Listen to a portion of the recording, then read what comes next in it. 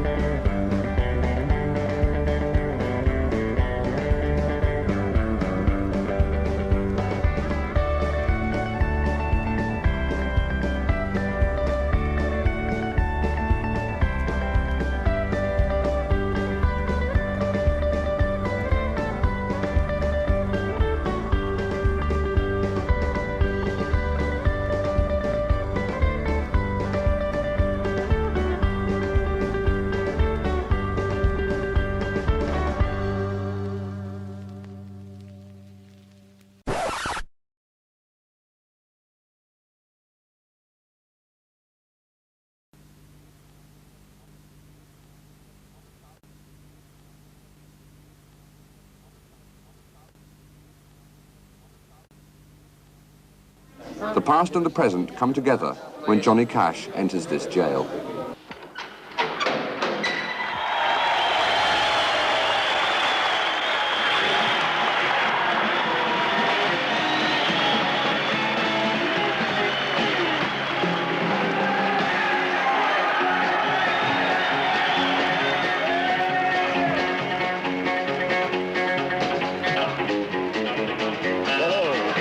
I'm Johnny Cash. All right. So what do you want to hear?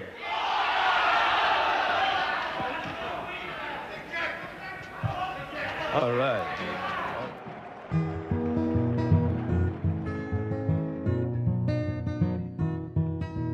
Dinosaurs lived a long time ago.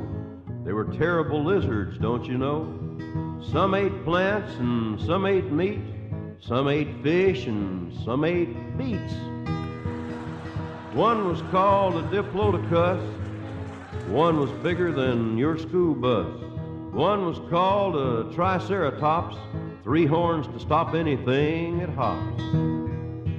Now, can't you just see yourself walking along, leading your pet trachodon, or feeding your brontosaurus rex, or scratching your diplodocus neck, or riding on a stegosaurus back, or swimming in a brachiosaurus track? Oh, what a time and oh, what fun, playing tag with your iguanodon. And if we had dinosaurs now, could they get along with a horse and a cow? Well, I wish they hadn't have become extinct. Dinosaurs would be nice pets and friends to have around to run outside and play with every day, don't you think?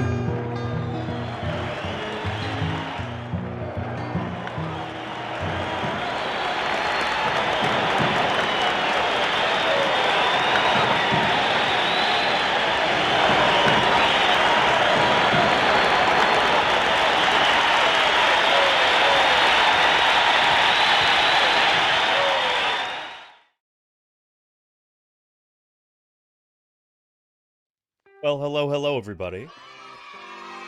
And welcome back to Paleontologizing. It's good to have you here.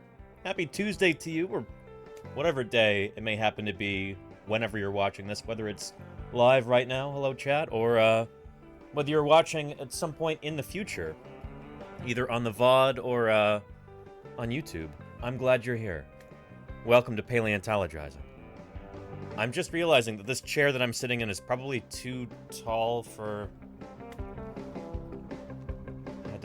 Anyway, it's a long story. Different chair. I'm in the process of moving. Let me bring this stool over here instead. But, I'm glad you're here. Welcome to Paleontologizing. This is the second to last stream ever from this office. I'm moving on Thursday and Friday, so, yeah. Big changes ahead. Let's see if that's any better. There we go. That's a lot better, actually. Excellent. Yeah. Anyway, everybody, welcome to Paleontologizing. It's going to be a pretty casual stream today. Hopefully lots of questions, but we've got some cool stuff to talk about, too, and some news to go over if we want to. But let's... Well, in a minute, we'll see who's here. We'll do some greetings. But, for right now, let me introduce myself for any new folks who might happen to be here today. Welcome to Paleontologizing. My name is Danny Anduz. I'm a dinosaur paleontologist. You probably know already that a paleontologist is a fossil scientist. I work on dinosaur fossils in particular, hence dinosaur paleontologist. And I'm here on Twitch trying to fulfill what I believe should be the mission of more scientists. Doing public outreach, talking about our work with the general public. There is so much public mistrust of and misunderstanding of science in our world today that I feel like that would be remedied by more scientists talking to the general public, you know? Answering questions, putting ourselves out there, you know? Having... heart-to-hearts with interested people, and that's what I'm trying to do here on Twitch. I found this is a brilliant medium for that, for sharing my own work and the work of my colleagues, and just trying to satisfy your curiosity about the history of life on Earth, because it's so incredibly fascinating. This is what I've devoted my life to studying, is fossils. Dinosaur fossils in particular. As a dinosaur paleontologist, that's what I work on, dinosaur fossils. I study dinosaurs, I publish on them in the scientific literature, I dig up dinosaur fossils in the field almost every summer. Missed just, I think, one due to COVID. But, yeah. Check out the YouTube page if you want to see any of the archived broadcasts from this summer when I was out in Wyoming and Utah with a really cool bunch of people digging up at least 3 new species of dinosaur from the Cretaceous of Western North America. it was a ton of fun and such a privilege to be able to bring that kind of science outreach to you. Really looking forward to doing that again next summer. And we even have an item purchased off the wish list by a certain Axeman. So if Axeman shows up in chat, somebody let me know, and I will I'll thank him for that. But first, let's go through chat real quick. We'll do some greetings. Say hello to everybody. Matt M33 may have been first today, or maybe Kodali. It's hard to tell sometimes, but welcome to both of you. Matt and Kodali, howdy, howdy. I hope all is well with you. It's great to see you. I hope things are going well. We've also got Steely Dan. How are you, Steely Dan? Welcome. Welcome. Golganek. Always a pleasure to see you, Golganek. Welcome back. We've got Dan the BC Man. Says, are all the fans ready for a good show? I am. I'll do my best to give you a good show, Dan the BC Man. Thanks for being here. A Truckhorn. What is shaking with you, Truckhorn? Hello, hello. Viper Dogfish is back too. How you doing, Viper Dogfish? That's such a cool name, by the way. Two really, really cool animals. Vipers and Dogfish. I actually have a spiny dogfish, or had one, in my office. A real one. Had or still have? Have I moved that yet?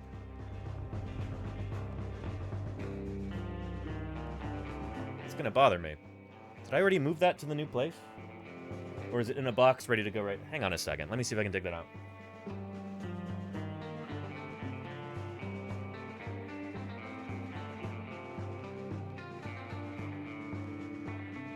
I don't know where it went. But I've got a spiny dogfish, which is a kind of small shark. Very common around the world. Really common off the Gulf Coast of the United States.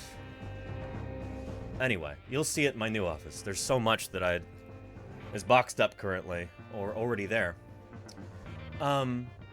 Anyway, getting ahead of myself here. Who else is here? Risa Degu, how are you doing? Welcome back. It's great to see you. Neilf, howdy, howdy. And I don't know why the alerts are lagging here, but Mudman1965, thank you for the 13 months of support. I do appreciate that very much. Thank you, Mudman. Fall Machine, what's shaking with you? And Science Streams, how are you doing, Valence? So excited you were on the front page yesterday. Holy cow. Was it yesterday? I believe it was. We rated in a little bit early because we were having stream latency issues. It was kind of unworkable. Blint, I hope you're having a great day. Thanks for being here. Hope you and the family are doing well. We've got Hugan as well. Hugan, how are you doing? Hello, hello. And the Dinosaur Dave, working on my camper trailer, but I'll try and listen in. Dinosaur Dave, I appreciate you. Thank you for the 25 months of support, by the way. That means a lot. It really does. You haven't heard of Ellen of Troy, the face that launched 1,000 ships? Yeah. Rocket ships. The majority of them exploded.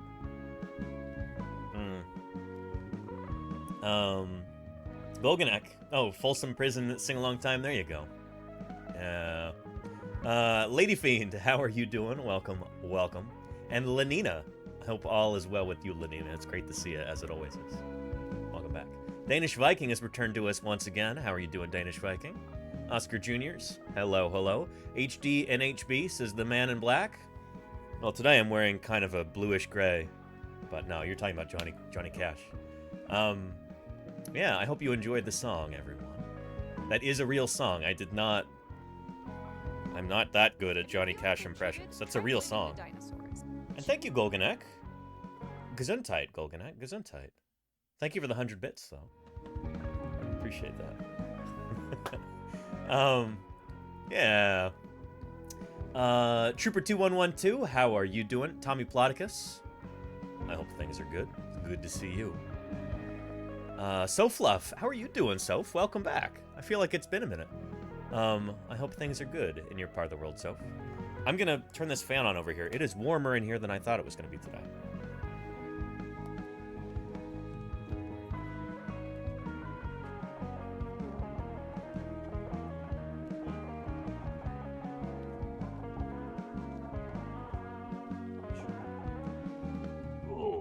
Yeah.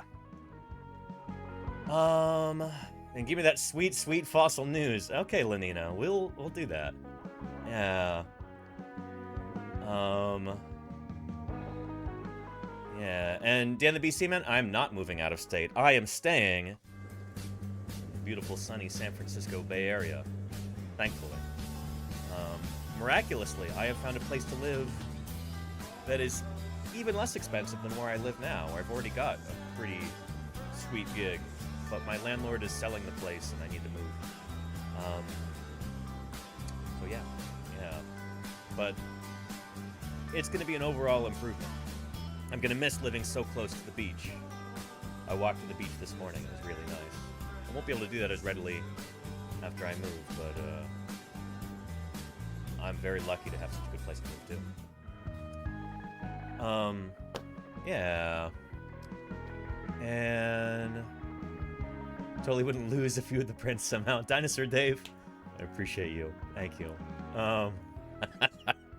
My dad is going to help me move. And honestly, I don't have as much stuff as I thought I had. Honestly, the most difficult thing to move is going to be those bookcases. And then some more of the fossil 3D prints. And I've already moved most of those. So yeah, as you can tell, I've only got like a few left here to move. The rest of them are done. Yeah. Oh, and Viper Dogfish is a real... I did not know that, Viper Dogfish. Let's look that up right now. Is it also a small shark?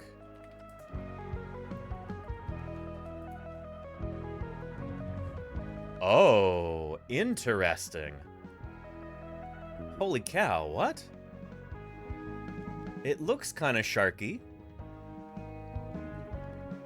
But it almost reminds me of a goblin shark with those jaws. Let's see where it nests on our tree of life here.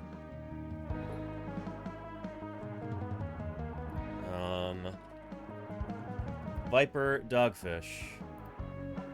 And here, let me fix that fan. Hang on a second.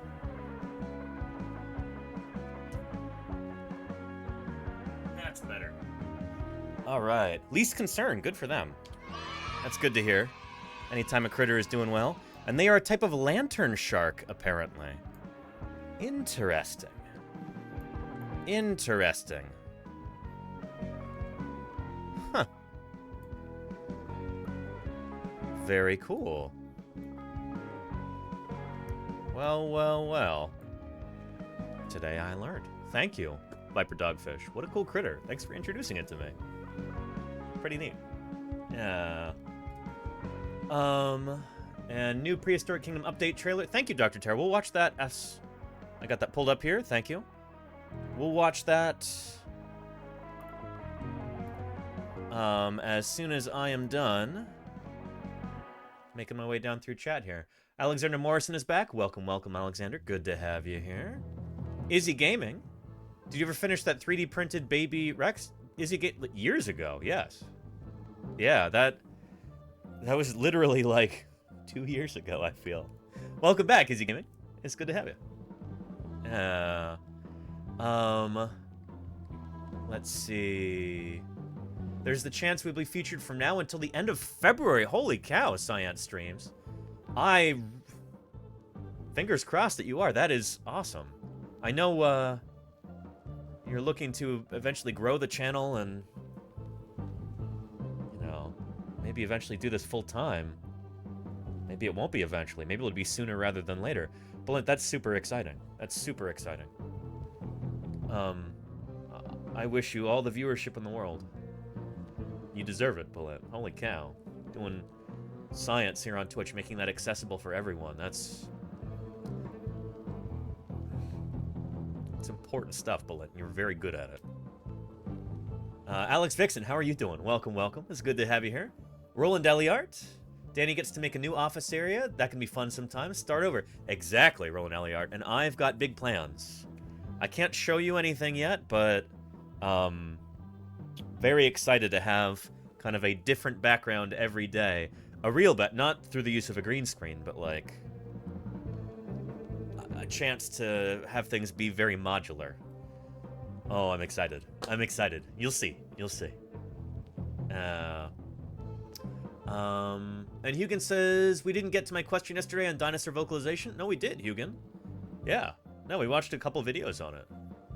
Maybe you stepped out for a while, but we were talking all about hadrosaur vocalization and sociality and ceratopsians and stuff like that.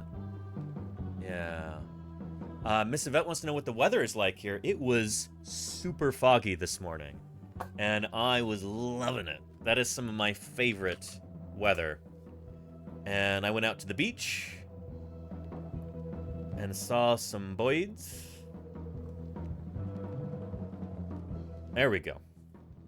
Very foggy this morning, but there are a whole bunch of, I think, marbled godwits and different kinds of plovers. There were sanderlings. There were long-billed curlews. A bunch of different birds all hanging out together on the beach there. But yeah, it was a foggy, foggy day. There's a beautiful cormorant out there sitting on that rock. Ah. I feel like we had way more foggy days when I was a kid. I feel like climate change has really kind of done a number on our fog here in the Bay Area. With warming temperatures, yeah, fog is becoming less and less common, it seems. Yeah. All right, scrolling down. Let's see. And 3 deep subjects, says Mayor Space. Wait, what? I missed something. Yeah. And Transit Biker, I'm moving to a different living space and a new streaming office, studio, science office, etc. I'm excited. The day after tomorrow, I start the big move, moving everything. I've already moved a few, maybe half my stuff. Yeah, but Thursday and Friday I'm taking off from streaming. And holy cow, Reaganation, thank you for those 5 gift subs there. Thank you, Reaganation.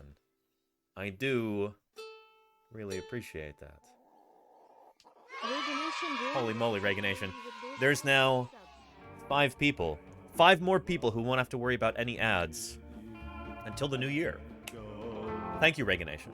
I really appreciate that. Thank you for your support. Thank you for ensuring that we can have science outreach like this full-time on YouTube. Twitch. Excuse me. Got a lot on my mind, chat. In the process of moving. Yeah. And moving the paleontologizing compound. There you go, Tommy Plodicus. Yeah. Yeah. Oh, well. 3 wells. Wells are deep. Never mind. Oh, gotcha, Mayor Space. Okay. That joke sailed right over my noggin. Does my new place have an awesome zipline? Not yet, Retro Roadshow. Not yet. And Miss Yvette says, no Thursday Birds Day. We might do Thursday Birds Day tomorrow instead. We might do Wednesday Birds Day. We'll see. It sounds like quite the script change, Transit Biker. It's going to be different, but it's going to be good. I'm excited. And Melody Streaming says, have you seen the new dinosaurs in Jurassic World Evolution 2? Yeah, Jurassic World Evolution 2, Theropod Boogaloo. We talked all about that on Friday.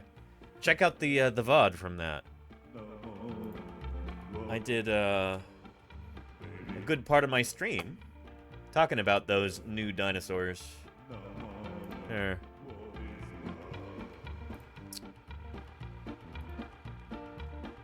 Let's see, getting to the end there. There we go. Really impressed, actually, with their model here. It turns out when the artists that I was wearing a probably not the same shirt, but similar shirt. When they have free reign, I have multiple of this particular shirt. They usually do a really good job. So yeah. But yeah. Words Day, Burbs Day. There you go, Javasaurus. Yeah. Welcome back, by the way. Charlie's Dragon, how are you doing? Claire Burr. I hope all's well with you, Claire. It's good to see you. Retro Roadshow. Howdy. Howdy, not the brain. How are you doing? And, Transit Biker says, I found you through Rocket Sage. Y'all are wonderful to learn from. Thank you, Transit Biker. We are huge admirers of geology streamer Rocket Sage here on this channel. Can we get a shout? Oh, we already got a shout out for Rocket Sage. Excellent. So we've got a custom one just for her. Sage hasn't been streaming for a while, and I really hope she comes back. But it's tough to juggle a career in academia and streaming at the same time. I'm lucky to be able to do this full time.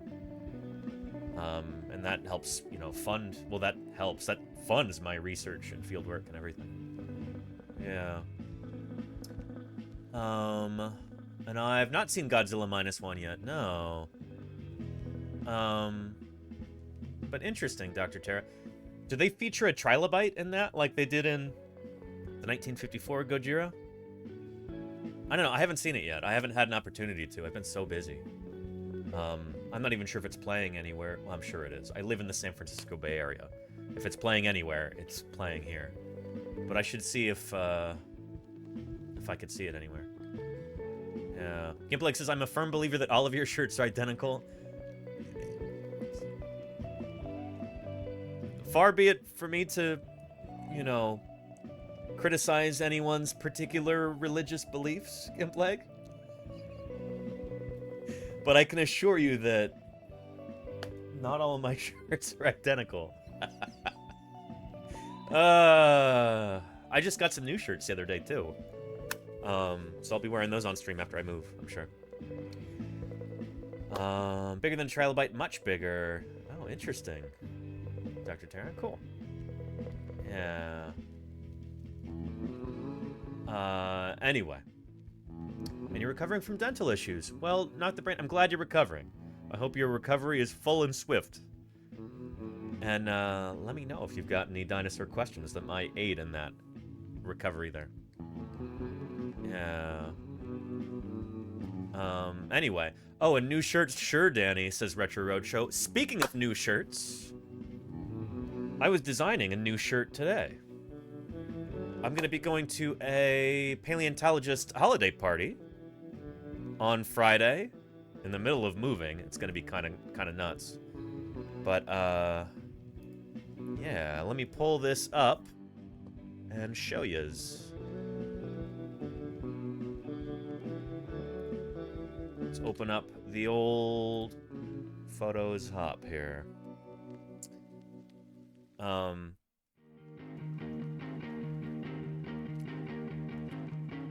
Designing a brand new shirt. Hopefully I'll be able to print it on, let's say, Thursday. But I wanted to do a, you know, like a Christmas sweater type design. And so I came up with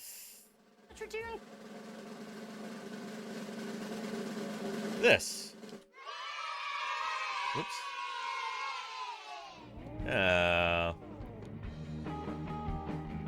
And then I can wear it for the Coelacanth stream on the 22nd as well.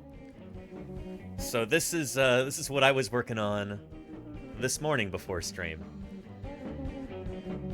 So I'll print that on a t-shirt. You know, it'll look like I've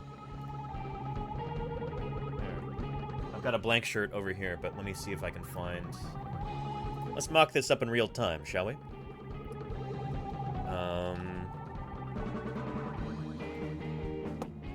There we go.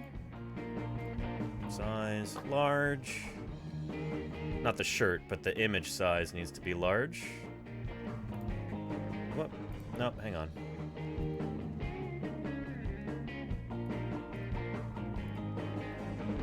Put image in new tab.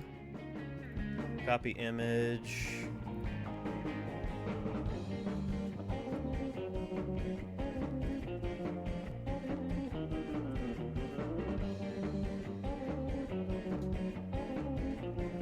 There we go. Now let's grab this.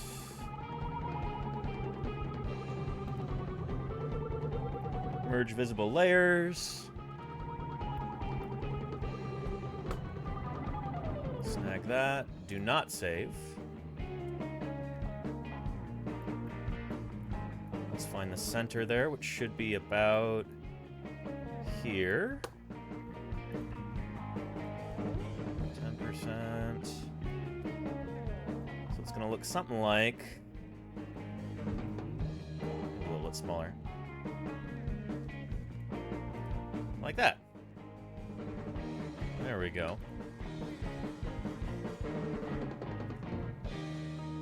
Yeah, that should be fun. And I'll wear that to the paleo holiday party. Yeah. Although, let's get rid of... Let's see. Select, color range. That, reduce fuzziness. Delete. There we go. That looks a little better. Had to get rid of that blue on the inside there. But yeah, should be fun. Good stuff. Good stuff. Anyway. Yeah. And a little lower full blue. I don't know what you mean, Reese Dago. What? But I should actually... Oop. Not trying to do that. Should be more like that, though, yeah. If you meant I should move the design down on the torso. Yeah, I agree. But yeah, it's going to be fun. Cross your fingers that I actually have time to print this up before I go to the party. But, yeah. Yeah. I'm excited. And this is a fun design to put together. And you know what? Let's save this real quick. Because why not?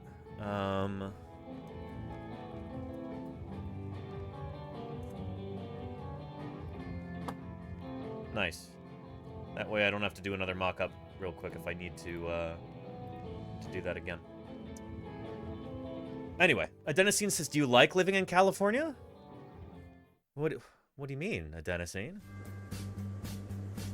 I've lived in a few places in my life. None of them can hold a candle to the beautiful, sunny San Francisco Bay Area. Holy cow.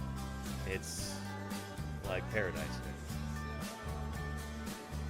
I was just thinking about that this morning as I walked to the beach from my apartment. After I move, it's going to be trickier to do that. But I'll probably add about, I don't know, several miles to the trip at least. But, I don't know. I was born and raised here. I've lived in a few other places. I lived in Montana for almost 10 years. I gotta say, Montana's got some good things going for it. It's got more dinosaur fossils, certainly. Not a whole lot else. Don't get me wrong, I love Montana. It's just not California, you know? Yeah. Anyway. Weekend walk? I don't think it would take a whole weekend, Golganek. Let's hope not. Yeah. Anyway. That message cost me. I have sugar glitter in my phone case now. Ooh, Reese Dego, that's never gonna go away. Ooh. Yeah, anyway. Yeah, Denisine, it's good to have you here.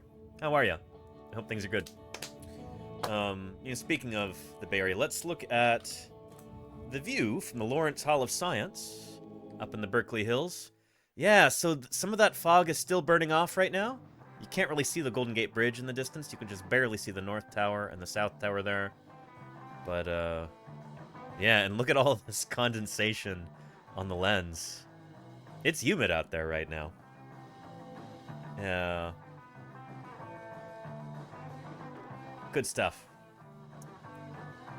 And Axeman, you are not in trouble. Quite the opposite, Axeman. Holy cow.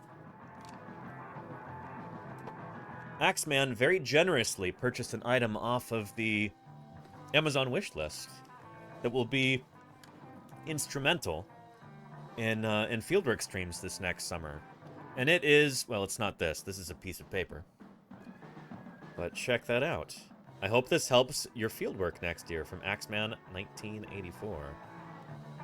Check this out, chat. Holy cow. Do you know what this is?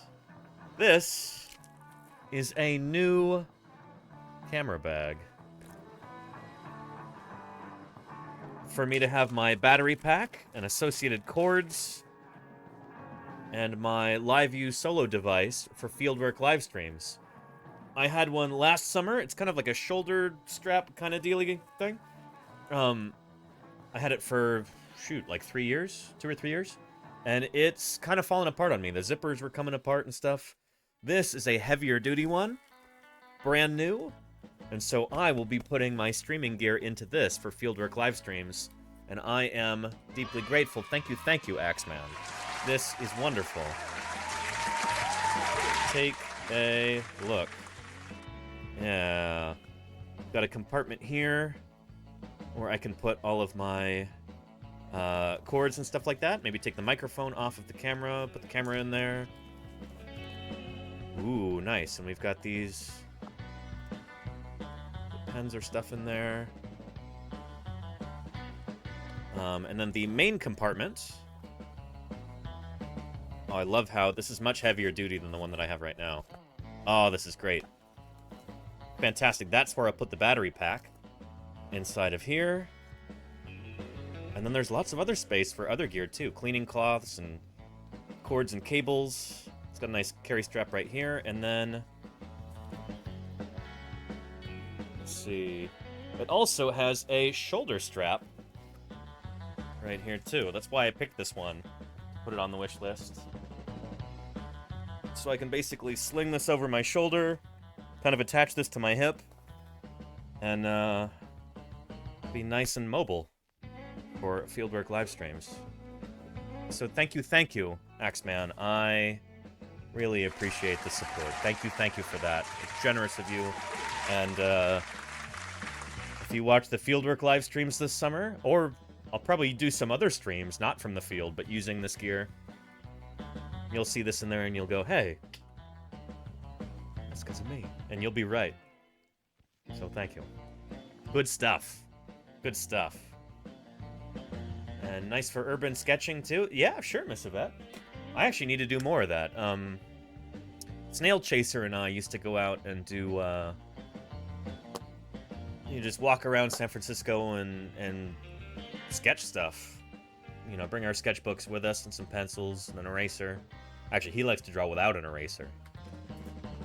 Sometimes with ballpoint pens, because it's more of a challenge. But, yeah. I wonder if I can find those drawings that he did. Sometimes we just sit down and, like, you know, sit across from each other and draw each other, and he did this sketch of me that I really, really liked. I actually have it printed out and framed, so you'll probably see that occasionally in the new office. But, where was that? I don't know if I'll be able to find it in time. But it was good stuff.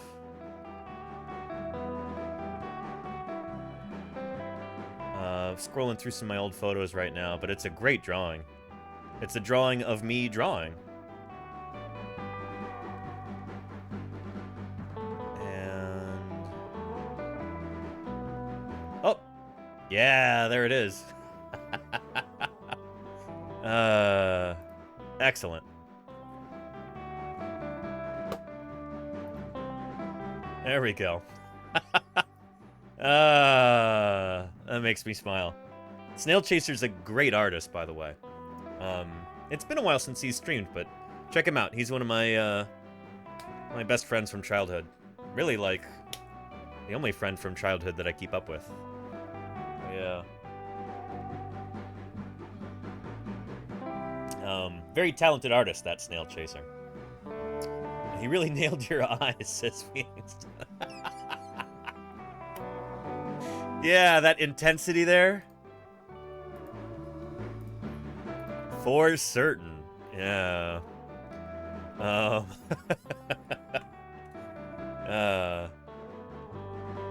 Good stuff. Good stuff. Anyway. Yeah. By the way, if you like video games and like kind of scuffed but charming streams, check out Snail Chaser. Go give him a follow right now.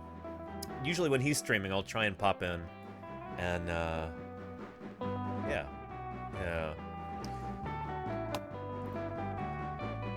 Anyway, shall we get to the prehistoric planet?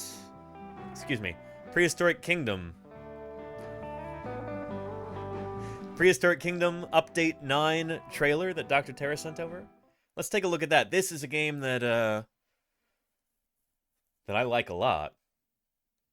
It's one of the few games I have played on this channel. And they've got a new update here with some new dinosaurs. I hear there might be a Spinosaurus here. Let's have ourselves a gander.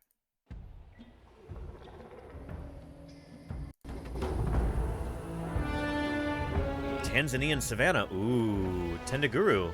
Wait, Murderborosaurus? Uranosaurus? Very nice. And Spinosaurus. Well, well, well. Oh, that is lovely. Carcharodontosaurus. Nice. Grassland biome. Okay. Swimming. Oh, Smilodon swimming. New fonts. Important stuff. Paraceratherium, Velociraptor. I didn't know they had those. I am not up to date on this. Interesting stuff. Interesting stuff indeed. December 16th. Well, well, well. I just might have to stream that when it updates. Very cool. Very cool. If you're curious about that game, actually, I did a review of it when it came out. My first ever video game review. And it'll be in this playlist. Video essays. Right? Oh, maybe not. No, here it is. If you love dinosaurs, if you'd like to learn about them, if you'd like to see them scientifically accurate and beautifully rendered in a wildlife park setting, then Prehistoric Kingdom is the game you've been waiting for. But given that this is a game review, I have a bit of a confession to make. Where did that shirt go? I am not what you would call a gamer. I'm a paleontologist. My name is Danny Anduz. Hang on a minute. On dinosaurs.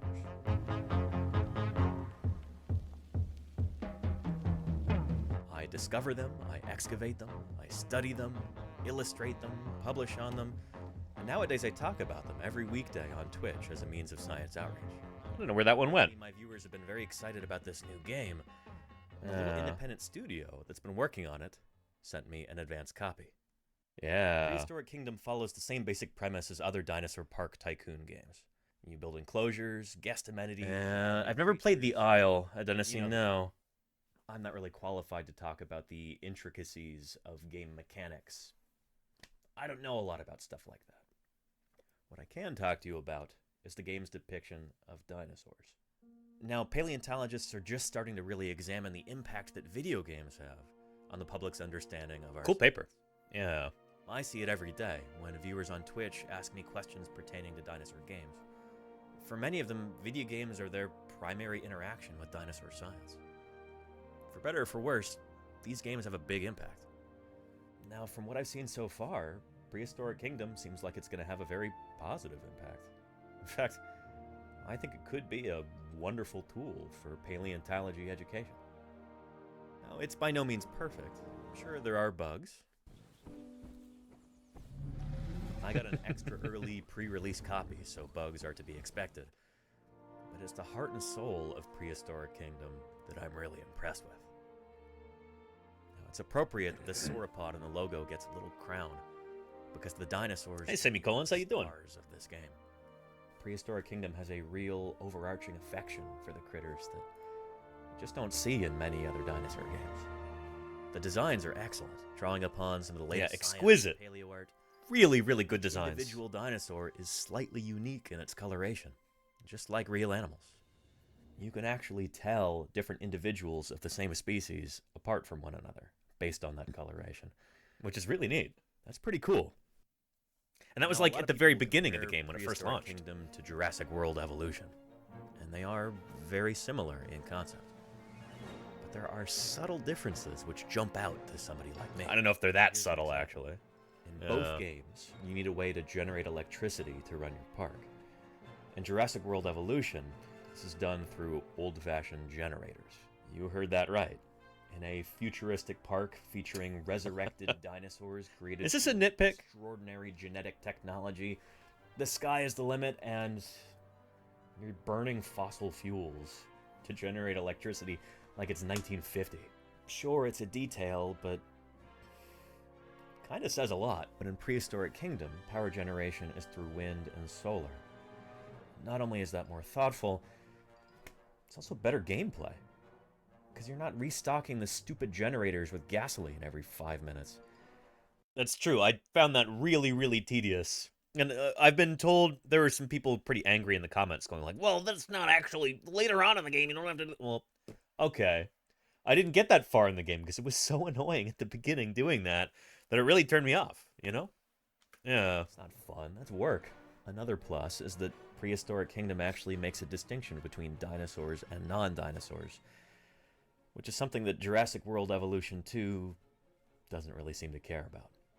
Again, it might seem like a little thing, but it says a lot, especially to players who are interested in paleontology. Hey, Arctic Huskai, welcome. Honestly, a big-name studio like that should have done better. To me, the biggest difference between the two games is in the animals themselves. The quality of Jurassic World Evolution's creatures is uneven. Some are beautifully rendered and pretty true to life. Some of them are of dubious quality. Yeah, ugh. Some of them are just outright fictional monsters. The problem lies with the source material, the IP. There are talented artists and developers working on games like Jurassic World Evolution, but they're hamstrung by the intellectual property that they were hired to work with.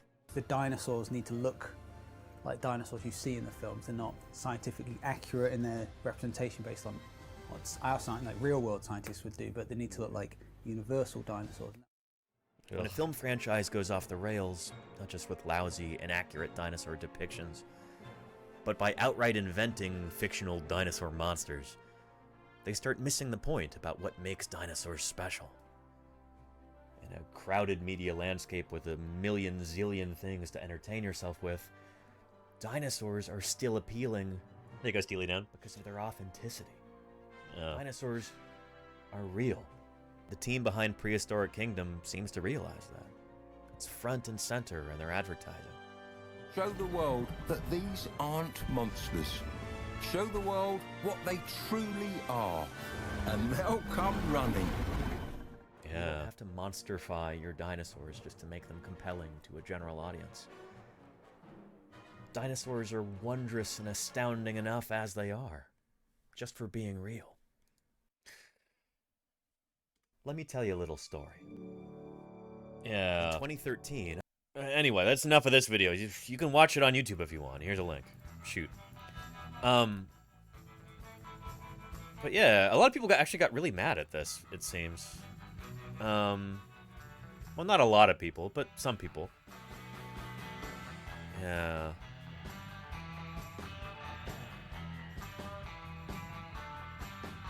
And... it's kind of touching. This person says, oh my god, when I clicked this video, I never expected to be moved to tears. Your passion and love for paleontology is overwhelmingly beautiful, sir. That's lovely. I appreciate that. Anyway, the point is, Prehistoric Kingdom, good game. Check it out. Paleontologist approved. Good stuff. Yeah. And Dr. Terra says, this is the video that made me discover your content. Holy cow, Dr. Terra. That is really, really cool. That's what brought Dr. Terra to us? Well, well, well. I'm delighted to hear that, actually. Wow. Yeah. Lenina says, it's like sharks. What's like sharks? They're vilified so much in movies. Yeah, sharks get such a bad rap. But if you watch people swim with them daily, they are really cool animals. They are. And they're generally not interested in hurting people at all, on any level. you can't say the same for humanity's feelings on sharks, you know?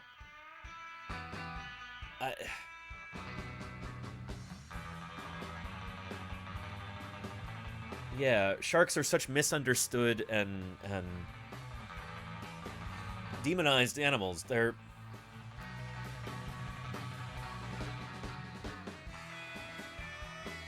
are, like, millions of times as many sharks that are killed every year by humans than vice versa.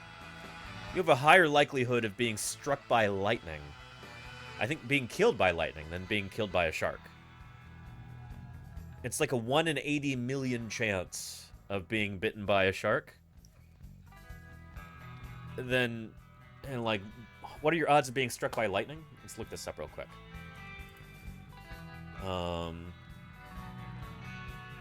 Odds of being struck by lightning. 1 in 15,300? Around the world, approximately 2,000 people are struck by lightning every year.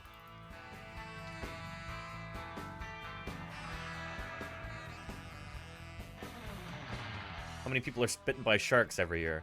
About 70. So, let's see. What was the 2,000 people struck by lightning every year around the world? So, 2,000 divided by 70 equals. You are 28.6 times as likely to be struck by lightning you are to get bitten by a shark. How many people are killed by sharks every year?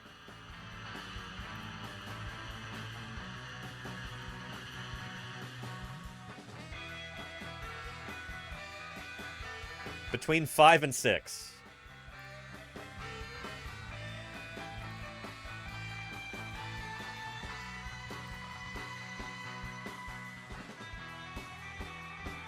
Yeah, so you're like 6 to 10 times more likely to get killed by a dog than you are by a shark. There are more people who are killed by vending machines every year than are killed by sharks. They should make a horror movie about that, you know? Get Spielberg on the phone. Let's do this. Yeah. Anyway. Yeah. And Gimplex says, Danny, did you see that every bird on Wikipedia was labeled under clade of Dinosauria, but a few weeks ago they removed the clade listing altogether? Yeah, the bird people were really not happy about that listing, Gimpleg. This was actually a thing for a long time. And it seems like it still may be true on Wikipedia, but for a long time, there were ornithologists were like, and like bird watchers and people like that were really, really not happy about the idea of birds being dinosaurs. I think a lot of people had this view of birds that they were like these ethereal beings that just kind of sprang from nowhere, and they're, you know, they took to the skies and they're just, you know, they didn't descend from anything. They're just, you know, they're just birds. They're almost like mystical creatures. You know, these precious feathery things, they could never be descended from creatures like dinosaurs. And of course those people were wrong. Yeah, so that's part of it. And I think the other part too is that whoever made that change in the first place to on Wikipedia to put Dinosauria as the clade that birds are under,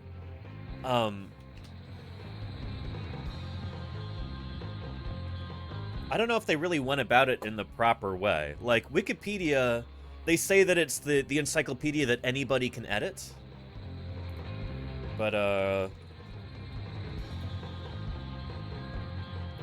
there we go, mistyped that. It's actually really difficult to get your like, if you're brand new to Wikipedia, your edits will almost immediately be reverted anytime you make an edit, like by a bot. You need to actually establish yourself as a contributor to Wikipedia before your edits are permanent, oftentimes. I found this out the hard way, just like correcting typos and stuff like that in articles. A few years ago, my edits were immediately rescinded, immediately reversed by a bot. even though I'm just correcting spelling and grammar mistakes. Yeah. It's weird sometimes that can happen. But yeah, and it also depends on the article very much, Javasaurus, yes. Different articles will have, in different categories, will have different standards for moderation, for edits and everything. This is a bird that I'm pretty sure I saw this morning. Like I've said before, these shorebirds can be difficult to identify. But yeah, class Aves here. This is actually like an outmoded way of classifying living things. We don't really, like, class is... Yeah. I forget what exactly the... Where exactly they slotted in Dinosauria here. Maybe it was like... Well, I don't know. But this is the thing. Aves is not a class. Not in a true sense. It is a... Well, I don't know. The word class doesn't really mean anything anymore. Now that we realize that birds are dinosaurs and dinosaurs are reptiles, that would mean that Aves is nested within Reptilia, which is the case. And so class is a really arbitrary kind of way of looking at things. It's not what we call a clade. If we click Aves here, bird, class Aves, birds are feathered theropod dinosaurs and constitute the only known living dinosaurs. So it's not like Wikipedia is... It's not like this information isn't on here. Try blaming the dinosaurs. And Gogger's in chat. Dino man, I will never be able to express how cool I find your profession. Gogger's in chat. Thank you, Goggers. I really appreciate that. Thank you, thank you. It sounds like you're in the right place. Welcome to Paleontologizing. Holy cow, is it good to have you here. Welcome, welcome. Let me know if you've got any questions. So Aves is a subclass of Reptilia? Yes, confused Echidna. Yes, in fact, to the point where, like, it's really not fair to even use the term, like, reptile anymore if you're not going to include birds. I'll show you on the Tree of Life. Alright. So let's go to Aves. Birds.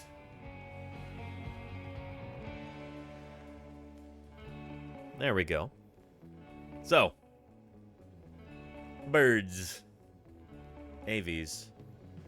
How many species? Holy cow. Over 10,000, according to this tree here. But birds are part of this clade, Archosauria, which is birds and crocodilians. And this actually brings me to, oh man, there's another topic that we could discuss here, a new publication about, like, crocodilian diversity and why they're not nearly as numerous as birds today, that kind of thing. Remind me and we'll get to that, because it's cool. But yeah, birds and crocodiles are each other's closest living relatives. You zoom out further, you've also got turtles in the mix there. Crocodiles are closer to birds than they are to turtles. That's important to note too. That's why these are part of a clade here.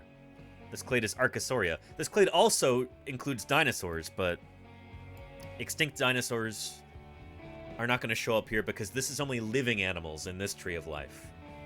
If you threw extinct animals in here too, this would be way too big. It would be completely unmanageable for as comprehensive as it is for living species. You could never also put extinct species in here too. It's too much. It's too much.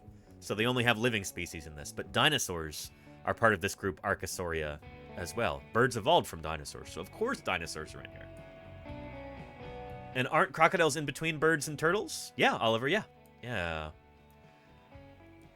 It's pretty cool. So birds, turtles, and crocodilians. As a more inclusive group, Archeliosauria. Or Archelosauria. And then, you've got this. This is, big quotation marks, reptiles. Or if I were a documentary narrator from the 1950s, this would be reptiles. The reptiles. Sauropsids. This includes everything that we think of as reptiles today, plus birds. So reptile is not really a proper clade, because when most people say reptile, it's excluding birds. And so this is not a proper clade. This is the sort of thing that is like absolutely biology 101. This is like some of the most simple, basic concepts in biology, that we scientists talk about. This is absolutely fundamental. But unfortunately, it's not really taught in U.S. schools for...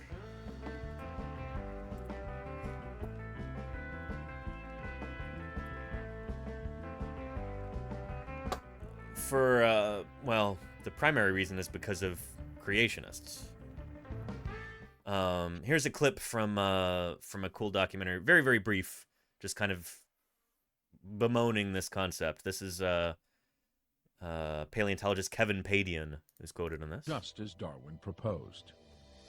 The reporters in the courtroom were just amazed that we knew all this stuff, and how come they hadn't learned about this stuff before? And the reason is, it's not in textbooks because the creationists fight so hard to keep it out. That's been a big influence. The court. Yep, it's very, very basic biology. Is generally not taught in U.S. schools like this. If biologists were in charge of what gets taught in biology classrooms, everyone would know this. This would be common knowledge, But unfortunately, that's not the way the U.S. education system works. If any of you are watching from another country, you might already know some of this stuff. And good on you for that. That's excellent. That makes me really happy. But here in the U.S., biology education is generally poor to non-existent. So let me introduce this concept to you of a clade.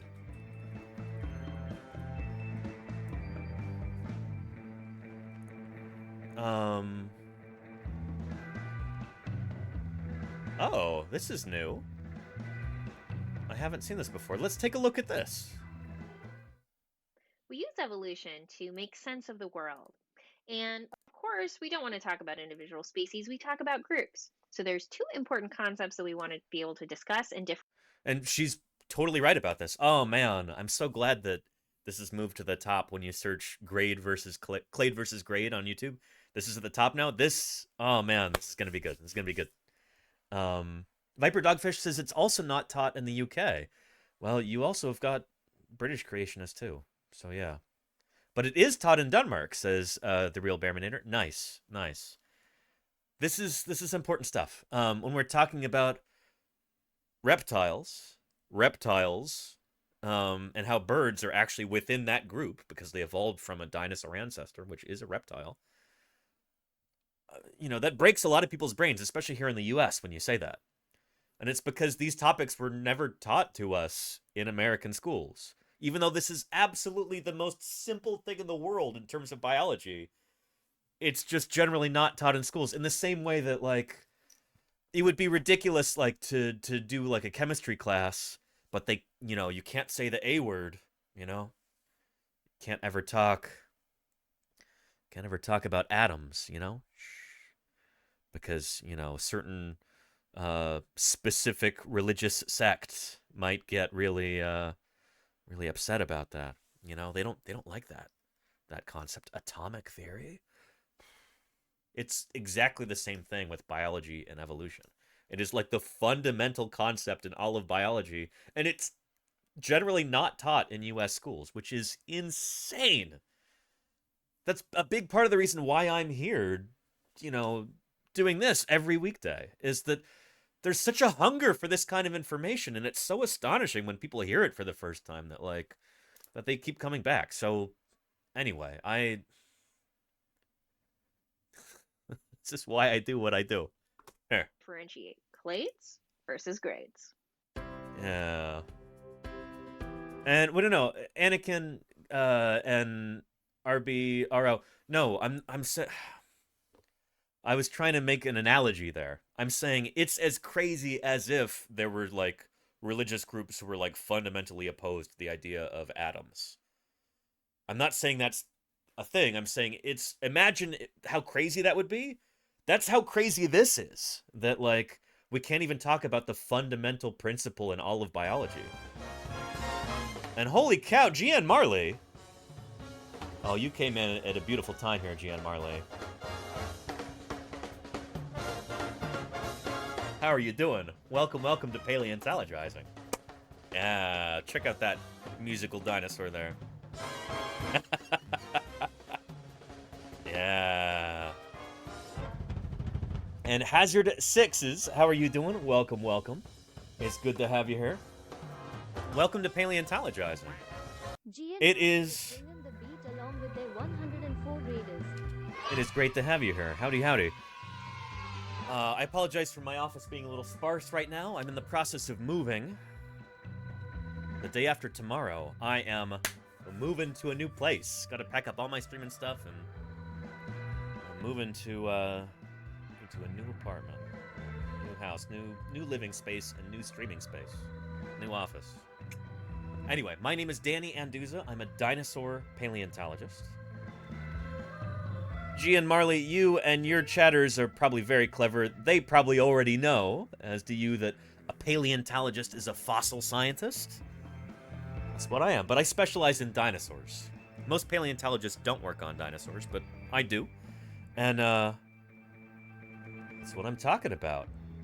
Dinosaurs in particular, and fossil science in general. 5 days a week here on Twitch. Usually 5 days a week.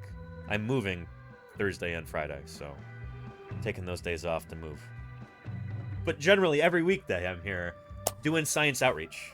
Are you a fan of dinosaurs? I won't get angry if you aren't. What? Scrooge McKirk, thank you for the follow and welcome to Paleontologizing. Anyway, how did the stream go? Marley, I hope it was wonderful. Thank you for bringing everybody here. Tell me what you got up to. I'd love to hear about it. Yeah. Doing some just chatting. Very, very nice. Gian Marley, I appreciate that. Dinosaurs always ate their vegetables. They did, Kendall Hill, because they were herbivores. Thank you for the follow. Welcome. And we milled some wood on our Alaskan chainsaw mill. I hope you used proper safety equipment. I hope you're not typing this from the back of an ambulance right now, Gian Marley. Wonderful. That sounds dynamic. I hope it was a ton of fun. Thanks for bringing everybody here. Holy cow. I think we've probably got some cool new folks hanging out here for the very first time. New folks and everybody else. Would you like to see a quick welcome video to kind of introduce you to this channel and explain why in the world a dinosaur paleontologist is here on Twitch? Because if so, type a 1 into chat. Give me a 1 in the chat if you want to see a quick welcome video. And your questions will be answered. And V Pepper, how are you doing? Welcome. Yeah. All right, I'm seeing some 1s. Excellent. Well. Without further ado, I'm going to introduce you to a good friend of ours. We call him Previously Recorded Danny, and he's a friend to one and all. He will answer your questions. In fact, he's sneaking up behind me right now, so we'll turn things over to him for the next couple minutes. Previously Recorded Danny, go ahead and take it away. Well, thanks, present day Danny. Well, if you're new here, then welcome to Paleontologizing. You might be wondering to yourself, where's the video games? Well, my name's Danny Anduz, and I'm a paleontologist. I don't really do too much in the way of video games, I guess. I work on dinosaurs.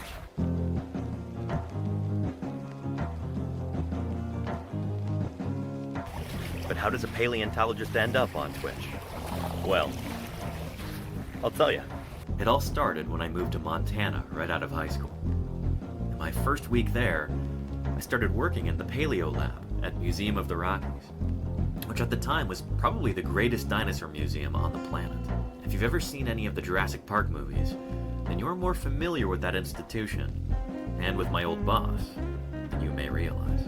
You consulted on that movie. I did consult on all those and they movies. said the guy Alan Grant was you. Yes, yeah, well, fortunately he didn't get eaten. It was in that program that Jack Horner built that I learned how to be a dinosaur paleontologist. I learned a lot of that from Jack Horner's last graduate student, this guy, Denver Fowler, who would go on to become curator of the Badlands Dinosaur Museum in North Dakota. Under Denver, I did nearly a decade's worth of fieldwork, digging at hundreds of sites in the Upper Cretaceous, excavating literally hundreds of dinosaurs.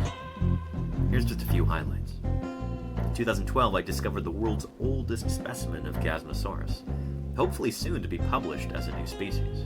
In 2017, we dug up a brand new ankylosaur. Montana's news leader.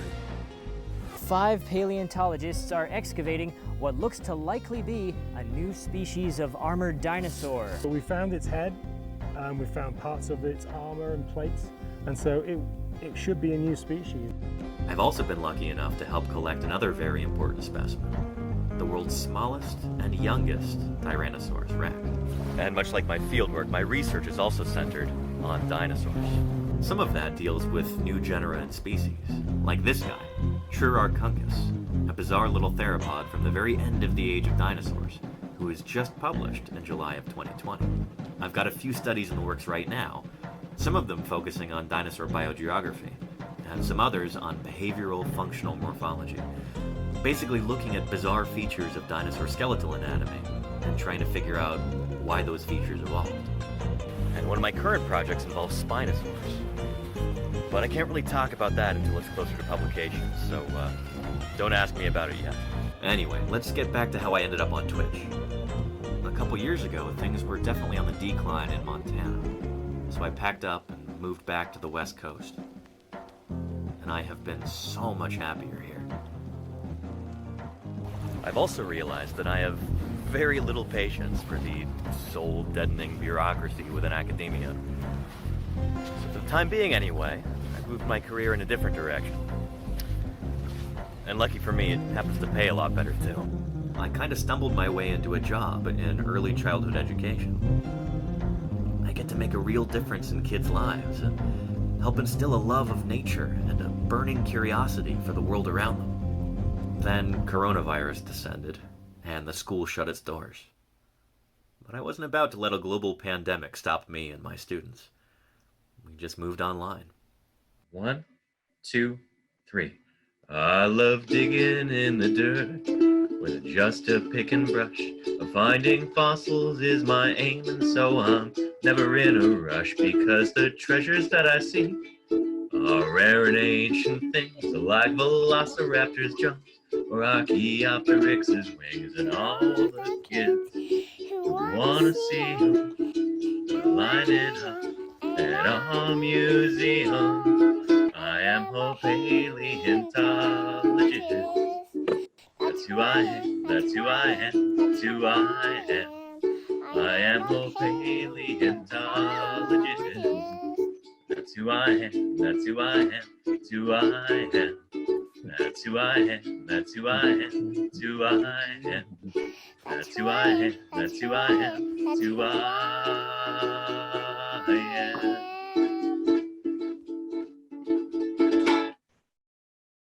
Having made the jump to teaching remotely, it was only a short leap from there to Twitch.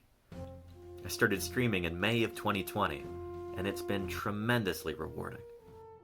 Now, it's my belief that any good scientist should also be a public servant. In my opinion, talking to everyday people about your science is one of the most important things a researcher can do. Twitch is kind of an ideal medium for that. This is my passion, and now I get to share it with you. And what could be cooler than that? It's my intention to continue this mission of education by answering your questions, providing good science content, and working to grow this channel. And if you could help out by continuing to watch, or if you can afford it, by subscribing, I would be deeply grateful. So, for my regular viewers, thank you for sitting through that again. And for everybody who's new, welcome. We've got a fantastic little community going here, and we'd be really happy if you'd join us. Anyway, let's go ahead and wrap this up and get back into it. So, present day Danny, back to you. Well, thank you very much, previously recorded Danny. And of course, thank you even more to GN Marley for that excellent raid there. I really appreciate it. Well, shoot, right before that raid, we were going to get started in talking about phylogenetics. Talking about how different creatures are related to one another and how we can tell. Computers are actually part of it. So, why don't we get started with that real quick? And, where was this? Let me see if I can find this for you real fast. Should be within... Let's see...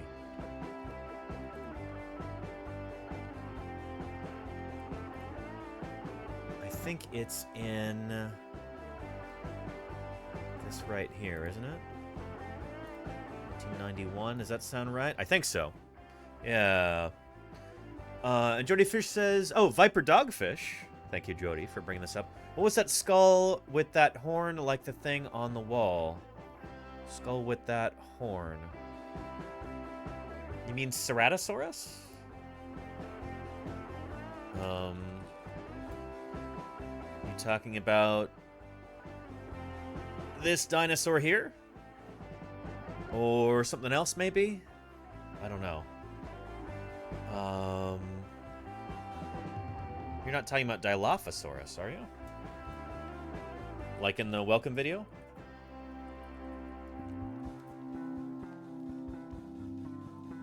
This right here, Dilophosaurus? On my wall.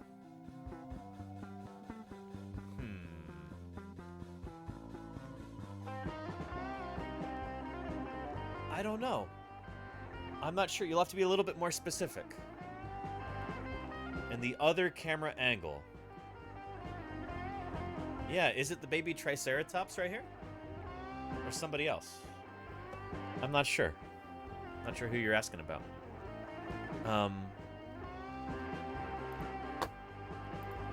Anyway.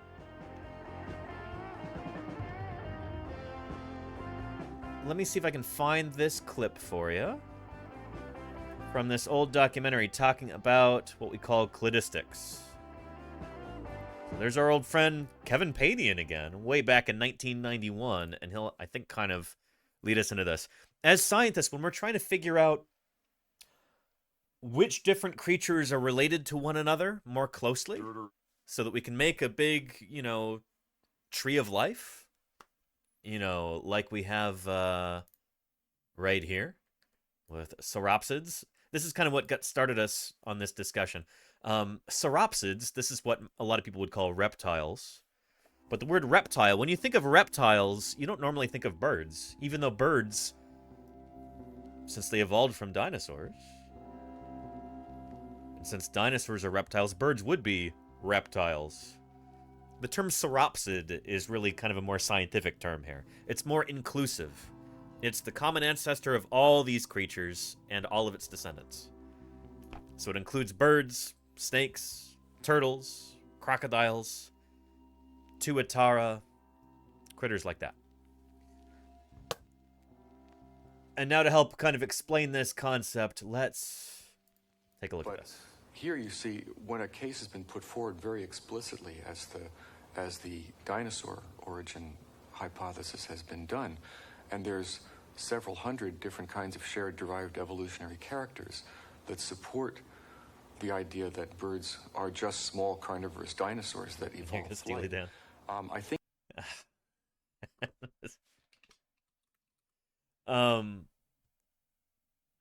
yeah, this is what people are referencing right here. Despite its hollow set, there's nothing in the Cretaceous there in the middle of the ocean, right? And it's this bone comes from the upper arm like this, It's squashed completely flat. The bone wall is so thin, it's about the same dimension as the wall of a dirter. A dirter is one of those things you get at the end of the paper towels, the cardboard thing in the middle, you go dir. Well, that's what this thing is like. Yep. That's Kevin Padian right there. Dirter. I just saw him the other week. He might be at the paleontology holiday party as well. We'll have to see. Anyway, 30 years from now, how will you remembered? Nobody knows about that clip except for us, chat. That's not a thing anywhere else on the internet. That just tickled a certain part of Twitch chatters' brains in this community, and that's why that's a meme here. But it's just, you know, it's part of this. It's a Paleo World episode on pterosaurs from the 90s, you know?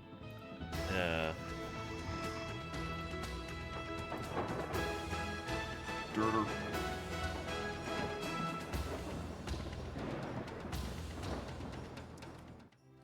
On the shores of Anyway, let's get back to this. I think it really is incumbent at this point on someone who says, well, I have a better idea. Hey, Tannerine, welcome. Forth with that and use the same methods and show that another hypothesis using the same evidence and additional evidence explains all. And Saranlin says, please satisfy a foreigner. Oh, I try to as often as I can, Saranlin. As the term dirter general in the States, it's not. No. I'd actually never heard that term before until I heard it from Kevin Padian. Normally we would call this a paper towel tube.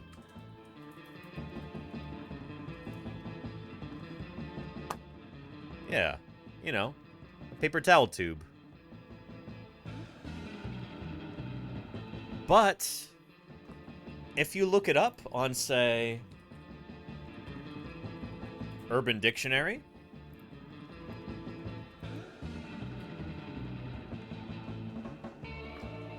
there it is. From 2005.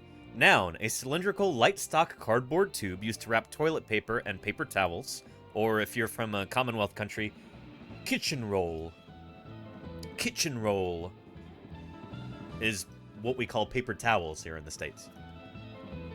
Among myriad other paper and cardstock products. Used once the paper is exhausted and is no longer used in its original capacity, it is used to trumpet one's voice around the room or venue in a similar fashion to a megaphone. And there's a link. Yeah, final authority. As authoritative as it comes, Dr. Irrefutable. Urban Dictionary. Yeah.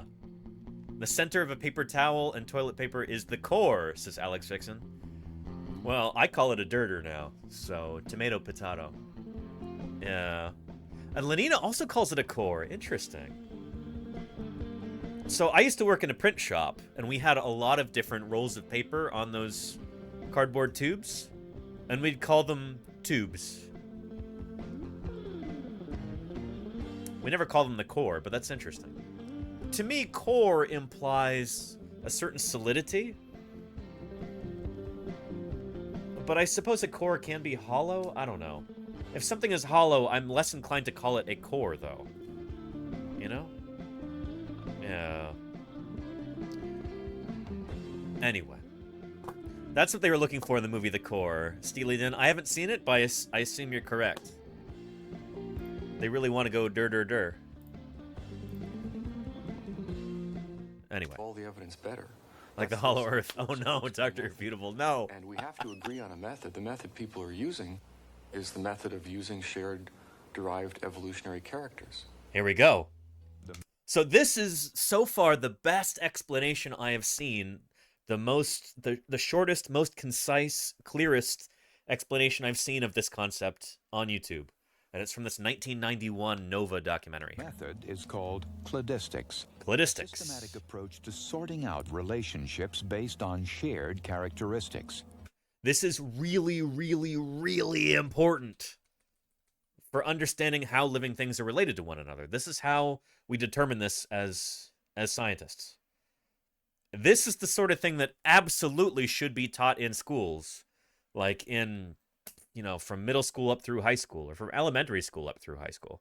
in the US, but it's not, because honestly, if not to put too fine a point on it, but creationists fight really, really hard to keep this thing out of schools. Because they don't want proper biology being taught, because it's at odds with their particular interpretation of their particular religious book. A systematic approach to sorting out relationships based on shared characteristics. These animals are more closely related to each other than any of them are to the dragonfly, because they all have backbones, and the dragonfly does not. Yep. These three are more closely related to each other than to the fish, because they all have 4 bony limbs. Got that? And these two are closer still because only they have feathers. It's pretty simple stuff when you get down to the core of it. Diagram called a cladogram. Most of the features that you have are inherited from very distant ancestors. And only a few features are really unique to you.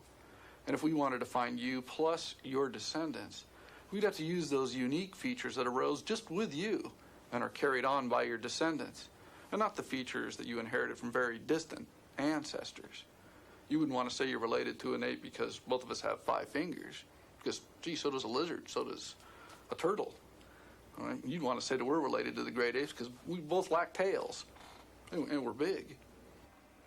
To find the closest relative of birds, Gautier programs his computer with hundreds of characters that, in his judgment, are found in modern birds, Archaeopteryx, dinosaurs, and various reptiles. An interesting, Saranlan. I did not know that. That's The good computer information, then though. sorts through all the evidence supplied by Gautier to determine who's most closely related to whom. And so this is like a simple kind of computerized method of trying to objectively figure out who is most closely related to whom. You have to code these individual characteristics, you plug them in as 1s or 0s or 2s, and then the computer will spit out what we call a cladogram, like an evolutionary family tree. A cladogram is a kind of phylogeny. Yeah. It is a garbage in, garbage out kind of thing. So you need to, like, code the characters in a way that makes sense if you want to get a result that makes sense. But if we can agree on how to code those individual characters, then you can get a family tree like this. And there it is. The computer says that Archaeopteryx's closest relative was Deinonychus, which was itself derived from other dinosaurs. Yep. So Archaeopteryx is pretty generally considered to be one of the first birds, if not the very first bird. It's one of the earliest birds that we have. Arguably, it is the earliest bird that we have, but it kind of depends on who you ask. It's the best candidate that we have for the first bird from the late Jurassic period, related to dinosaurs like Deinonychus and other dinosaurs. It evolved from earlier dinosaurs, and birds evolved from a creature probably pretty similar to Archaeopteryx. So yeah. This gets into this idea of clades and cladistics. So let's take a look. Let's dive a little bit further into this concept here. A sort of thing that, in an ideal world, everybody would have learned in, like, elementary school. Or at least middle school, but check it out. We use evolution to make sense of the world.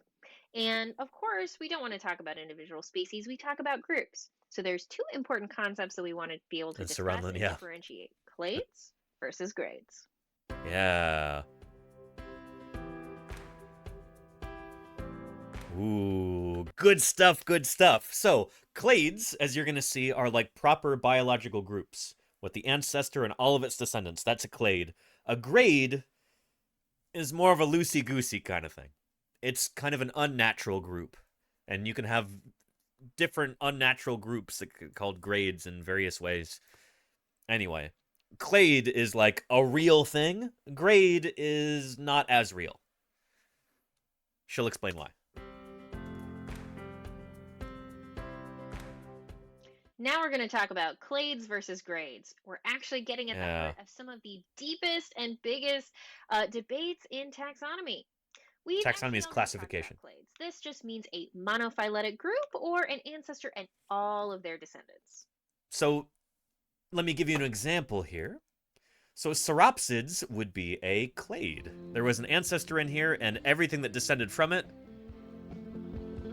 is, that's a clade, you know?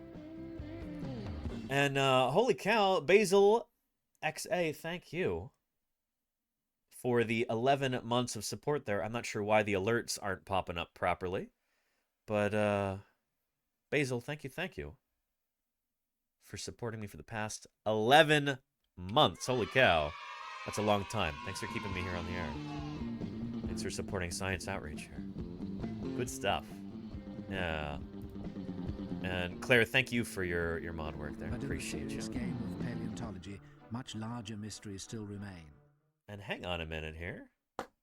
Let's see. Might have to turn on shield mode here. Anyway, you consider your school grades loosey-goosey and not real? Is that right, weird adult? Well. Yeah. You have a bot list? Thank you, Claire. Salute to you. I appreciate that. Yeah. Good stuff. Yeah, so, a grade would be something that,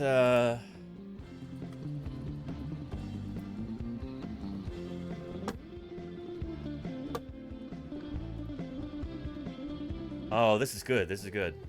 Yeah, nice. So, I like the idea of scissors here as kind of a conceptual tool. So if we look at this right here, this is a clade because this is the ancestor and all of its descendants here.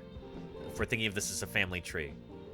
This is also a clade because it's the ancestor and all of its descendants. There, I guess we've only got one, but that's still all of them. It's still a clade. So like Homo sapiens, we are a clade. We had an ancestor. We're all descended from that ancestor. We are a clade. This is not a clade right here, if it's these, because it's not an ancestor and all of its descendants. Here, the ancestor would have to be right here, and these guys are excluded. So this is not a clade. Not a clade right here. This is also not a clade. This would be kind of like reptiles here. Imagine you have, let's say, snakes and lizards, tuatara, turtles and crocodiles.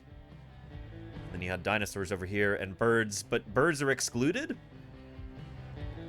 You can't exclude any of the descendants. You can't do that and have it be a clade. So this would not be a clade here because you're arbitrarily excluding one of the descendants. Birds in this case, in this hypothetical example.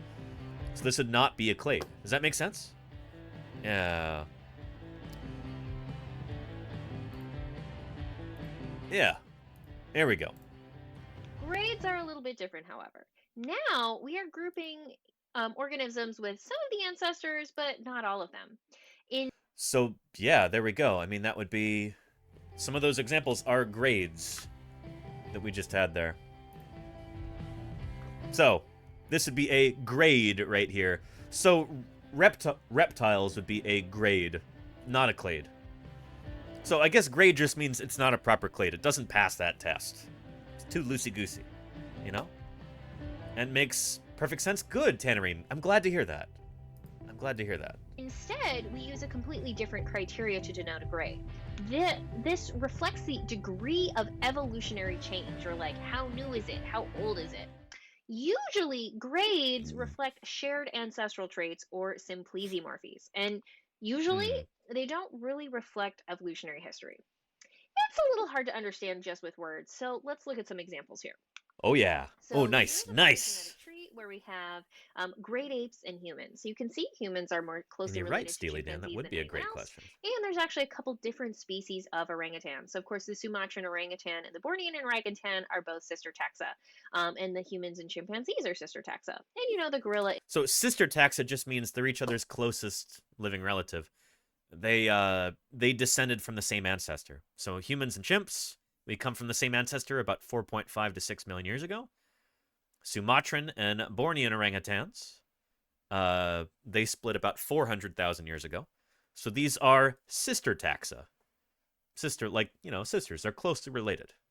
Chimps and humans, orangutans. There you go. Yeah. Is also in the middle, more closely related to humans and chimpanzees than they are to gorillas. However, a group we commonly talked about are non-human great apes. Because they all kind of look very similar. They're big and hairy, fairly smart, but not as smart as us. And we group them together primarily because they're not us. They're not as cool as we are. So this is an I don't know. I've met some pretty cool gorillas in the past. Yeah. They ride skateboards, wear leather jackets. They can swim up waterfalls. Not really. Anyway. But this would be a grade right here, is what she's about to say. Did you see that orangutan driving a golf cart? Yeah, I have seen that, Pope. Holy cow. Yeah. So like us.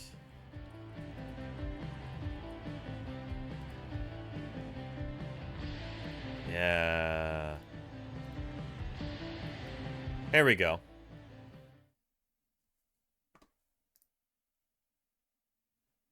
Oh, hang on a second. Sound is off.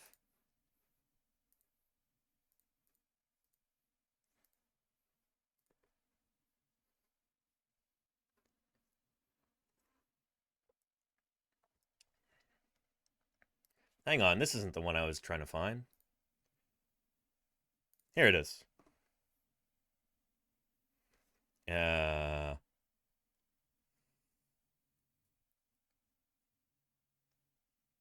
Some apes are great. This one is, and it, yeah.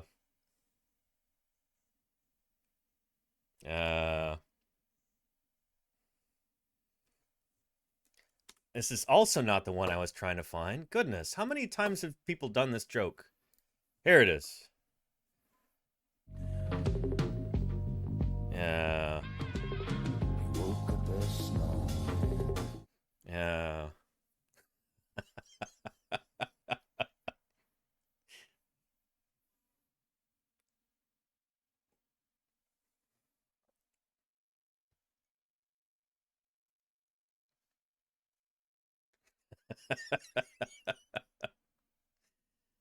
Really, Claire, very interesting.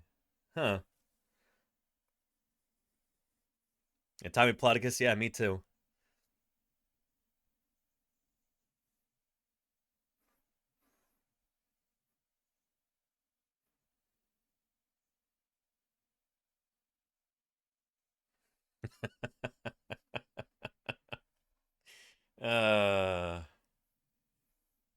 Good stuff.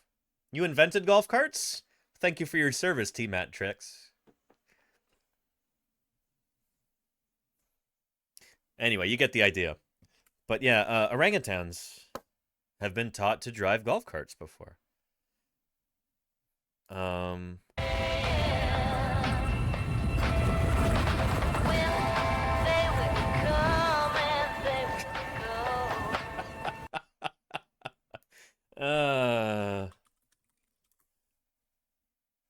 Yeah.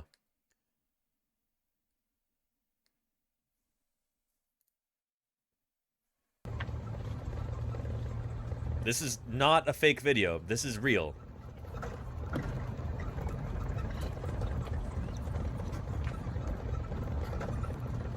I wish they'd, like, zoom out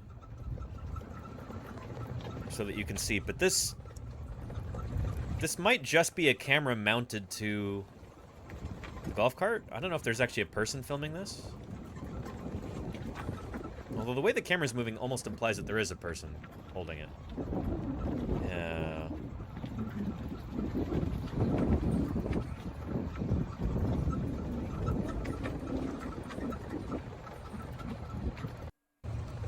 This is a rare opportunity to view the inside story of the extraordinary world of paleontologists. Who they are, what they do, why what they do is important for science and society. Hoot House livestream and their 46 raiders have stumbled into the extraordinary world of paleontologists. Holy cow, Hoot House. Welcome back to Paleontologizing. You know, don't mind us. We are just watching an orangutan drive a golf cart here. As we're talking about how different creatures are related to one another and how orangutans are pretty close to us. Yeah. But welcome. How did your stream go? How are the owls doing? I hope they're doing very well. If any of you are not yet following a Hoot House live stream, if you would like to see live owls doing their thing in the wild, more or less, then check them out. Yeah, it's like a real life soap opera, but with birds, living dinosaurs instead of, you know, well, I guess it's more like a reality television show, but more fun because, you know, birds. Who doesn't love owls? Check out Hoot House livestream. Give them a follow. Yeah. Anyway, good stuff. Welcome, Hoot House. If any of you are here for the very first time, coming in with Hoot House, welcome. My name is Danny Anduz. I'm a dinosaur paleontologist. I study dinosaurs. I publish on dinosaurs in the scientific literature. I dig dinosaurs up during the summers. Check out the YouTube page to see some of those VODs. I should really re-upload some of those to Twitch, too, so we have those on here. But anyway, it's great to have you here. We are talking about how creatures are related to one another, and this is real. That's an orangutan literally just driving a golf cart. They can do that because they have very similar anatomy and similar cognition to us. It's pretty cool stuff. It really is. And yeah, just the casualness with which this orangutan does this. Yeah, Tenerim says, this is not surprising at all. They are smart. They are smart. They're very smart. I mean, they're very closely related to us. That's kind of the point. So, here we go. Back to this video here. We're talking about grades versus clades. We're talking about how to classify living things. How we as scientists do it and why it's important. And I really wish this stuff were taught more properly in schools, but for a number of reasons it isn't. You can thank the creationists for that, I suppose. But anyway, yeah, these are like fundamental concepts in biology that most people, at least here in the United States, never learn in school, even though it's absolutely fundamental to the life sciences, you know? Human great apes.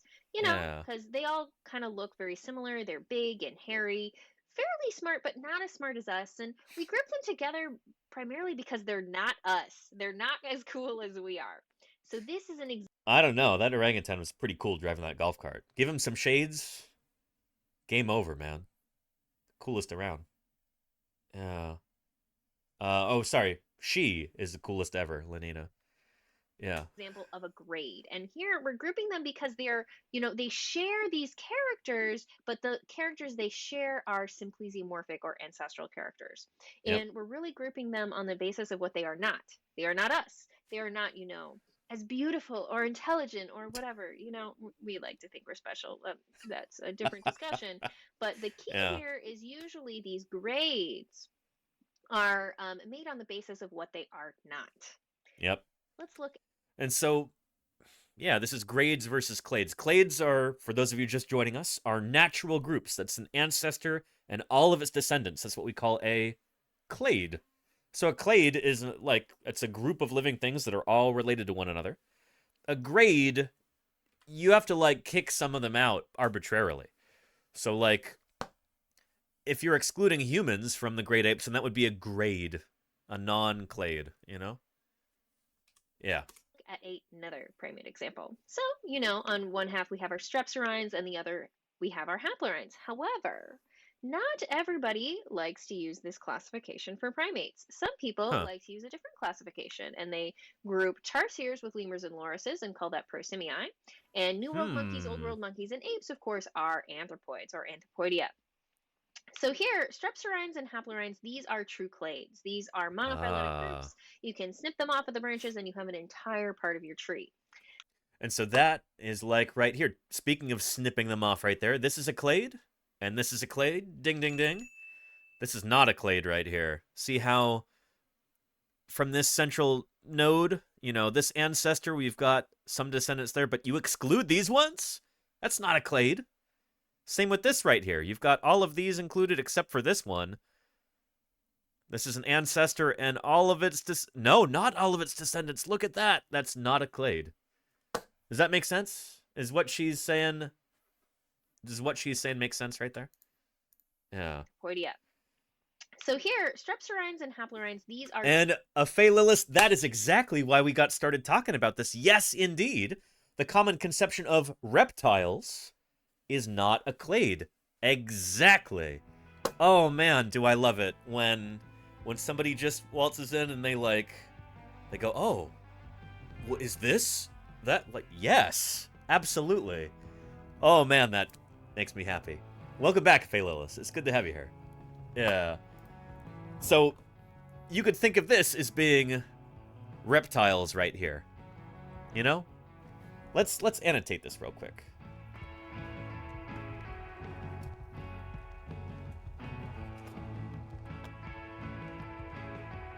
Come on, annotation software. You can do it. Okay, nice.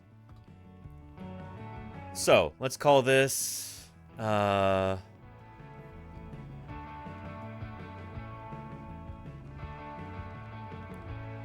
reptiles here. So say we've got... snakes. That's an R right there. Lizards. Tuatara. Turtles. Crocodiles, and then we exclude birds over here. Sorry, this is so messy. But if we exclude birds, then this is not a clade. You know, birds evolved from dinosaurs, which are close relatives of crocodiles and, to a lesser extent, turtles. So that would be an example of not a clade. Reptiles like that would not be a clade. Because when most people say the word reptile, they don't mean birds. They are arbitrarily excluding birds. And it's frustrating, you know? That, like, people learn this classification system in school and it's wrong. It's way out of date. It's like a couple hundred years out of date, you know? Yeah. So yeah. And Ozzy says, you say creationist, what would you call yourself? So when I one day have kids of my own, what can I teach them is correct? Well, I hope it doesn't come across as hoity-toity, but I work in science. I'm a scientist, you know?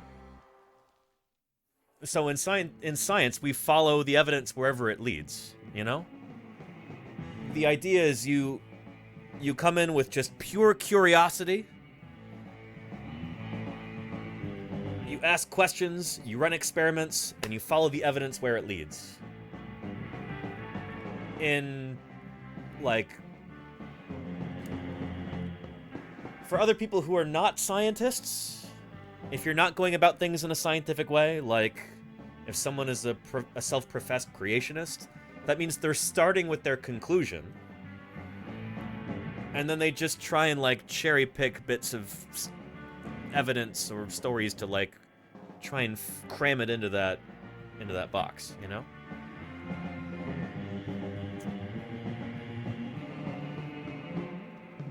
So, I don't know, and not to go on too much of a tangent here, but that's, to a certain extent, kind of what I was raised to do. You know, the school that I went to, like, I was taught creationism growing up. And luckily I was able to kind of escape from that. And if you have an open mind, and if you approach the world in good faith, you will escape from that, you know? Well, hopefully. I don't know. Not everybody, I guess, is that lucky. But yeah, does that make sense? I hope I'm making sense here. Yeah. JK, don't ban Tannereem. Tannereem's on one today. I appreciate you, Tannereem. Yeah, yeah. Dr. Irrefutable says creationists are scary people. Well, they're like half of people in the United States, Dr. Irrefutable. Or at least not like professional creationists, but like people who have a creationist worldview. Shoot, the new Speaker of the House here in the U.S. is a, you know, self-professed creationist.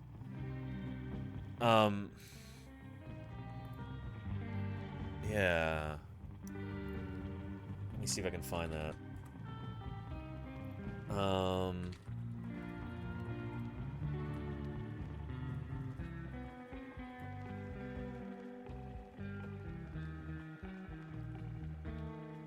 Yeah. Oh boy. New House Speaker blamed school shootings on teaching evolution and abortion. Oh boy.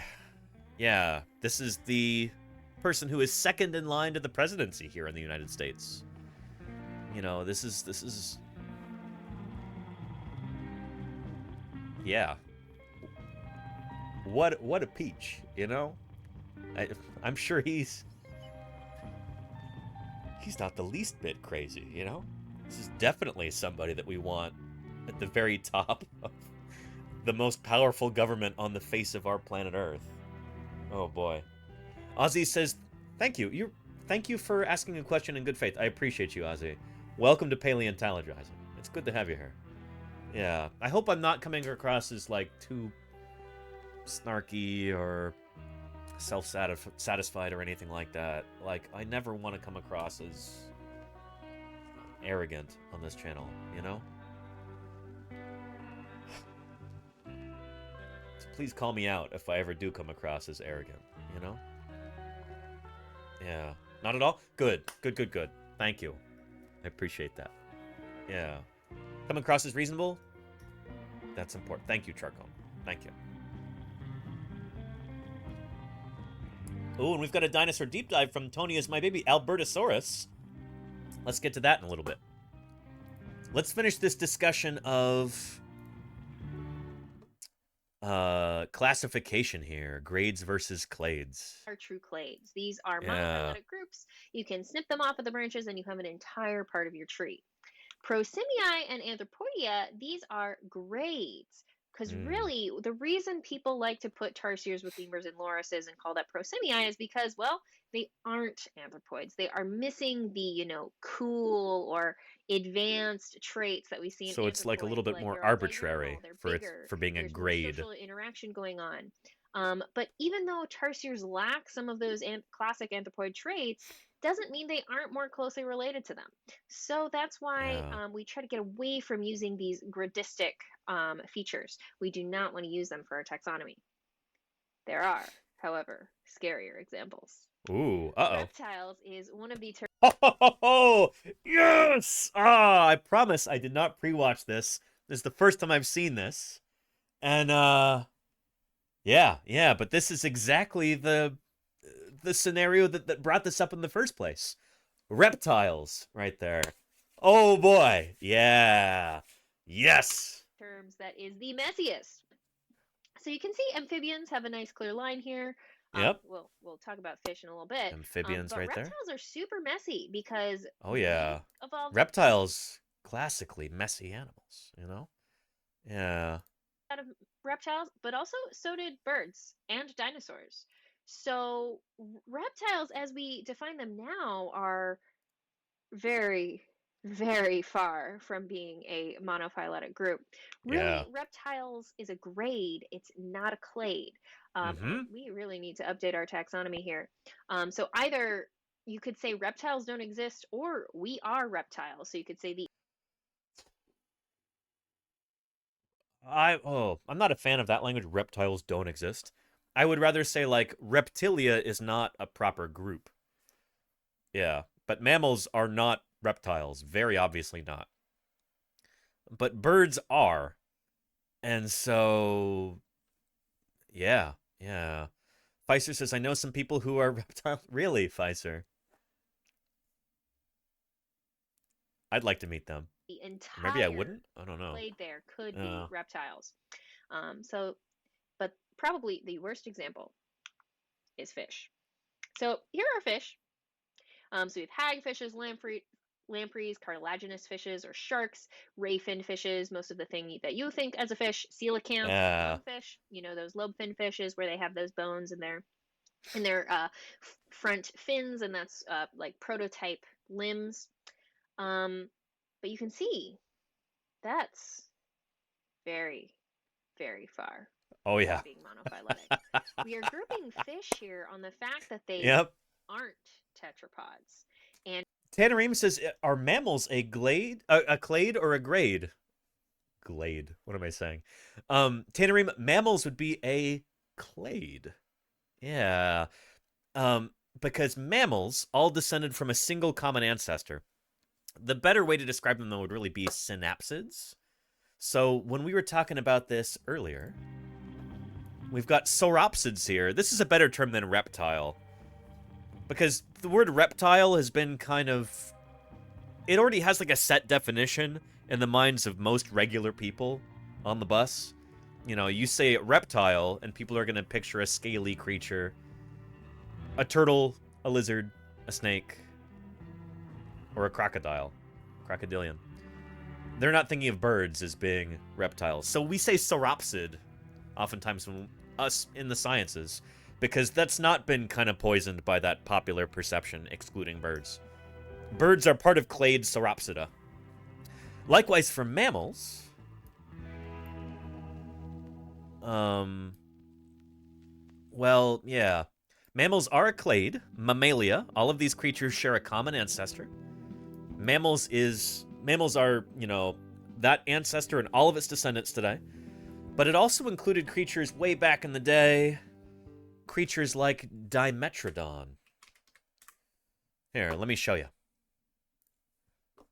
I am just getting ready to carve up this pumpkin. I thought everybody's going to be expecting me to do a dinosaur. So I'm going to buck expectations a little bit.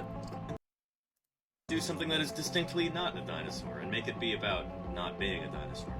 Who can tell me what that is? Dimetrodon. Dimetrodon, there you go. Yeah, Dimetrodon. This critter is more closely related to you and me than it is to any dinosaur. So this is what we call a synapsid. These are very, very charismatic animals. You see them in all kinds of assorted plastic dinosaurs boxes and stuff.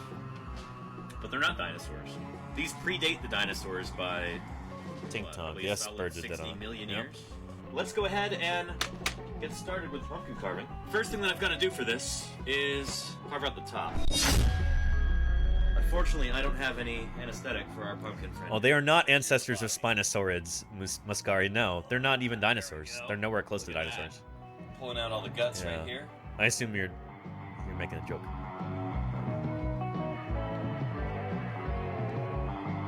You see it in a movie or a book or something. You know, like good, that. good. Hey, that's not a dinosaur. That's a Dimetrodon. Yeah. Check it out. Ah, that looks so much better now. Ha! Very nice. Very nice. Our, not a dinosaur, Dimetrodon. Let me turn off all the lights. Ah, yes. Check that out. Oh, man. That is pretty cool. I like that a lot. I'm pretty happy with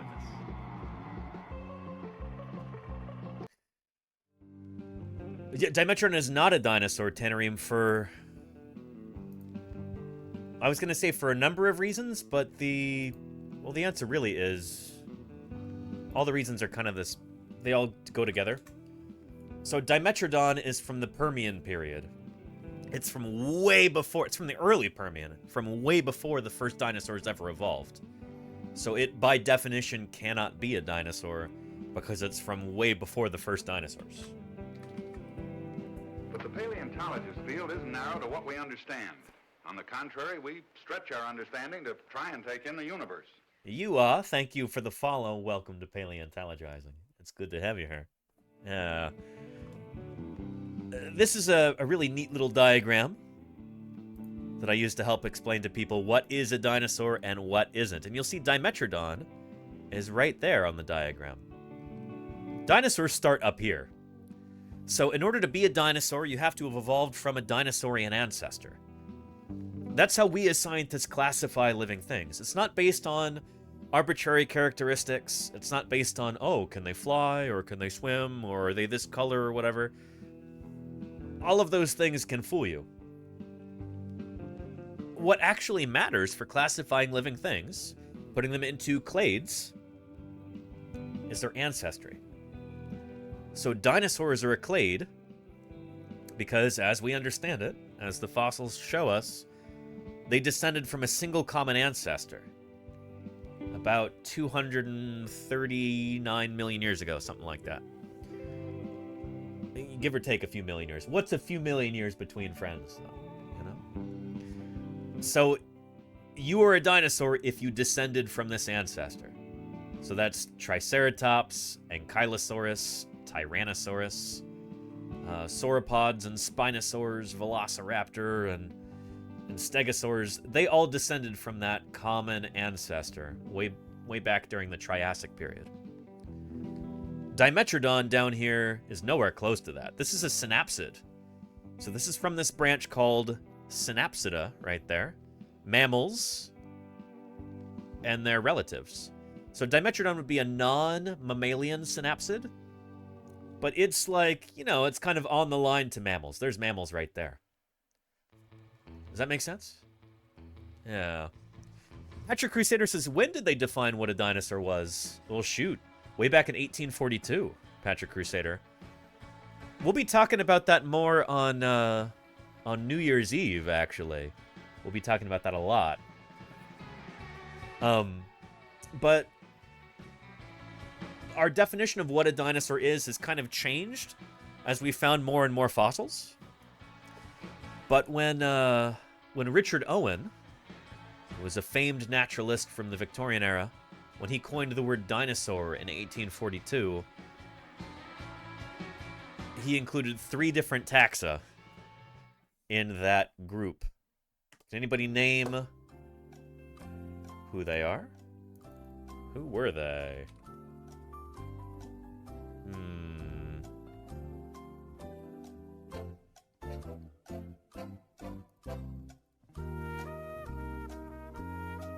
The 3 different dinosaurs that were the original 3 dinosaurs. Can anybody name those?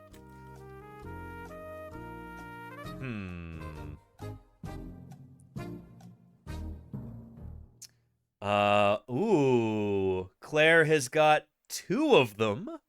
Megalosaurus and Iguanodon. But who is the 3rd one? A little bit more obscure. Well. Here, just as, we're going to be talking about this on New Year's. I'm going to have an extra special New Year's Eve stream. Check this out right here.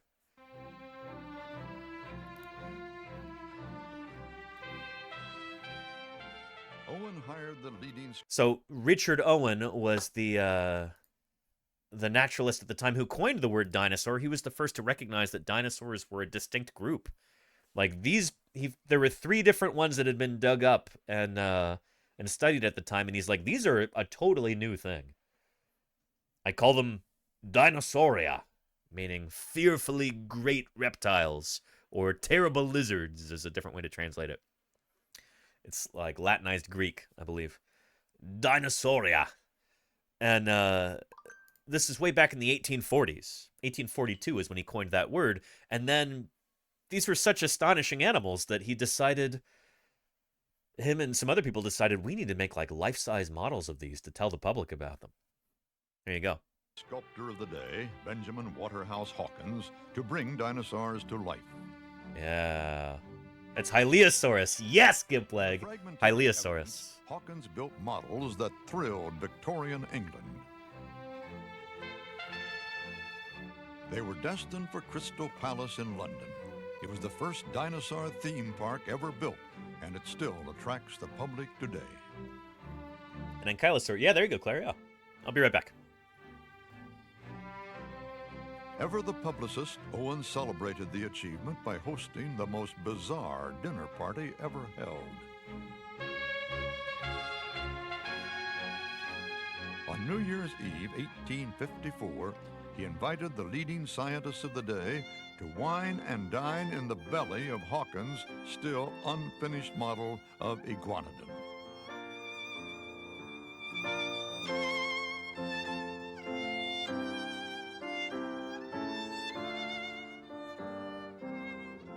Through an alcoholic haze, the world's most eminent scholars could now picture prehistory in all its terrifying glory. Yeah.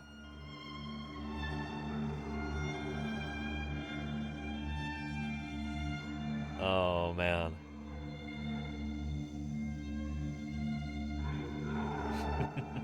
There's Hyleosaurus there. And Iguanodon. Yeah. Good stuff. So we are going to be having an extra special New Year's Eve celebration this year on the 170th anniversary of that famous dinner in the Iguanodon.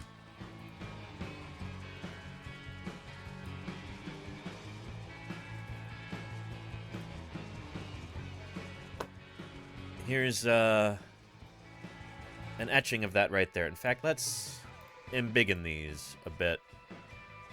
There we go. The famous dinner in the Iguanodon. We are going to be, to a certain extent, recreating this for a New Year's Eve special stream. Going to be ringing in the new year and talking about the dinosaurs of Waterhouse Hawkins, how much they've changed, and how much, oddly enough, they got right back then with only a handful of bones. It's going to be a ton of fun. I don't remember exactly how we got to this topic, but it's a fun one. I like it a lot. But yeah. Anyway, good stuff. Phalilith says, that's so sick, I love it. Oh yeah, you're gonna learn all about that. It's gonna be super cool. So if you're gonna be here on New Year's Eve, it's gonna be a good time. I don't remember how we got on that subject in the first place, but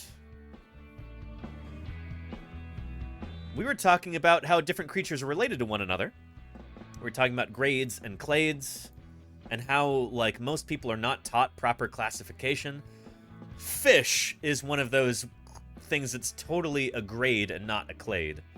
Because all of these animals, reptiles and amphibians and mammals, evolved from fish.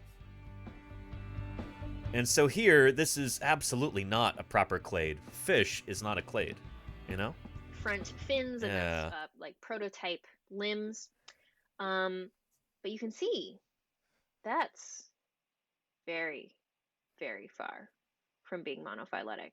Yeah. You're grouping Oh, fish boy. here on the fact that they aren't tetrapods. Mhm. And really, we have several of these lineages which go back really far into the base of this tree. So Any there's which a way couple but different moose. ways There you you can go, Andy. describe this. Yeah. Fish don't exist. Or you could also think that we are fish. But Yeah. fish as a category... And not fish don't exist. That's a really confusing way to state that. Oh boy. I would say fish, a group fish is not a proper group, not a clade, which would be very much correct. But this is also correct. We are fish, you know?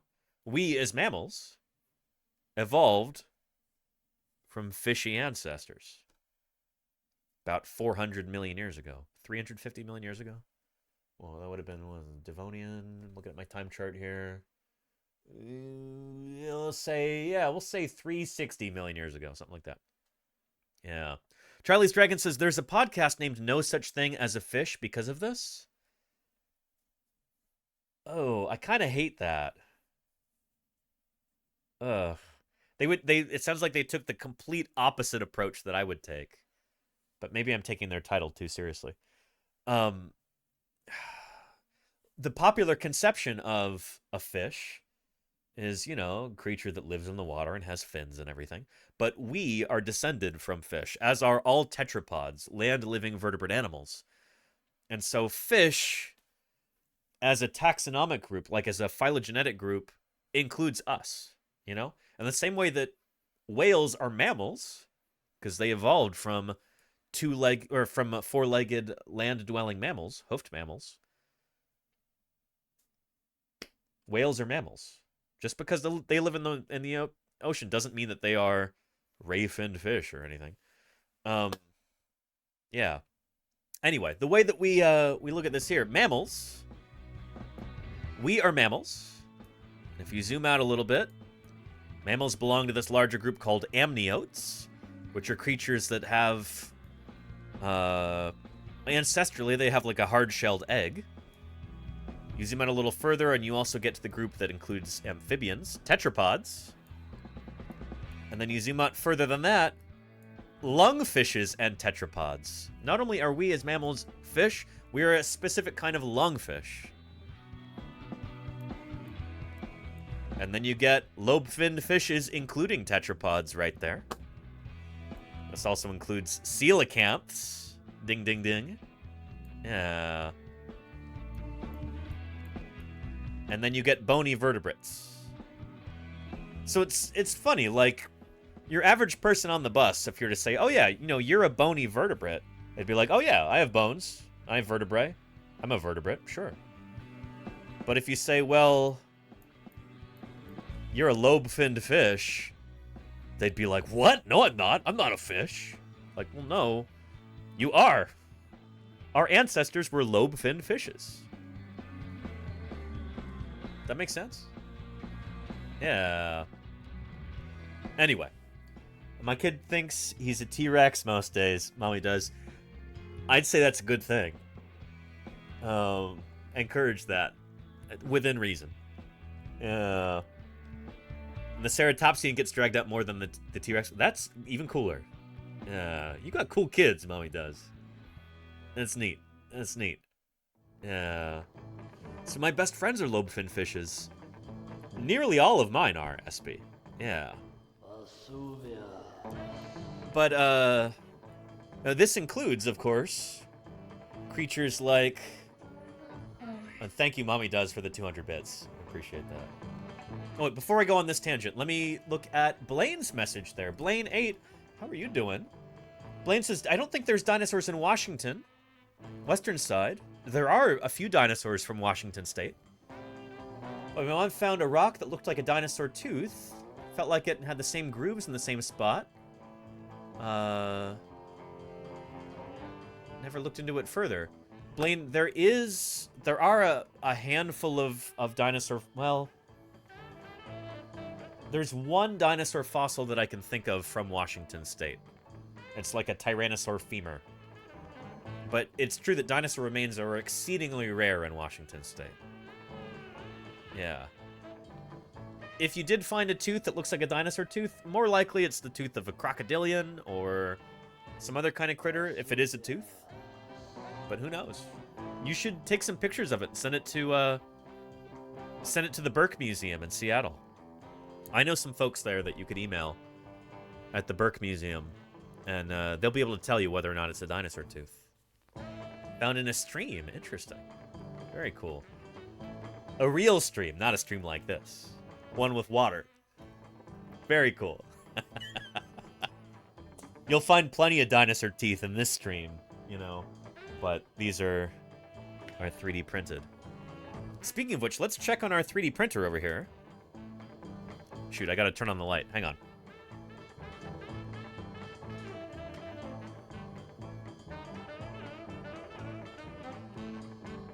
printing a dinosaur pelvis here. The pelvis of Sarcosaurus, which is a Triassic dinosaur. We don't really know what it looked like, but it's one of those dinosaurs from England. A lot of the dinosaurs from England, we don't really know what they looked like because they're pretty scrappy. But yeah. Anyway, good stuff. Yeah, those hips, Ridley, yeah. Yeah. The land of Eng. There you go, Espy.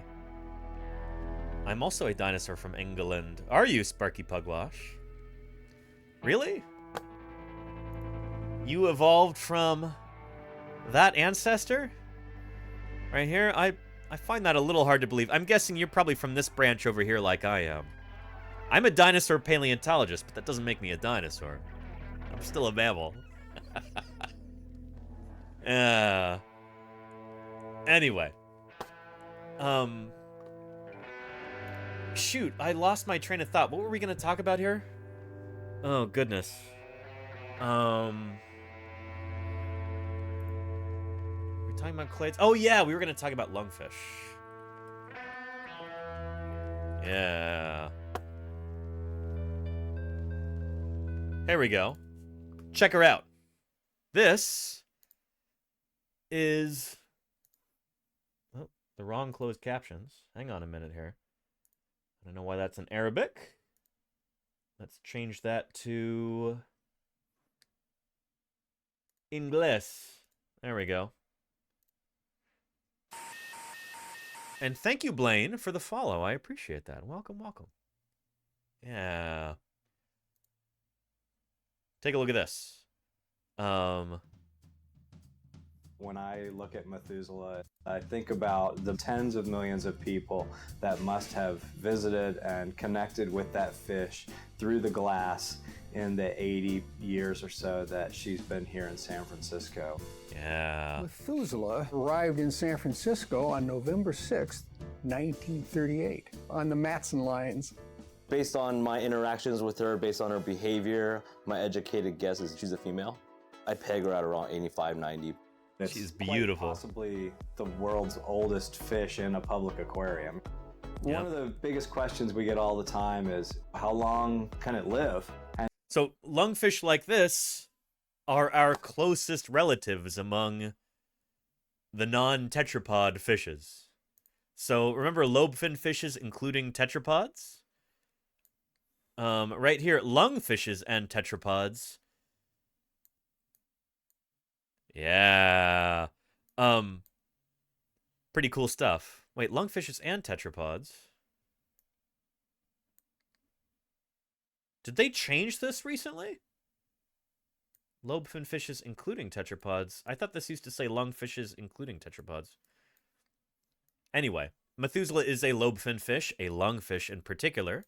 She is an Australian or Queensland lungfish, Neoceratodus forsteri. They are endangered, unfortunately. She is gorgeous. Nobody really knows. I would guess a fish like that could live 100 years. She eats a lot of things. I offer her prawns, cut clams, whole fish. Her health is good. A lot of people don't know this, but they also like fruit. So I offer grapes, blackberries, and her favorite is figs, which is really very nice, amazing. I hand feed her. There's just like a strong slurping motion. They don't have any sharp teeth, so you don't have to worry about getting bit. She likes belly rubs, really. It's actually kind of sweet.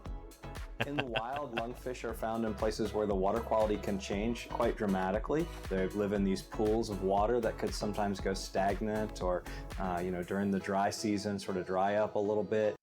So in Queensland, out in the outback, Neoceratodus forsteri, the Queensland lungfish, they live in sometimes really oxygen-poor environments. So sometimes in these stagnant pools, most, if not all of the other fishes will die because there's just not enough oxygen in the water and they suffocate. Not lungfish. They come up to the surface and they can take gulps of air because they have effectively like a lung inside them. And so they're real resilient. They are so fortunate in their evolution to have come up with a mechanism to essentially breathe air. In their evolutionary experience, having survived as long as they have, they've got a lot to teach us. One of the things I find most fascinating about this fish and the story of Methuselah is it really helps reinforce this idea that there's still so much more to learn about the natural world. Yep.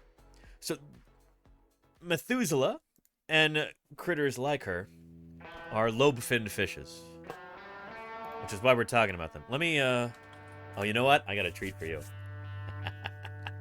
Right before Thanksgiving, I got to visit the California Academy of Sciences with Pacific Plankton.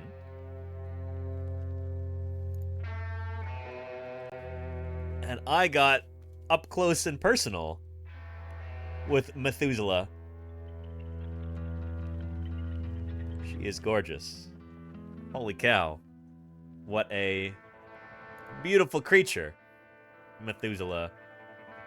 She is wonderful. Hang on, do we have a video? Oh, we do. Yeah. She's very curious. She just came right up to me against the glass. Love that. That's her right there.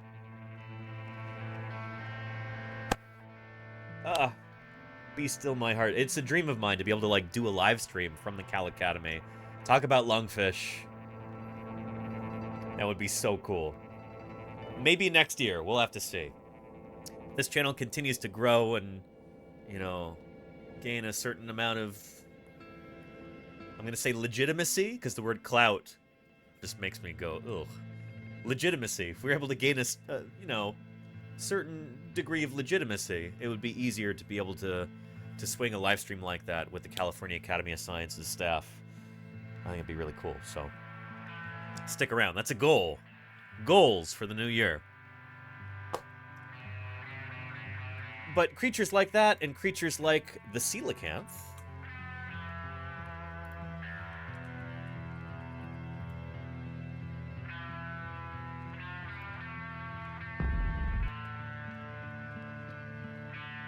there we go. This incredible fish here is very close to land-living tetrapods. It's got these lobe-like fins. These muscular fins like that. They're more like limbs than they are like fins, really. Unlike other fishy fins that are just very wispy, like ray-finned fishes, these are a lobe-finned fishes. The lobe is the big, like, fleshy limb there that the fin rays come off of. And they will use this to basically, like, walk through the water. It's really neat how that works. I mean, check this out. Yeah.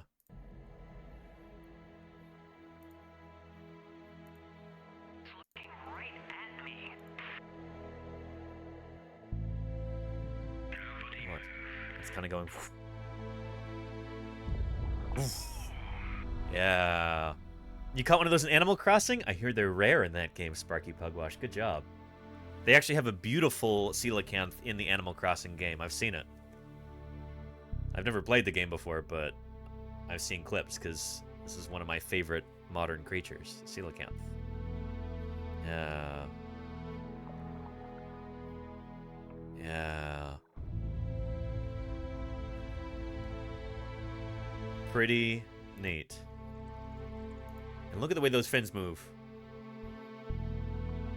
Yeah, they're like limbs. They really are. See that? Look at this is all muscle right here. Other fishes don't have this. But coelacanths and lungfish do. That's why they're called lobe-finned fish. So this is essentially like a limb right here. Yeah. Isn't that cool? Are you getting this? Oh, it's incredible.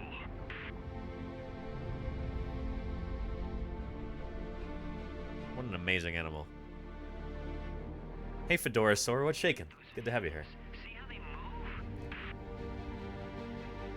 So essentially, these are the arms and these are the hind limbs. And then you've got the tail back here. Really, really neat. These are extraordinary creatures, and they're, in the grand scheme of things, very closely related to us, the tetrapods. They are the next group out. Sarcopterygii. It's a dinosaur. And Kinga CS, thank you for the follow. Welcome, welcome. It's good to have you here. And Picno, let's see.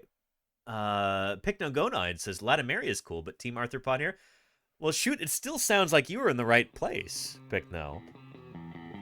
Welcome to Paleontologizing. Your name reminds me of Picno fibers, like on pterosaurs, which may or may not be homologous with feathers. It's good to have you here, Picno. Welcome. My name is Danny Anduz, for you and for anybody else who might be new. I'm a dinosaur paleontologist, so I work on dinosaurs. I publish on dinosaurs in the scientific literature. I dig up dinosaurs with organizations like the Utah Geological Survey, Museum of the Rockies, the Badlands Dinosaur Museum, and here talking about this marvelous history of life on Earth and our place in it. And hey, Kinga CS, how are you doing? Welcome, welcome.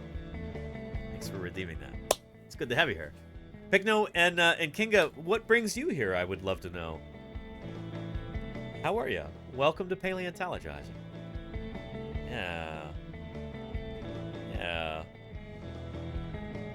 And I do publish a few paleontology too. Very cool, Picno. Very cool. Yeah. What do you publish on? I'd love to know. Maybe arthropods, like you were saying. I don't know. I guess you could call me part of Team Tetrapod as a dinosaur paleontologist, but I'm very excited about critters like coelacanths. Yeah. We're talking about cladistics and phylogeny here. That's why we're going off on a little tangent about coelacanths. What an incredible animal. And Sparky says, I wonder if the coloring on the scales is like camouflage. Good question. Move as if it's walking through the water. Yeah. Very cool. Its distinct and powerful three-lobed tail is found on no other living creature on Earth. Yep. They're the last of their kind. Good example of a Lazarus taxon. We are going to be talking all about coelacanths. On December 22nd, we're having a special Coelacanth Festivus stream, or if you would like, a Fishmas stream. And we'll be talking about how coelacanths are fish, Sarcopterygians are fish. That means we are fish also. And, yeah, I just today put together this t-shirt design, which, fingers crossed, I'll be able to print this, hand print this week, and then wear this shirt. Here, it'll look like this. Excuse me. It'll look like this right here. Wear this to the paleontology holiday party on Friday. And Picno, thank you for the follow. Welcome, welcome to Paleontologizing. It's good to have you here. Yeah. I don't have the ability to knit a Christmas sweater, and so I'm gonna screen print something similar instead.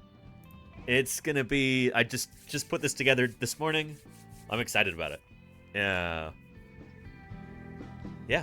Golganek says you can ID individual coelacanths by their spot patterns. You can, Golganek.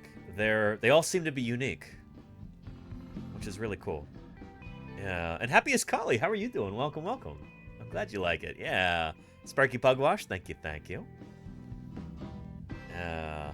Steely Dan says, imagine trying to design a robot with as many limbs as a coelacanth, each with which that much range of motion. Yeah, that'd be pretty cool, right? Yeah. And Hanny says, great design as always, Dan. I appreciate that, Hanny's. I do. Maybe in the future, maybe next year, next December, I can offer these for sale. As, hand printed on t-shirts made in the USA by union labor. That's a goal for next year, too. That's a New Year's resolution, I guess, is to start doing merch and actually charge people for it and like get it shipped out. We had a whole thing where I printed a bunch of Paleontologizing shirts, and I was kind of embarrassed. The quality wasn't very good. The blank shirts that I got were not very good. It just wasn't up to my standards. So I never went through with it. I never fulfilled those orders. I never charged anybody for it. I want to do it for real this next year. So yeah.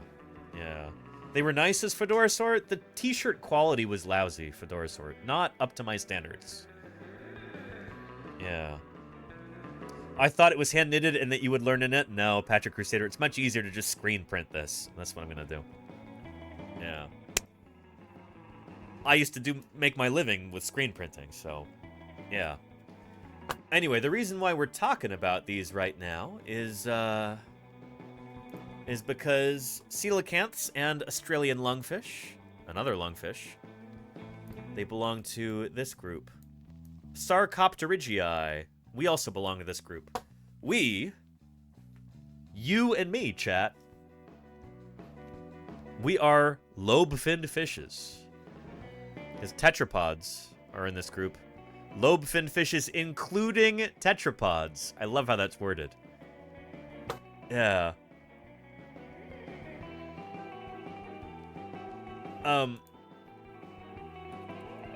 Because we were talking about this clade right here. Or grade, rather. So hagfishes, lampreys, cartilaginous fishes, or sharks, ray-finned fishes, most of the thing that you think as a fish, coelacanths and lungfish. You know, those lobe-finned fishes where they have those bones in their front fins, and that's like prototype limbs. But you can see that's very, very far from being monophyletic. Yep. We are grouping fish here on the fact that they aren't tetrapods. Which is not how you do it. We have several of these lineages which go back really far into the base of this tree. So there's a couple different ways you could describe this. Fish don't exist. Or you could also think that we are fish. But fish as a category is a grade and isn't a way we should use for phylogenetics. And hang on. Pycna says, my favorite fossil is Paleoisopus problematicus. That almost sounds like an ichno taxon there, Pycno. I'm not familiar with that one, but is it a footprint or something like that? Anytime it's got pus at the end, that means like foot.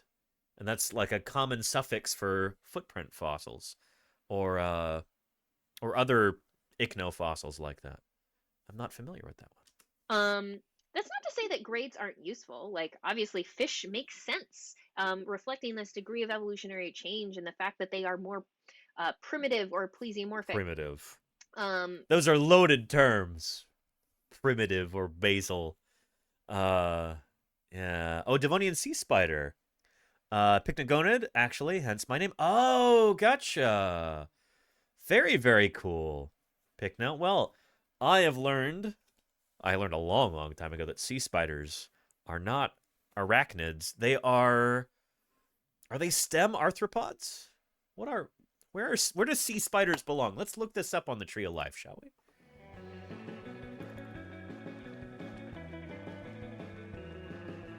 Sea spiders. Pycnogonidae, there we go. Okay. Well, well, well. Why are there no pictures? These are cool animals. Oh, boy. I guess this is like an underappreciated group.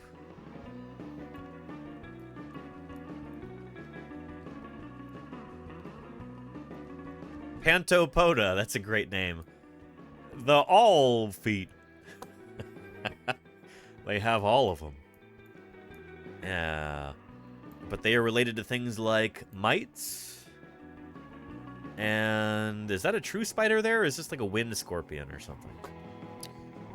And ticks, too, are part of this group. Let's look up sea spiders on the old YouTube.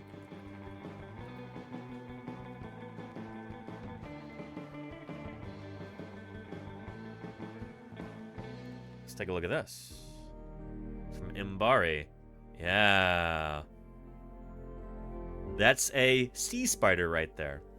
They're related to spiders we see on land, so they're often called sea spiders. But also related to ticks and mites and stuff. Pycnogonids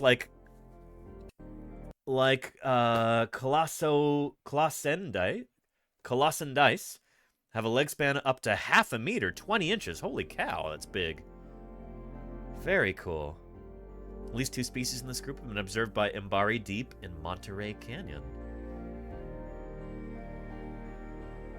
Very cool. Pretty neat critters. They're quite mobile and can walk or swim using their 8 legs. Holy cow. They feed primarily on anemones, such as this pom-pom anemone. They eat anemones? Oh boy, they must like inject something into them and... Oh, they eat by sucking fluids out of their prey. Interesting stuff.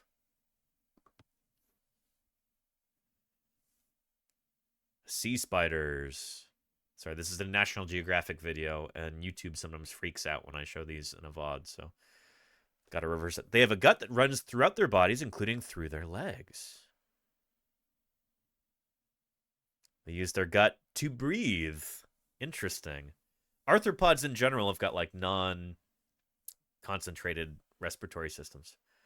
Most animals use their heart to circulate their blood, but sea spiders take in oxygen through their external skeleton. And their gut pumps the oxygen through their bodies. Interesting. Very cool stuff. Very cool stuff. Well, Pycno, it's great to have you here.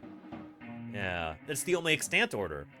Paleoisopus is a pycnogonid, but not belonging to Pantopoda. Really?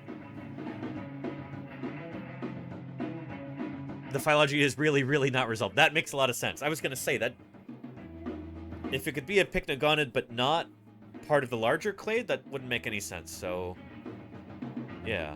Interesting. Very cool. Yeah. They are nifty critters. Anyway, let's get back to this. Let's try and get through our discussion of grades versus clades here. Useful. Like, obviously, fish make sense. Reflecting this degree of evolutionary change and the fact that they are more primitive or plesiomorphic. Primitive. Loaded term. You know, that is a good functional way to group. And Pantopoda is one of the 4 orders with... Oh, I was assuming Pantopoda was the much larger clade. Interesting. Okay. Thank you. Cool, Pycno. Thanks for keeping me on track there. I appreciate that. Group organisms. However, we do want our taxonomy to reflect phylogeny. No, you're good, Pycno. It's good to have you here. Away from using these gradistic or plesiomorphic characters to name things. So we want to change everything to use those monophyletic groups as the basis of our taxonomy.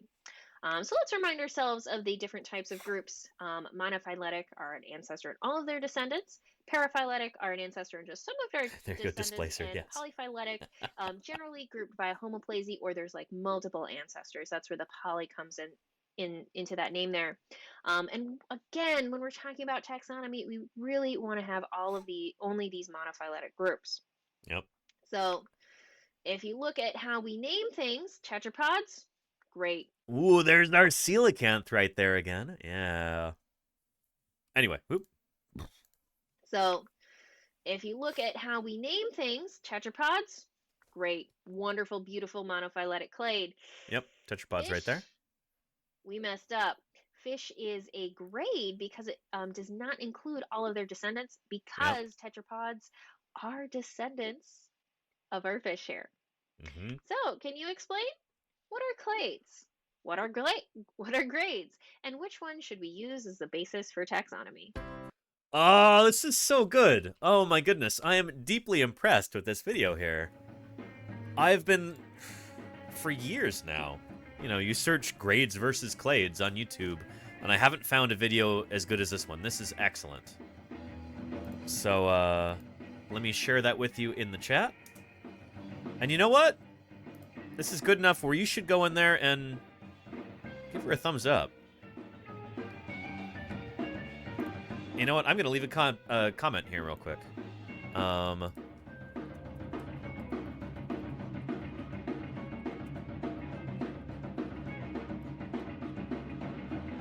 It's legitimately the best explanation of grades versus clades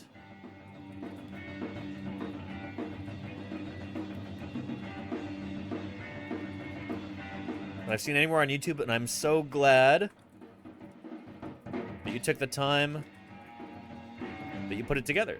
That you took the time to put it together.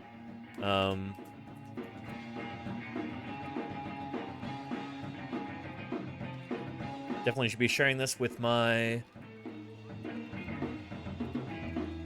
live stream viewers.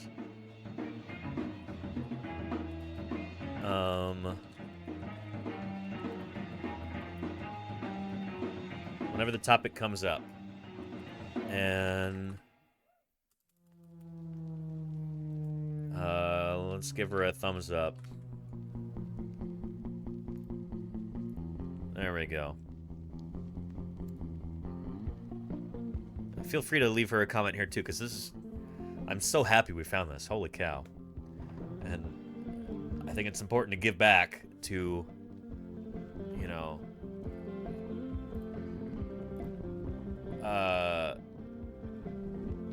Now, we're going to talk about one of my biggest pet peeves. You're going to want to pay extra attention. Good stuff. This is awesome. Let me, subscribe real quick. Good stuff. Yeah, she's an adjunct professor at the City University of New York. At CUNY. Teaches biological anthropology at several campuses. That's why she was talking about primates there earlier, huh? Makes sense. Several campuses, including Brooklyn College, City College, Hunter College, and Lehman College. Very neat. Well, here's a link to her page. Check her out. Yeah. And Valentine, how are you doing? Welcome, welcome. It's good to have you here. Yeah. Anyway, yeah. So King Midas was related to a gold... That's not the takeaway from this, Sculpin. King Midas would be much more closely related to a lungfish. Or a little bit more distantly a coelacanth than to a goldfish. But you know that already, Sculpin. You're just goofing around. But for the benefit of everyone else, let's jump to all life here, and then we'll zoom back into... We will zoom back into tetrapods, or Dipnotetrapodomorpha, which is lungfishes and tetrapods down here. So there we go. Lobe-finned fishes, including tetrapods. And then there's lungfishes and tetrapods.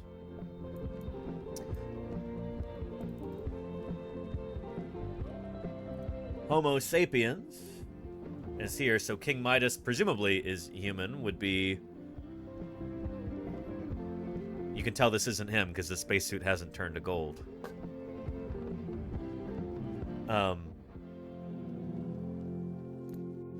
But yeah, lungfishes and tetrapods. Now let's go to goldfish. Goldfish, is this even... Yeah, there we go. They are related to koi, I believe. They're carp? I think they're part of the carp family. Do I have that right, Sculpin? You would know. But they are pretty far away from tetrapods. They are nested deep, deep within Actinopterygian ray-finned fish. And there we go. Goldfish. Yeah. Good stuff. Very fractal. Exactly, Commodore. Welcome back, by the way. It's good to have you here. Yeah.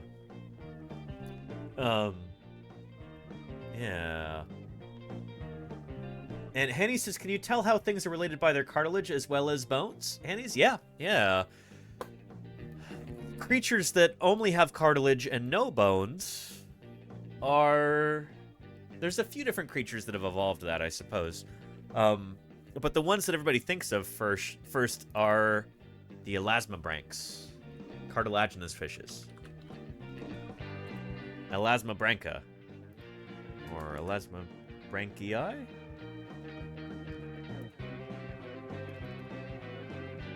Sharks and their relatives. Yeah. We'll go to Selachii, and then we can zoom out from there to elasmobranchii in general. The cartilaginous fishes. So a goldfish is not closely related to King Midas or to you and me. But it is closer to us than it is to sharks. Sharks are cartilaginous fishes. There we go. There's the sharks. Selachii. And they are part of this group, which also includes rays. You go out further, and we get to ding, ding, ding. Cartilaginous fishes. Chondrichthyes. That's the term I was supposed to be thinking of. Chondrichthyes. It also includes chimeras and ratfish. Yeah. Pretty cool. By the way, if you're ever... Say you're not watching Paleontologizing or any other folks on Twitch, and you're looking for something cool to put on the TV, just as ambiance...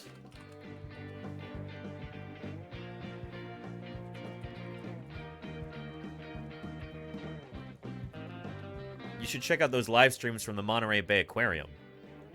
Like this one right here. There's a bunch of different cartilaginous fishes here. We've got, I don't know if these are 7-gill or 6-gill sharks. Right here. We've got several species of shark in this tank. They might have 6 gills and 7 gills. And they've also got leopard sharks. And then they've got sturgeon, who are not cartilaginous fish.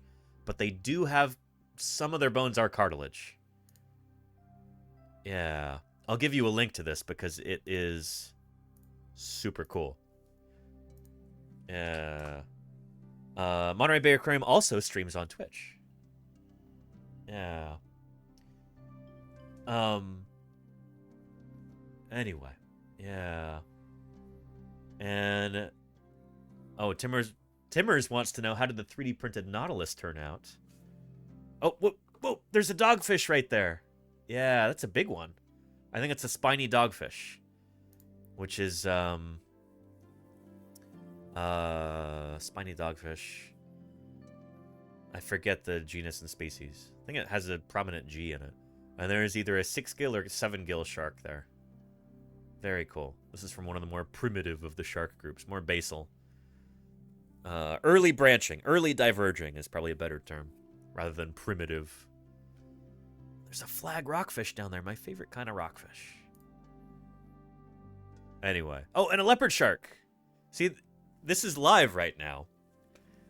And from the YouTube page, you can, you know, I put this on my my television set in my new office. I did this over the weekend, just to have this going while I'm working in there, and it's very relaxing. It's great to chill out here. And then yeah, Monterey Bay Aquarium also has a Twitch channel, and right now, I guess they're not live right now. But when they are live, they've got all kinds of cool stuff going on. Very chill place to hang out. And Squalus acanthius? So Spartan, it might be. Let's look up spiny dogfish on our tree of life here. And then I'll show you the Nautilus. Squalus acanthius. Ding, ding, ding. You got that right. Very nice. Yeah. That's such an obvious name, too. Squalus, you know. classic genus name for a shark. Acanthius means spined. Like Acrocanthosaurus, the high-spined lizard. Or coelacanth, meaning a hollow spine. Yeah. Good stuff. Anyway, let's jump from there back to Nautilus. Nautiluses, which are going to be way outside of vertebrata. They are going to be within cephalopoda right there. Nautilidae. There's the chambered nautilus right there. Nautilus pompilius is the one that I printed. Another chambered nautilus. And this is the finished printed model. I apologize for it not being super visible. I printed it in white filament because it'll be easier to paint to make it look like that. But it doesn't show up very well on camera. This camera does not like it when something is this bright white. It gets overexposed. That shows you a little bit better on here. But I'm going to be cleaning this up, using water putty to fill in some of these gaps and stuff. And then I'll paint it sometime after I move into my new office, when I've got time to do that. But I'm very excited about this. I've always kind of secretly wanted a nautilus shell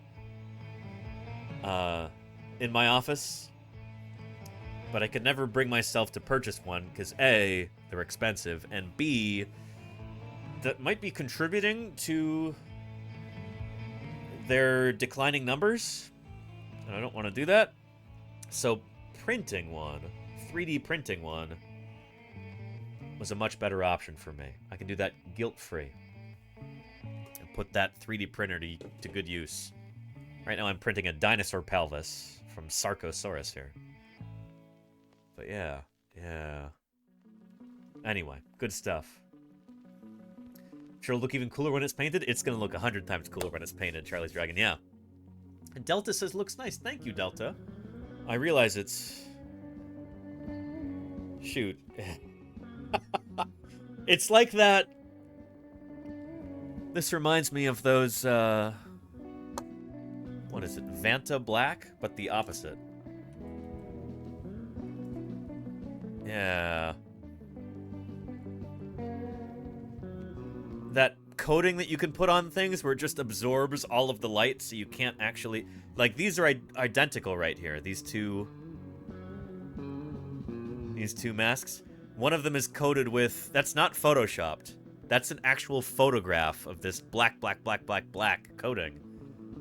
It just absorbs all of this light. It's pretty cool.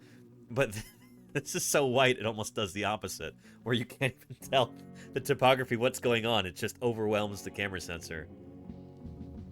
Kind of the same idea. Yeah. Anyway. Yeah.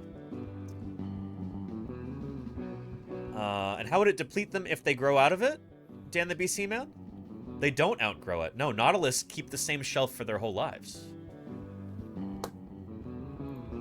That's what they do. Here.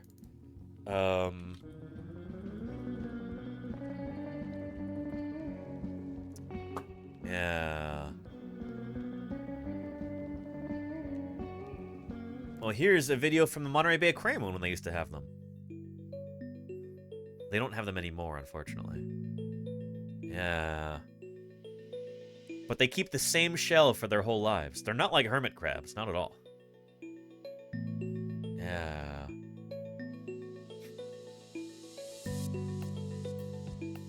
Yeah. Oh, they're so small. So small. By skipping fragile larval stages in the open ocean, nautiluses can hatch into the deep sea. Scientists think this development lifestyle helped Nautilus survive Earth's mass extinctions. Yep. Yeah. Very cool. They can live over 20 years, and they need to in order, because they're very slow growing. They need to be that old in order to get larger. Yeah. Grow and change size? They do, Dan the BC Man. Yeah, the shell gets larger as the animal grows. They're not like a hermit crab where they have to move to a new shell. They grow the shell themselves. And that's actually how that works. Here. Where was that video from yesterday? So I love Nautilus. They're a unique group of animals. We might even consider rewatching that video from yesterday's stream because we had some real latency issues, and I'm not sure how much of the video everybody was able to catch about pinnipeds and Nautilus and stuff. They've been around on our planet for the last 500 to 600 million years and have left a remarkable record. We don't have very much to compare it to because it's so different from all other modern cephalopods. Yep. Are they different from a squid? Well, they kind of drift around and do their thing. They have a shell, all that stuff. Here we go. On the outside, it seems like it's a solid shell, but on the inside, you immediately detect that it's a series of chambers, ever increasing in size until you come to the body chamber where the animal is lodged. Yeah. So so each one of those is added as the animal grows. And so they start off basically right down here when they're a little baby, and they just keep adding new chambers. And then the body, the animal itself inside the shell, moves to a new kind of living chamber here, and then the rest of these become basically like ballast tanks, like on a submarine. Each of these chambers is filled with air during life, and that permits the animal to maintain neutral buoyancy as it grows. Yep. Yeah. If you look at the early... They're such cool critters. They really are. They really are. And Commodore says living fossil like a horseshoe crab. Yeah, that term living fossil is... I have quarrel with that. It's not my favorite term. And it's because fossils by definition are dead. You know? Hello, I'm Sam Neill from Jurassic Park. Let's protect our fossils because if they're removed, America loses them forever. BS Bikes, thank you for the follow. Welcome, welcome. It's good to have you here. Yeah. And what is the cost to print something the size of that pelvis, says Delusion is me. This is going to be maybe about $7 or $8. I don't know. It'll be maybe 1/4 of a spool of filament, which usually runs between $20 and $25 for the kind that I have. But I've been really lucky in that members of this community have actually gifted me 3D printer filament from the Amazon wish list. That's how we're able to print this bad boy right here. This Allosaurus skull, printed life size, is yeah, that was only possible due to filament donations from this community. Yeah, and not bad. I know, right? Yeah. There are a lot of... Goodness. I don't know. I've got an Archaeopteryx 3D print. I don't have it with me. It's in my new office. I'm in the process of moving. But, the Berlin Archaeopteryx specimen. It's this right here. The Berlin Archaeopteryx. To buy a...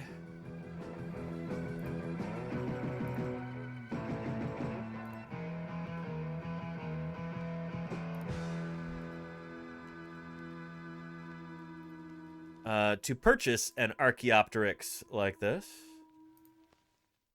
There we go. At least $330.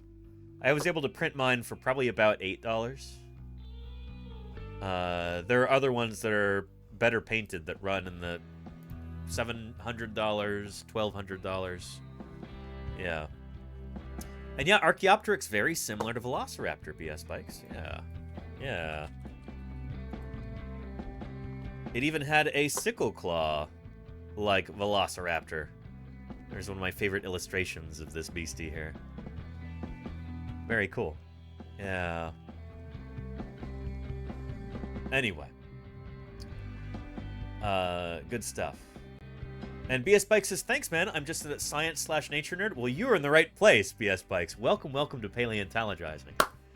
I'm a dinosaur paleontologist doing science outreach every weekday here on Twitch, except for this week. I'm in the process of moving, so Thursday and Friday this week, I'll be moving to a new place. And Lordy, holy cow! Thank you for resubscribing. 43 months of subscribing there. I don't know why the alert isn't popping up, but Lordy, thank you for that. 43 months. Let me do 43 dings. That's something like that. Thank you, Lordy, for keeping me here on the air for the past 43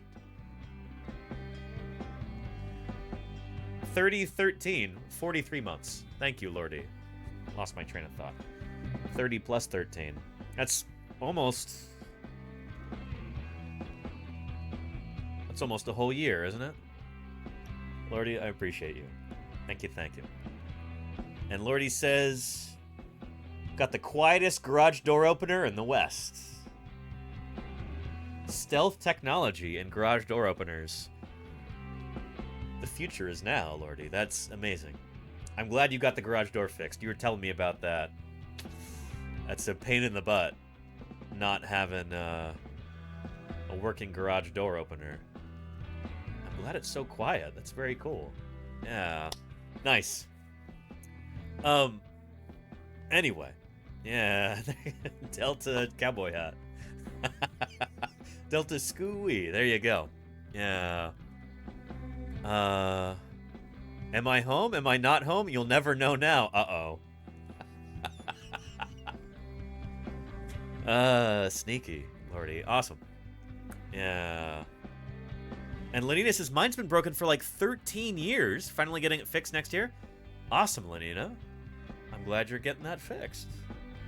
It can be pricey, you know? Do you just open it by hand? Yeah, I've done that many times before.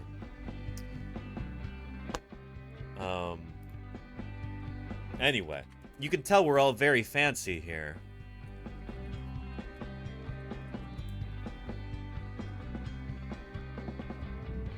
We're using fancy terms like garage, you know? All right, guys, pipe down.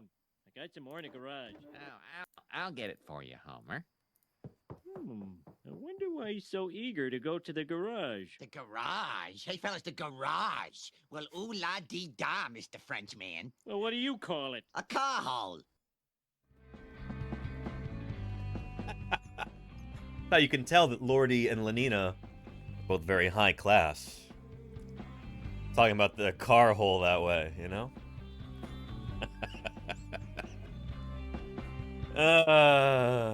Yeah. We've had so much bigger bananas to fry. Lenina, I like that too. I'm gonna use that. Bananas to fry. I don't fry many fishes myself. Either tetrapod or non-tetrapod fishes. Neither. You know? Oh yeah. But yeah, you shop at Target. My goodness, Steely Dan.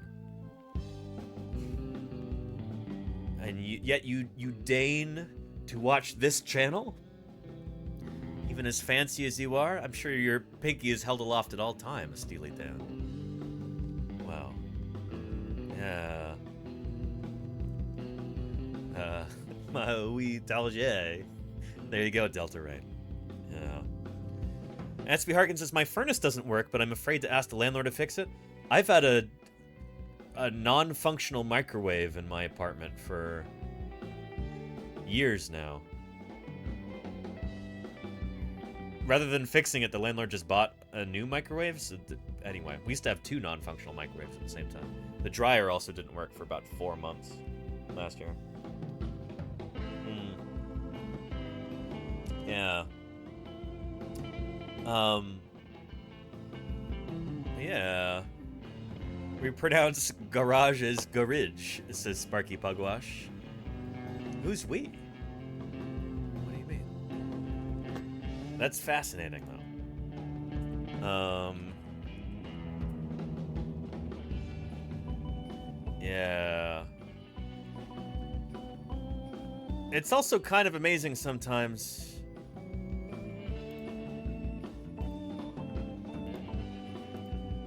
Oh, this is probably not real because it's on Reddit. But, I've literally seen this in real life before. Garage. Stay in school, kids. Be better if you just said car hole, you know? Yeah. Oh, Mayor Space's Brits say garage. It's true, isn't it? Yeah. Garage, shopping trolley, kitchen roll, boot. Yeah, you saw garage. Reagan Nation, that's wonderful. Yeah. Car hole is an apt enough description. I would agree, Delta Rain. Yeah, yeah. Although, I don't know, cars also have various apertures on them, both internally and externally.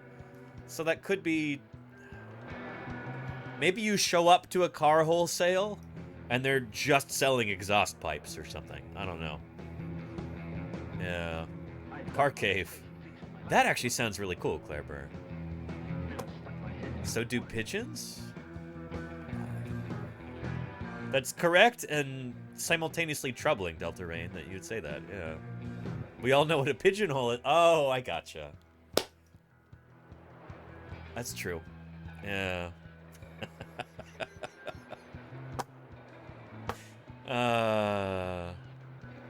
Anyway, we could call it an automobile stable. I suppose that's true, Mayor of Space. Although it would require a certain transatlantic pronunciation. I can almost imagine Orson Welles calling it that. Or Mr. Birds, probably. Yeah. A Wheels House. There you go, SB Harkin. Yeah. Where were we? What were we talking about? We were talking about Nautilus.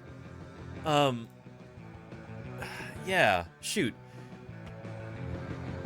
You know, there was a brand new video from PPS Eons today. Should we? Nautilus hole. Yeah, there you go, Big Gnome. It's called the Siphon, actually. The Nautilus hole is called a siphon. Here. Where's that part of the video? More or less here. If you look at the early embryology, you'll see the same number of arms. There's that siphon there. Cephalopods, but they develop very differently, so that they develop into all of these tiny little tentacle-like structures called cirri. About 100 little cirri. Hey Siri, acquire food for me, because I'm a Nautilus. If you look at squids, you think of them as lunging predators. Nautilus doesn't swim all that well. I mean, it swims perfectly well for what it needs to do, but it's not going to be doing these predatory lunging activities. It's going to scavenge along the bottom, looking for a bit more chill animals. So it's a different mode of life. Yeah, huge eggs. If you look at the common squid loligo, it produces thousands of eggs, but each egg is very small. It's probably going to be a millimeter in size, and the newly hatched animals are going to spend time as paralarvae. Yeah, squids will do that. Strategy. Nautilus do not do that. Lay only about a dozen eggs, the largest in the invertebrate kingdom. And which is really cool. I just learned that yesterday. That Nautilus have the largest eggs of any invertebrate. And invertebrates are far more numerous than vertebrates. I mean, holy cow. Let's take a look at that. Invertebrata. Well, let's go to vertebrata, I guess. Yeah. Siri would say, calling local pizza shop. There you go. Wait, what? Where are we going? This is not what I asked for. Siri, stop it.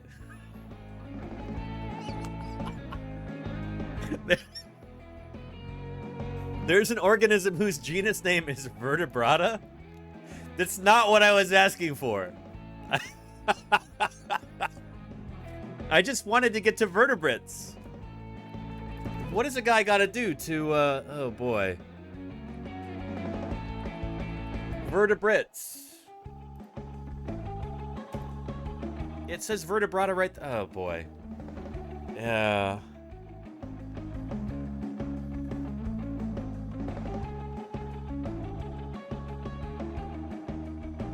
There we go. Vertebrate animals. How many species of vertebrates do we have? About 73,920. It's a good number. But how many invertebrates do we have?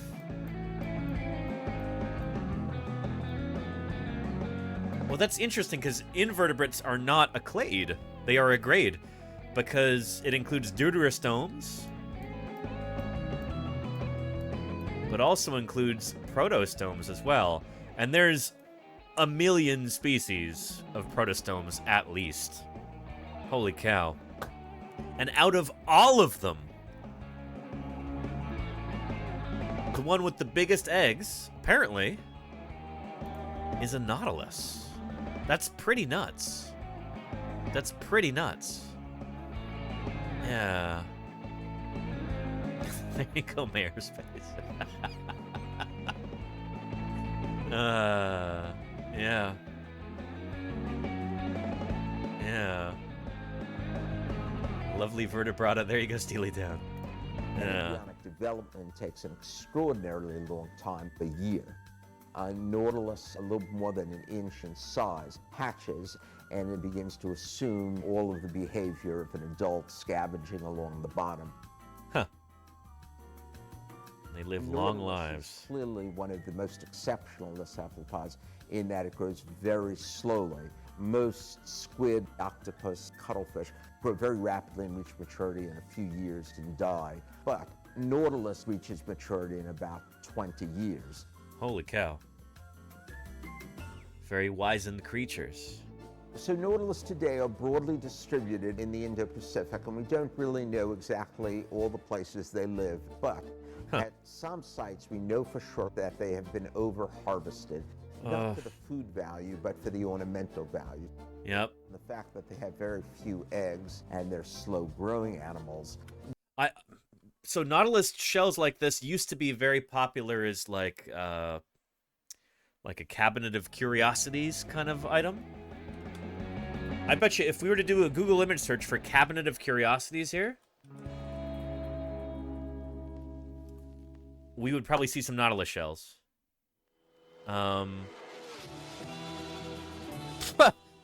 First one we looked at.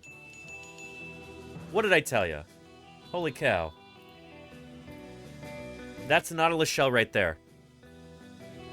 That's an ammonite shell, which is from a different group of cephalopods, not related. But there's a nautilus shell right there. Let's look at this one here.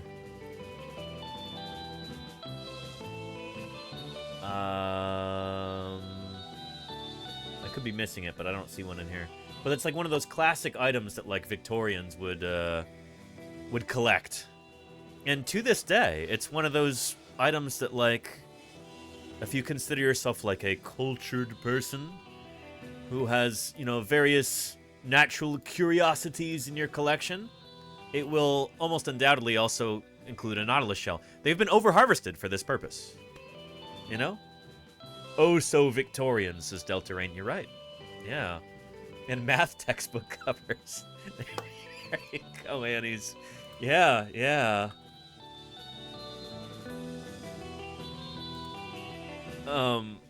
I mean, look at that. How are these creatures supposed to survive in a world where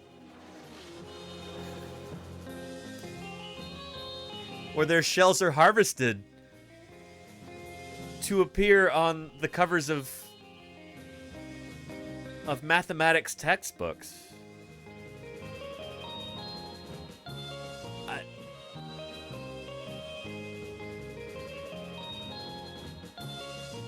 look at all of these.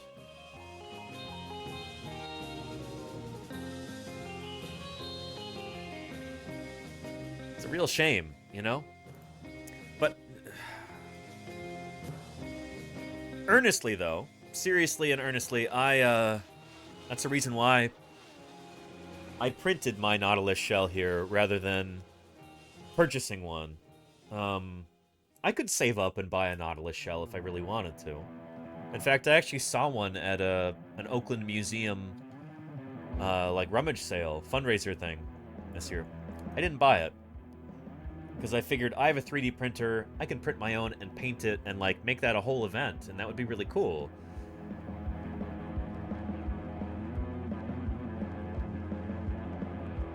I don't really have any strong desire to like own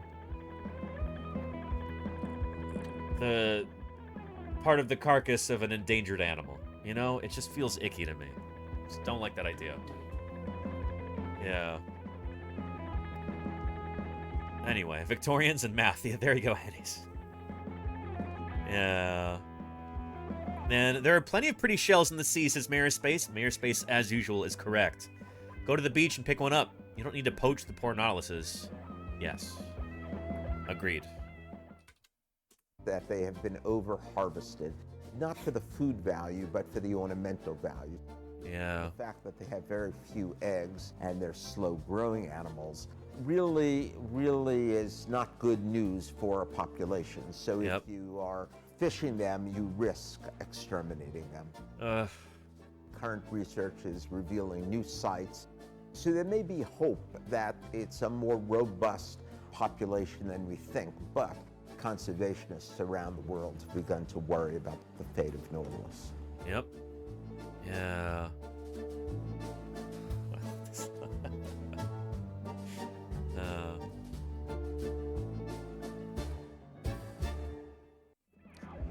Here's a link to this video right here from the American Museum of Natural History. There you go. That's worth a thumbs up for sure.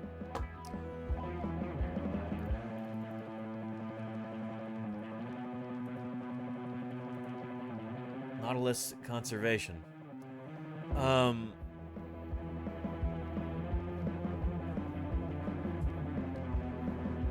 Let's see here.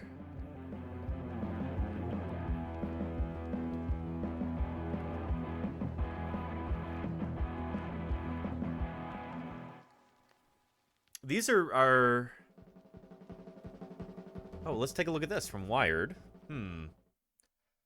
See if this is any good. You're looking at a creature few humans have ever seen. This is the crusty Nautilus, which has never before been filmed and hasn't even been spotted since 1984. Holy cow. You see here that it immediately shows its greatest weaknesses, cages and fingers. Yet it has a way of escaping things like fingers and hungry mouths. Covering its shell is a sort of skin that feels like wet moss. Scientists believe this covering helps it slip away from the grasp of its predators. Now, I'm willing to venture that you already know about the Nautiluses. They have beautiful shells that are striped like tigers, and they have short little tentacles. Indeed, they're cephalopods, so they're related to other tentacled sea creatures like the octopus and squid. But they're a lot slower. Instead of actively hunting like other cephalopods, the Nautiluses are largely scavengers. Let's see. Steely Dan says, how fast do they go from 0 to 60? I don't know. They're still working on it. Spend the bulk of their time on the They're not fast. searching for dead fish to eat. And good on them for that. They can do whatever they want with their lives. As for the crusty Nautilus, it's definitely still a scavenger. But unlike other non-slimy species of Nautilus it shares a habitat with, it doesn't scrape the bottom of the barrel that is the seafloor. Instead, the crusty will make its way up the water column, following reefs into shallower waters. Here, it'll find even more kinds of dead fish on account of the incredible biodiversity of the reef. But this migration is not without its problems. More biodiversity means more predators, and more predators means more bull. And this may well have been what drove the evolution of the slimy shell. With more predators to worry about, and without the safety of the darkness of the deep, the crusty would do well to have an extra slippery countermeasure. So it's become the closest thing the sea has to Slimer from Ghostbusters. And yes, Steely Dan, yeah. Humboldt squid are... Ooh. So it's got that going for it, which is nice.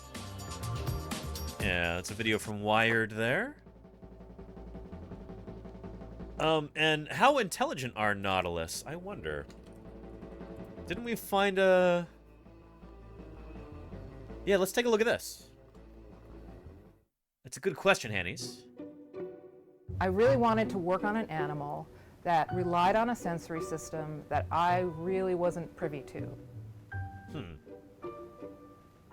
I mean, when you become a scientist, it's because you are comfortable facing the great unknown and trying to see what it means and see what's out there. Amen, sister. Nautiluses have survived 5 mass extinctions, including the Permian extinction, which killed off almost 90% of life on Earth, and also the Cretaceous extinction that wound up killing off the dinosaurs.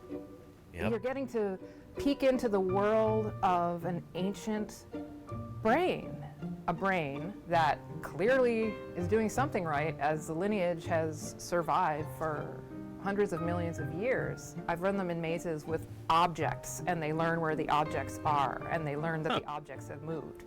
They've probably been doing highly complicated things for a very long time, longer than we have, that's for sure. I think one of the reasons why people didn't attribute complex behavior to them is their worldview is so different. Yeah. Umwelt means the internal worldview of an animal. Another one of those exquisite German words. And Observer, thank you for the follow. Welcome to Paleontologizing. Yeah, any Germans or Austrians, any German language Deutsch speakers in the chat? Umwelt. That's such a great word. The internal worldview of an animal. That's great. And that's what people who study ethology or animal behavior try to understand. And when animals are using senses completely different from yours, that's very hard. Nautiluses are not highly visual. Nope. They rely primarily on touch and on smell. So they've got super, super tiny eyes. It's almost like a little pinhole camera of an eye. Very underdeveloped eyes, but they've got very, very well-developed sense of olfaction, smell. Yeah. What about Australians? There you go, Rosand.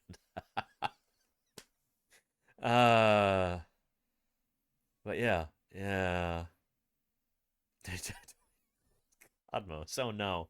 Very hard. Nautiluses are not highly visual. They rely primarily on touch and on smell. You know, when you're swimming and you feel the water moving against you, think if you had 90 tentacles, all of them detecting different wavelets of water. Like right now, everything's in bloom, and you know, you can smell the azaleas. But can you imagine if you could also say, that azalea bush has 3,002 blossoms on it? Think of that amount of information. That's kind of like, I think, what it would be like to be a nautilus living in the deep ocean. That's pretty neat. It could very well be that the learning and memory is linked to the sense of smell of the nautilus because that's the primary sense that it relies upon. After 15 years, I can go into my apartment and put my keys down because I know where the table is, but I still turn the light on. Nautiluses don't need the lights. So they're solving problems that are completely alien to me, and that's really changed the way I think about intelligence and also how I view the world. That's really cool. What a neat animal. Holy moly. And what a neat perspective that it can give us when we just stop and think about it for a while. That's the value of natural history, is gaining context for ourselves and our own place in the natural world. We as human beings, evolving from earlier mammals, we've got a way of looking at the world and using our senses to figure out what it's like, and, we can do science that kind of go beyond that. We can invent mechanisms, machines, to measure certain things that our own senses are not very good at. But we can also study these other creatures that evolved alongside us, here on our planet, that have got completely different ways of looking at the world, or in the case of the Nautilus, smelling the world. It's such a gift, like a privilege, to have those kinds of perspectives that we can get through studying other creatures. studying the history of life on Earth. This brings me so much joy, and I hope it brings you some joy too, chat. This is really neat stuff. SB Harkin says, I'm worried about the Nautilus. Let's take a look at Nautilus here. Yeah. Wikipedia is often a good place to, like, kind of get the skinny on the conservation for a certain group. So, conservation status and human use. So Nautilus are collected or fished for sale as live animals or to carve their shells for souvenirs and collectibles. Not just for the shape of the shells, but also from the nacreous inner shell layer, which is used as a pearl substitute. Uh-oh. In Samoa, Nautilus shells decorated the forehead band of traditional headdress called the tuiga. That's cool. Nautilus shells were popular items in the Renaissance and Baroque cabinet of curiosities. We already looked at that. And were often mounted by goldsmiths on thin stems to make extravagant Nautilus shell cups. There's an example of that right there. That is beautiful, but it's also frustrating in that, you know, these critters are over-harvested. The low fecundity is like the amount of offspring you have, so not having very many offspring. Late maturity, long gestation period, and long lifespan of nautiluses suggest that these specimens are vulnerable to overexploitation, and demand for the ornamental shell is causing population declines.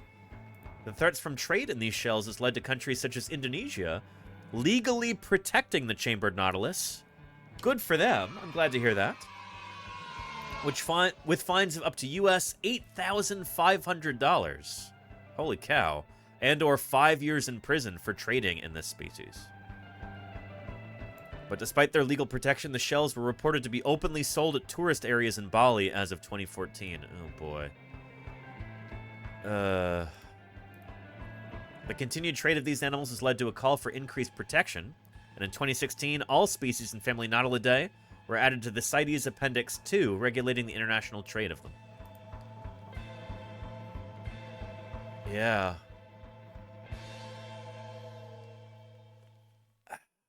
This is a species, or a group, rather, a genus, Nautilus. In fact, there's got to be multiple genera, right? Nautiluses. And there we go. Yeah, there's genus Nautilus there. But the chambered Alonautilus is a genus outside of that. I guess they're a sister group to all those. But all the rest, I guess, are genus Nautilus.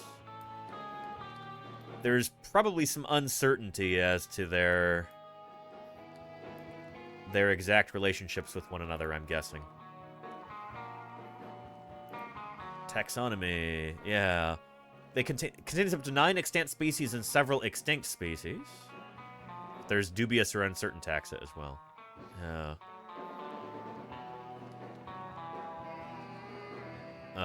And there's genus Alonautilus, which has 1 or 2 species. Man, they're such beautiful creatures. Look at those shells.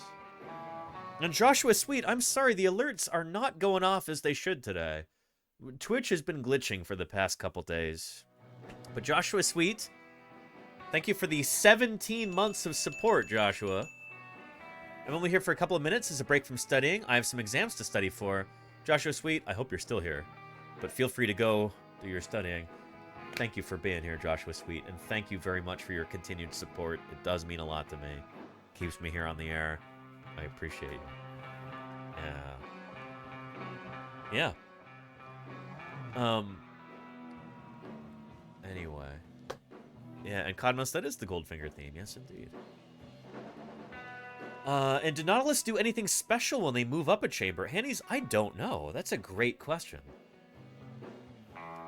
I would love to be able to figure that out.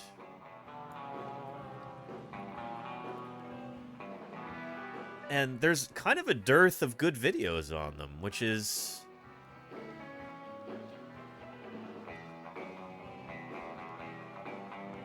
not ideal. Yeah. Um.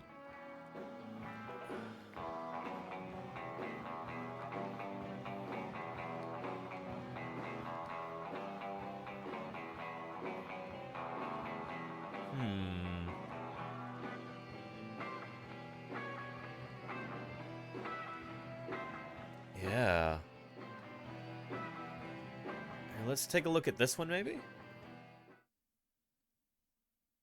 In the dark depths of the ocean, The dark 400 depths. meters below the surface, an ancient nautilus awaits nightfall. Ancient Then it nautilus. will begin its journey to shallower waters in search of food. Often referred to as a living fossil, nautiluses evolved more than 500 million years ago and have remained unchanged for approximately 150 million years. That's untrue. If a population is alive, that means it's evolving.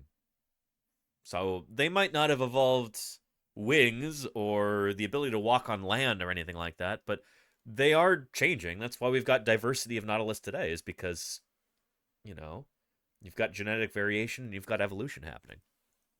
It might not seem particularly dramatic change to us, but they are changing. Because every generation is always a little bit different from its parents. The nautilus is the only living cephalopod to have retained its external shell. Yeah. A series of gas-filled chambers throughout the shell allows them to control their buoyancy and to withstand massive changes in pressure that they experience on their journeys to and from the deep sea. The pressure hull of a submarine. Nautiluses have very simple eyes and poor vision, but they can detect prey using their sensitive tentacles. Yep. They swim by expelling water from a siphon, a process known as jet propulsion.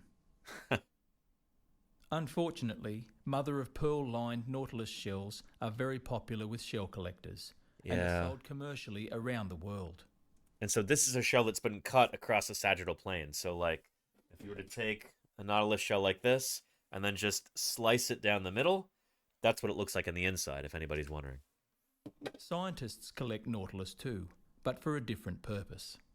These nautilus are caught, marked with an ID label and released again, allowing researchers to estimate the size of this population. Ah. Very cool. Yeah, that deserves a thumbs up for sure. First thumbs up for this video. Let me share it too in the chat. And Hanny says, this one swims differently from the one in the last video.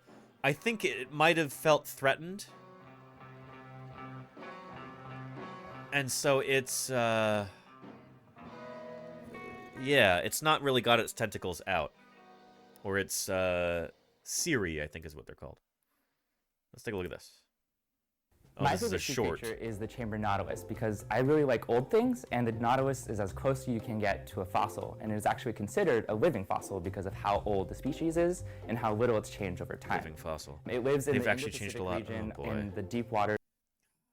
Sometimes I wish that modern biologists had a better understanding of, like, paleontology. Living fossil is such a, that term. Coral reefs.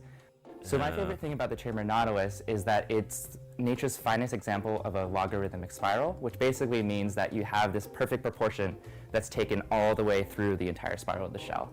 It's really cool if you look at photos of it and you have this like really nice symmetry. That's why they're on math textbook covers, you know? Yeah. Interesting stuff.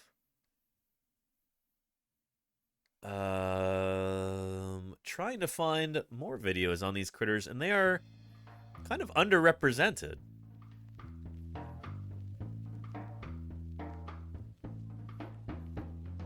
There's somebody painting one, which is very cool.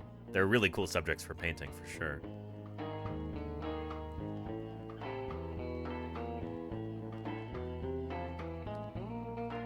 Nautilus on the go. I think we watched that already.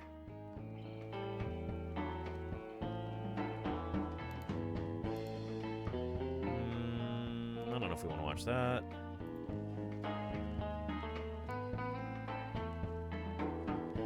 Where fossils are alive. Oh boy. Yeah.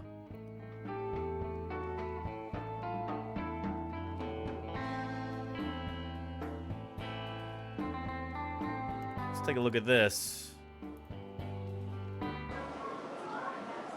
This is the National Zoo, I guess, in Washington, D.C. There are very, very few places where you can see nautilus in captivity. You used to be able to see them at the Monterey Bay Aquarium. No longer. They don't have them there anymore. They haven't for years.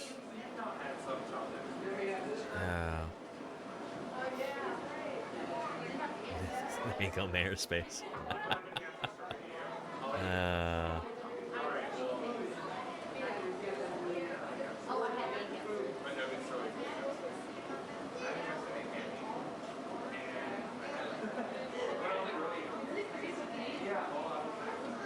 What a cool creature.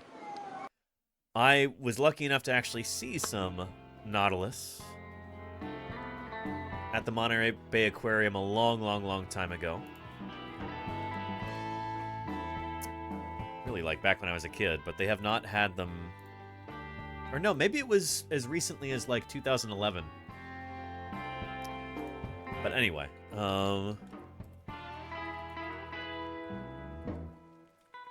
where can I see chambered nautilus in an aquarium? So at the Monterey Bay Aquarium, they are no longer on exhibit, unfortunately. Aquarium of the Pacific in Long Beach, California? Really? I don't think they have them at the Cal Academy, or I would know about it.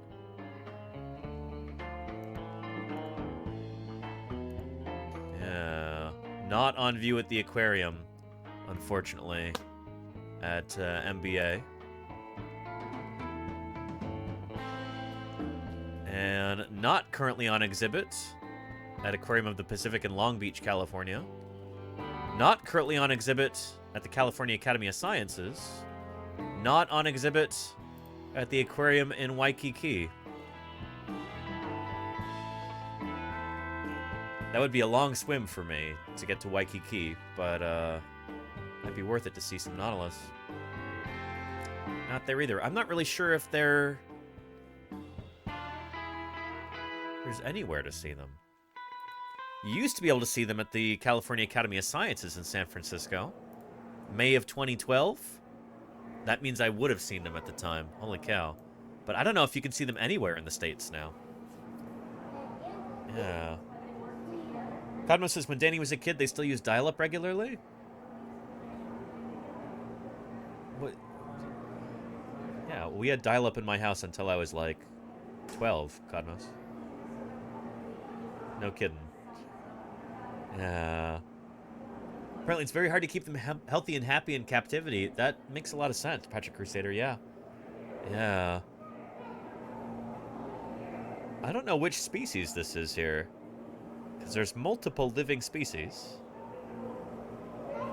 But it doesn't look super happy, the way that its series, its tentacles are all just kind of like that. Doesn't look the happiest. Yeah.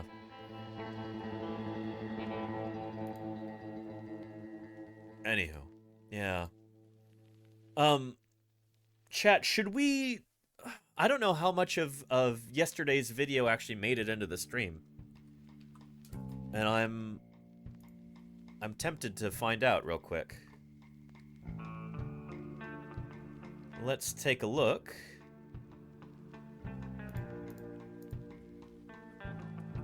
Videos. Because maybe we'll get into that.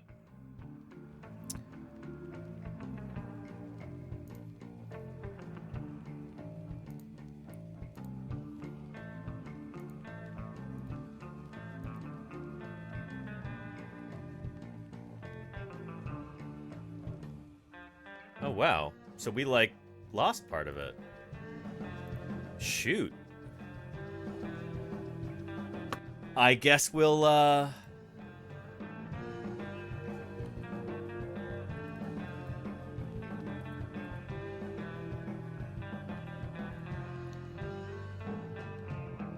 guess we'll start that over.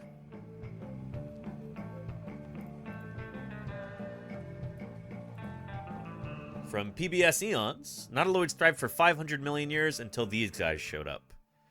Well, well, well. Who are these guys? You're going to find out. Earth's oceans have changed a lot in the last half-billion years or so. Diverse animal groups emerged, thrived, and vanished. Entire ecosystems and seascapes have come and gone, and nearly everything was killed off a couple of times at least. But through all that change, one thing has remained the same.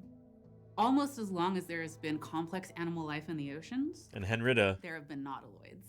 This group of ancient we watch a good deal of PBS Eons on this channel because they do such a good job of explaining things in a video format, and Twitch is a very video-heavy kind of a platform, so these are wonderful resources for me when we're talking about various subjects in natural history. They do good stuff. They do good stuff. I usually have a few objections here or there, but overall, holy cow, are they doing the Lord's work, you know? cephalopods, Yeah. squid, and octopus relatives have been a constant presence for around 500 And Steely Dan never had any worries about that, yeah. And we Yeah. even still have species around today in the form of nautiluses. But around 30 million years ago, they suffered a mysterious catastrophe. Yeah, what happened to the Nautilus? Gradually began to push them from their former global range into a single remaining refuge, the Oh, deep boy. tropical waters of the Indo-West Pacific. But a Huh. refuge from what? Yeah, or from whom? Or from what? Usually it goes the other way around. Or like, well, like in a movie or something, it's like, well, to keep out who? Or to keep out what? Here, I guess it's the opposite. Tropical waters of the Indo-West Pacific. But a refuge from what? These Yeah. hardy survivors had made it through everything the planet had thrown at them across deep time, from a devastating asteroid impact to massive volcanic eruptions. But this was a very different kind of threat. The evolution of a new group of predators that Oh, would boy. nearly finish them off. Seals? Yeah, holy cow, you gotta watch out for those seals. And or sea lions. But probably mostly seals. Deadly. Has there ever been a horror movie about seals? It's like, you could totally do that. I mean, well, why would you? Because they're adorable and deserving of our respect, and we don't need people to fear seals in the same way that they fear sharks because of Steven Spielberg's Jaws, but,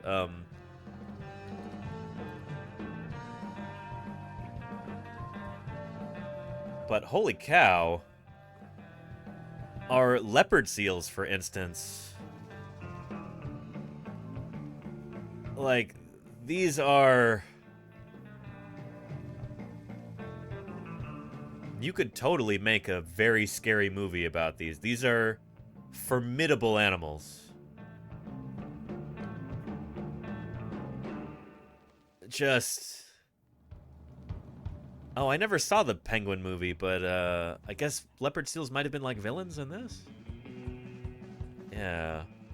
But yeah, leopard seals. Holy cow. Are they...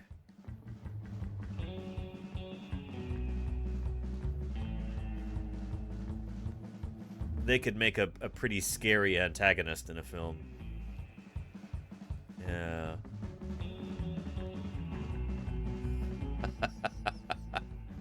Ah! Anyway. Wrong video. Nautiloids probably emerged in the early Cambrian period. Delta says I would have called them vampire seals. Well, but they don't eat vampires, Delta Rain. At least not to my knowledge. They eat leopards. That's why they're called leopard seals. It's because they kill and eat leopard. I'm just kidding. No, it's because...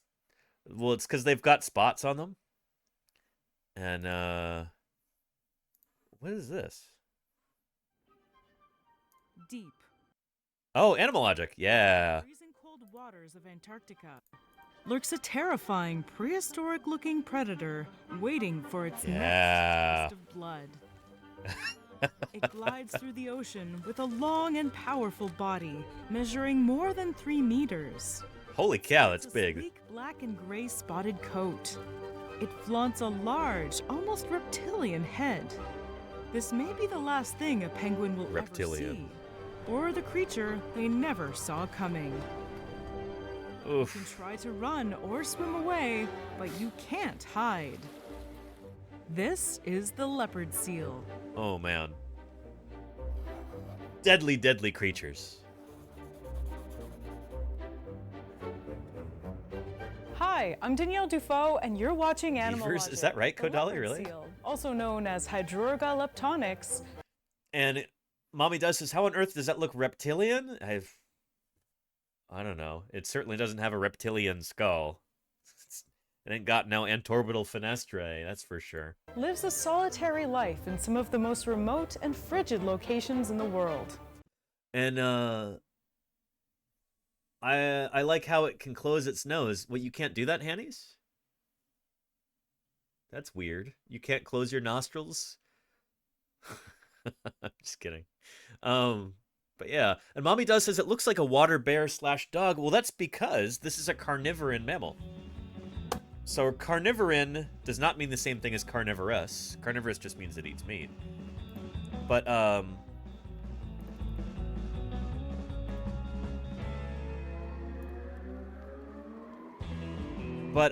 they belong to a group of mammals that includes lions and tigers and bears. And dogs. Carnivora. There we go. This clade of mammals here. Zoom into them. Oh my. Steely Dan and So Spartan, yeah. Carnivorans. Yep.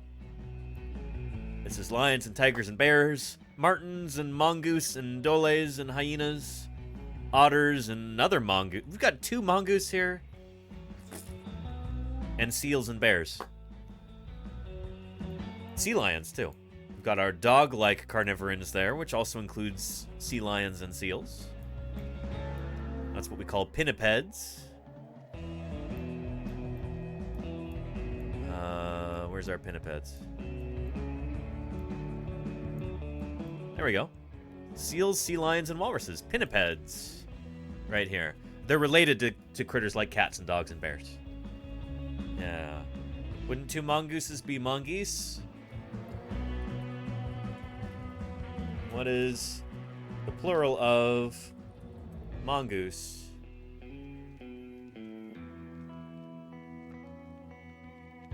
I actually don't trust this. Mongooses or mongoose?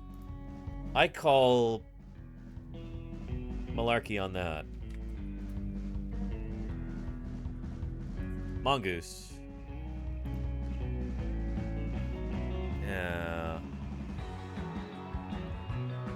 The plural form is mongooses. See, don't trust the results from Google because, like, maybe 60% of the time they're wrong. Anyway. Mongooses. Yeah. Yeah. Anyway, back to leopard seals. The majority of the leopard seal's population lives south of the Antarctic convergence, in the subantarctic islands and Antarctica, between 50 and 80 degrees south. They spend their days lounging on the pack ice and hunting in the frigid waters. Actually, sounds like a pretty good life, as long the as third you largest don't type mind the of cold. seal in the world. Only elephant seals and walruses are larger. That I did not know. Holy cow, but it makes a lot of sense. Aren't there multiple species of elephant seal, though, or do I have that wrong? Huh. But leopard seals are much, much scarier. Adult male leopard seals can weigh up to 450 kilograms. Oh boy. Females are even larger. It's like almost 1,000 pounds. 600 kilograms. That's Holy almost cow. as heavy as a male Kodiak bear. They make their namesake look tiny. Leopard seals eat a wide variety of foods, using their wide, gaping mouths and massive jaws to get the job. I wonder if they have one of the widest gapes of any mammals, like jaws like that. Huh. Done. In the winter, northern and southern. Oh, their that's most what I thought, important Golganak. food Well, thank is you. krill, because it is widely available to them. They even What? have special grooved back molars that Yeah! Oh, man, I forgot about this. They do mostly eat krill, don't they? Which makes them even scarier if you're a krill. But yeah, it's almost like crab eater seals. They've got these weird teeth in the back that they use to, like, filter feed.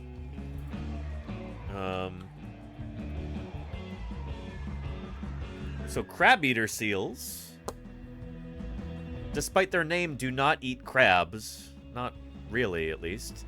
They've got these really crazy looking teeth that they use to catch krill.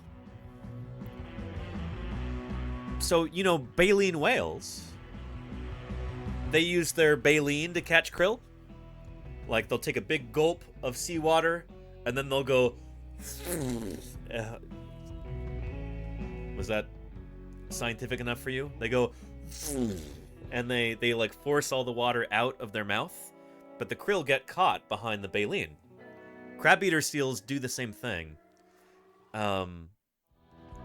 But they've got these weird cusps on their teeth like that they filter the water through. It's pretty cool, actually. It's really cool. Yeah. Want one of those teeth in your collection? They're neat, aren't they? Yeah. And just so you know, I'm not making this up. Let me show you on good old Wikipedia here. It's also known as the krill eater seal, which that's a much better name because they don't eat crabs. Yeah.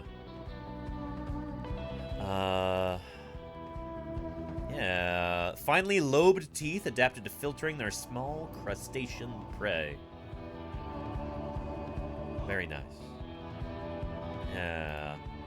As well as being an important krill predator, gotta keep those krill from getting too common, you know? Crab-eater seals' pups are an important component of the diet of leopard seals. Holy cow! So leopard seals eat these guys when they're babies. Oh, man. And Cryo Gaijin, thank you for the 3 months of support there, Cryo.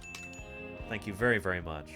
We're talking about various creatures that live in the cold here, Cryo. So, you came in at the perfect time. Yeah. And I wonder if they lost a tooth, would it grow back? It would not, Sparky Pugwash, no. So, these are mammals, and mammals don't really, you know, their teeth don't really grow back. They only have 2 sets of teeth their whole lives, just like us. 2 sets of teeth, and they're done. Teeth are extremely important to mammals. If they lose them, they're in trouble. Yeah. So, yeah. lock together and allow them to filter krill out of the water. They all So that's wild that leopard seals also eat a lot of krill, and their teeth are not as the lobes are not as crazy on their teeth as they are on the crab eater seal, probably more appropriately called a krill eater seal. But they still use them for that purpose. They're just not as specialized in that direction. I guess because they also eat krill eater seals. also eat fish and cephalopods, like squid. But like And what kind of a fish is that right there? Do we have any actinopterygian fish experts in the chat? I'm not sure who this is. Maybe it's a Patagonian toothfish. I'm not sure. A lingcod, says Timmer's Crutch. Is it really? I'll be very impressed if it is.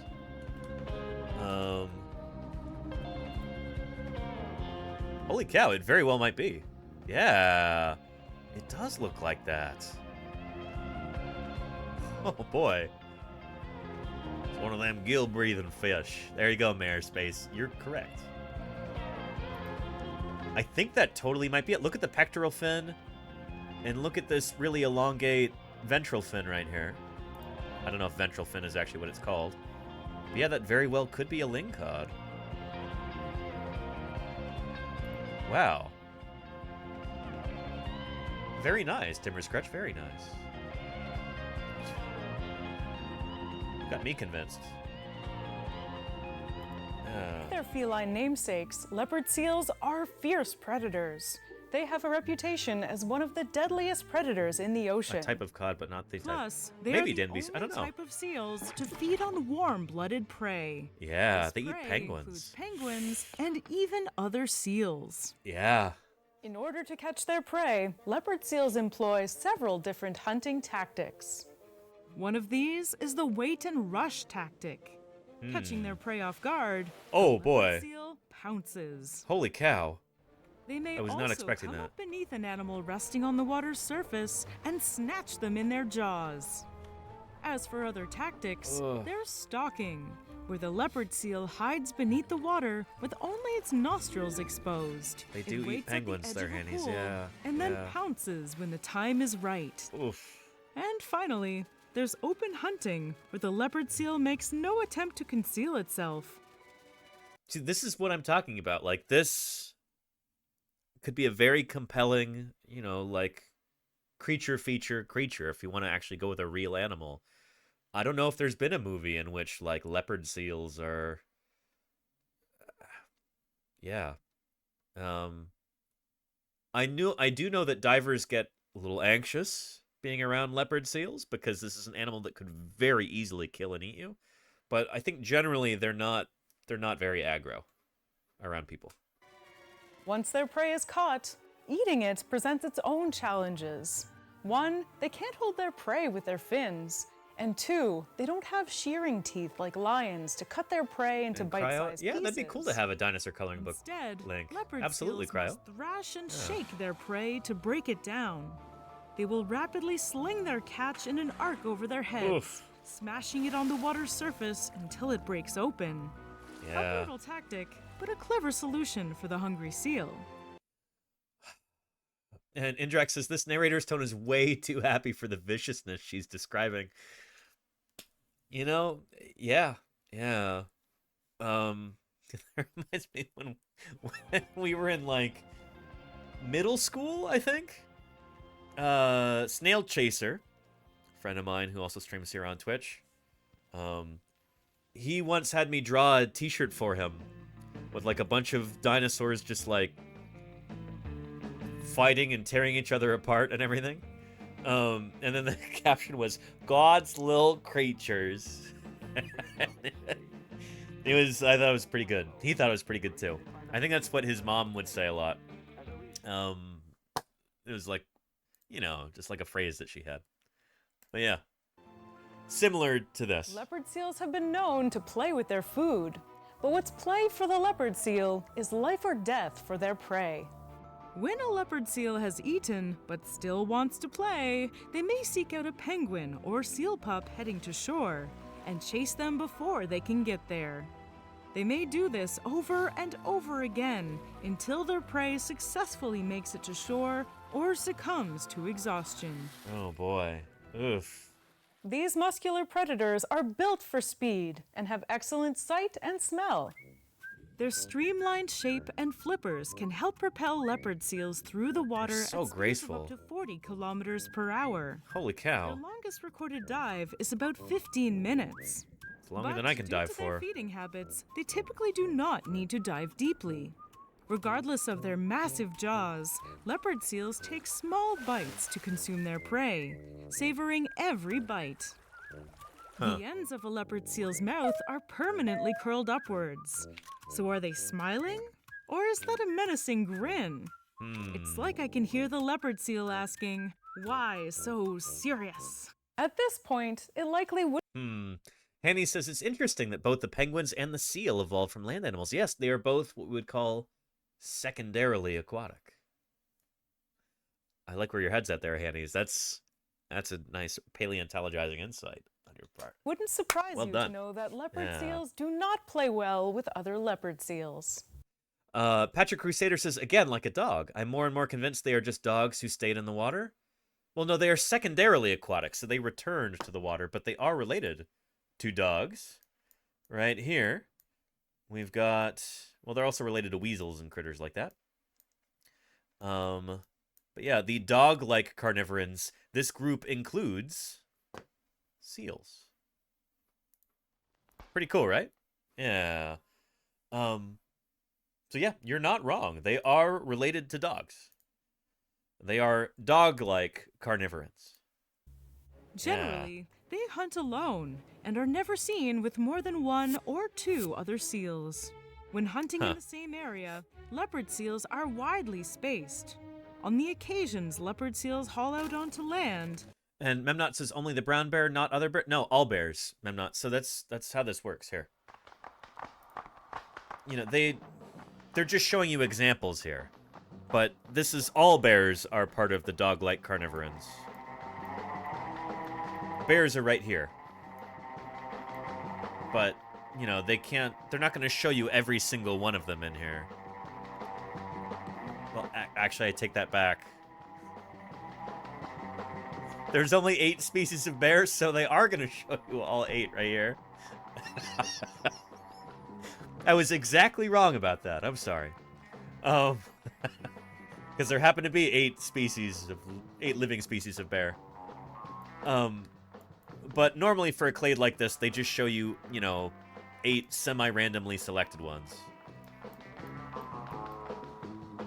So yeah. There's 163 species here. They're only going to show... They only have room for 8 right here. You know? They're also not going to show the subspecies. That's true, Mayor Space. That's true. Yeah.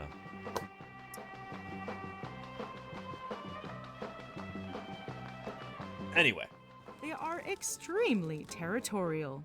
Oh boy. If another leopard seal crosses their boundaries... And Delta Rain, yes, polar bears and grizzly bears produce viable offspring, which is weird, and it goes to show just how, like, messy nature is, and how creatures that we define as different species, if they have a recent enough common ancestor, sometimes they can still interbreed. So species, like many things in nature, it's like this neat little box that we try and stuff things into, and... You know, nature doesn't really work that way. There's lots of gradients and gray areas and lots of in-betweens and a lot more kind of messiness. It's fuzzy like a bear. There you go, Delta. Yeah. Yeah. So anyway. Yeah. And Lenina, I agree. Yeah. Yeah. Anyway, let's They let out continue. a warning growl before defending their space with violence. Because leopard seals lead such solitary lives in inhospitable places, it's difficult to determine population those size teeth. with any degree of accuracy. But the current estimate stands at between 220,000 to 440,000. Leopard Okay, a seals few. of both sexes are very vocal during the mating season. During singing cycles, the lone males will alternate between periods of vocalizing and silence. Vocalizing occurs while seals are underwater and consists of local calls and long-distance broadcast calls. Those cost extra. They are known to have 12 unique vocalizations, all within the 65 to 4800 hertz range. Huh. There are also some regional variations or accents in their calls. Interesting. And don't orcas hunt leopard seals? Leopard They seals might, mate Viper. I don't between know. November and March, with a gestation period between 8 and 9 months. They often give birth on ice floes. No wonder they're cold to the core. Pups are born measuring about 1.5 meters in length and weighing about 35 kilograms. Young What a beautiful eye right there, you know? Just look, such pretty eyes. God's little creatures, you know? Mayor Space says orcas hunt anything they want. Yeah, well, then, you know, yachts, aircraft carriers, space stations. Yeah. 1.5 meters in length and weighing about 35 kilograms. Young leopard seals mainly feed on krill. It's not until they grow into adult leopard seals that they develop a taste for blood and prey on penguins and seals. That's actually really interesting. This is not common among mammals for the young to eat something different from what their parents eat. I mean, the young will feed on mother's milk, obviously, until they're large enough to hunt their own prey, but the fact that they mostly hunt krill at the beginning, that's interesting. That's very interesting. Ontogeny. I wonder how... I guess, yeah, shoot, because they're not going to stick by mom until they can eat seals and penguins. I guess they're going to go off on their own and mostly eat krill, and then they're competing against krill-eating seals. Interesting stuff. This is not something that we usually see in mammals. That's maybe a more dinosaurian way of going about things, or like Komodo dragons or something like that, where the young are eating something different from what the adults are eating. Interesting stuff. I just learned that. I'm going to have to look into this further. That's fascinating. And the bigger they get, the more calories they need? Yeah, Sparky Pugwash, yeah. Yeah. Yeah. Leopard seals can live up to 26 years in the wild. That is, if they can avoid their only recognized predator. Orcas. Leopard seals are inquisitive and fearless. And will frequently approach small boats to check humans out. Yep. But how should we humans feel about meeting a leopard seal? In 2006, a photographer named Paul Nicklin dove into Antarctic waters I know this story. to try and capture leopard seals in their natural habitat. For several days, a female leopard seal brought Nicklin penguins in what Nicklin thought was an attempt to feed him or teach him to feed himself. But it might have been a Hansel and Gretel situation. But the same nurturing nature hasn't always been present in other human-leopard seal interactions. On his infamous Antarctic expedition in the early 1900s aboard the Endurance, Ernest Shackleton's party was attacked. And they were all killed and eaten by leopard seals? I actually don't know a lot about the Shackelford expeditions. Shackleton expeditions. Clearly you don't, Danny. No, I really don't. Shackelford. Anyway, yeah. By a leopard seal. Oh, and fatten him up to eat him later, Patrick Crusader, Pugwash. Okay. Yeah. Yeah. Aboard the Endurance, Ernest Shackleton's party was attacked by a leopard seal.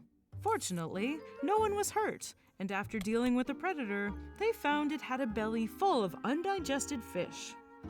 In 1985, Scottish explorer Gareth Wood was bitten twice on the leg when a leopard seal tried to drag him into the water. And in 2003, a marine... It must not have really been determined to do that, because I feel like if it was really determined, that guy would have been a goner.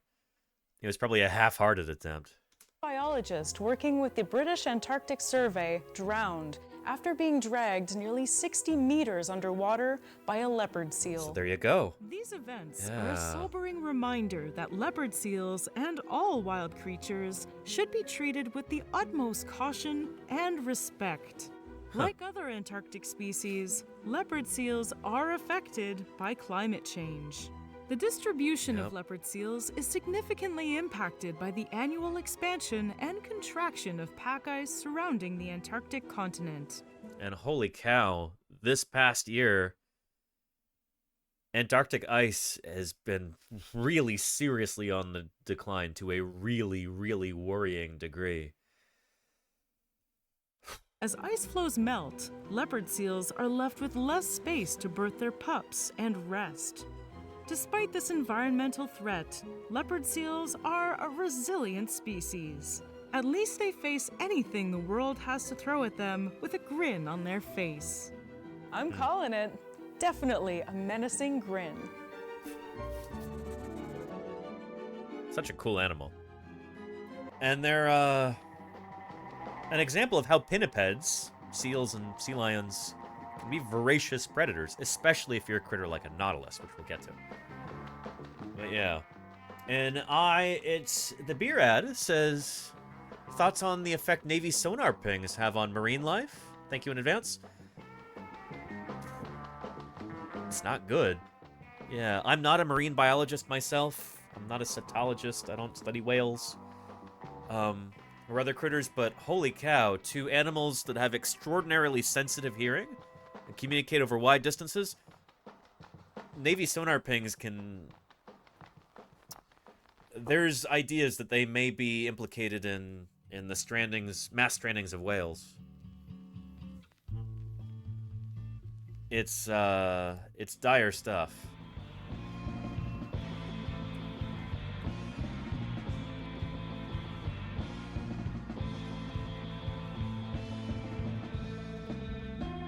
Yeah.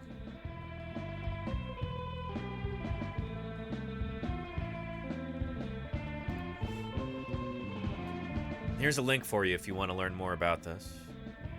From Live Science. Sonar can literally scare whales to death, a study finds. This is from 2019. And there's a Cuvier's beaked whale. Ugh.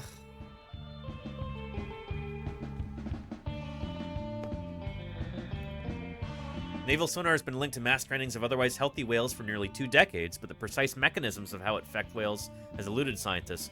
Now researchers have explained key details of how this disruptive signal triggers behavior in some whales that ends in death.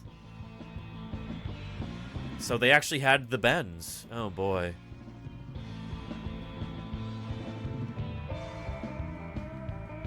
Yeah. Mass strandings of Cuvier's beaked whale were almost unheard of prior to 1960, but that changed with the introduction of mid-frequency active sonar, or MFAS, and naval exercises in the open ocean. After the sonar appeared, mass stranding events soon skyrocketed for beaked whales, with 121 such strandings taking place between 1960 and 2004, the researchers wrote. Here's a link if you'd like to read more about this.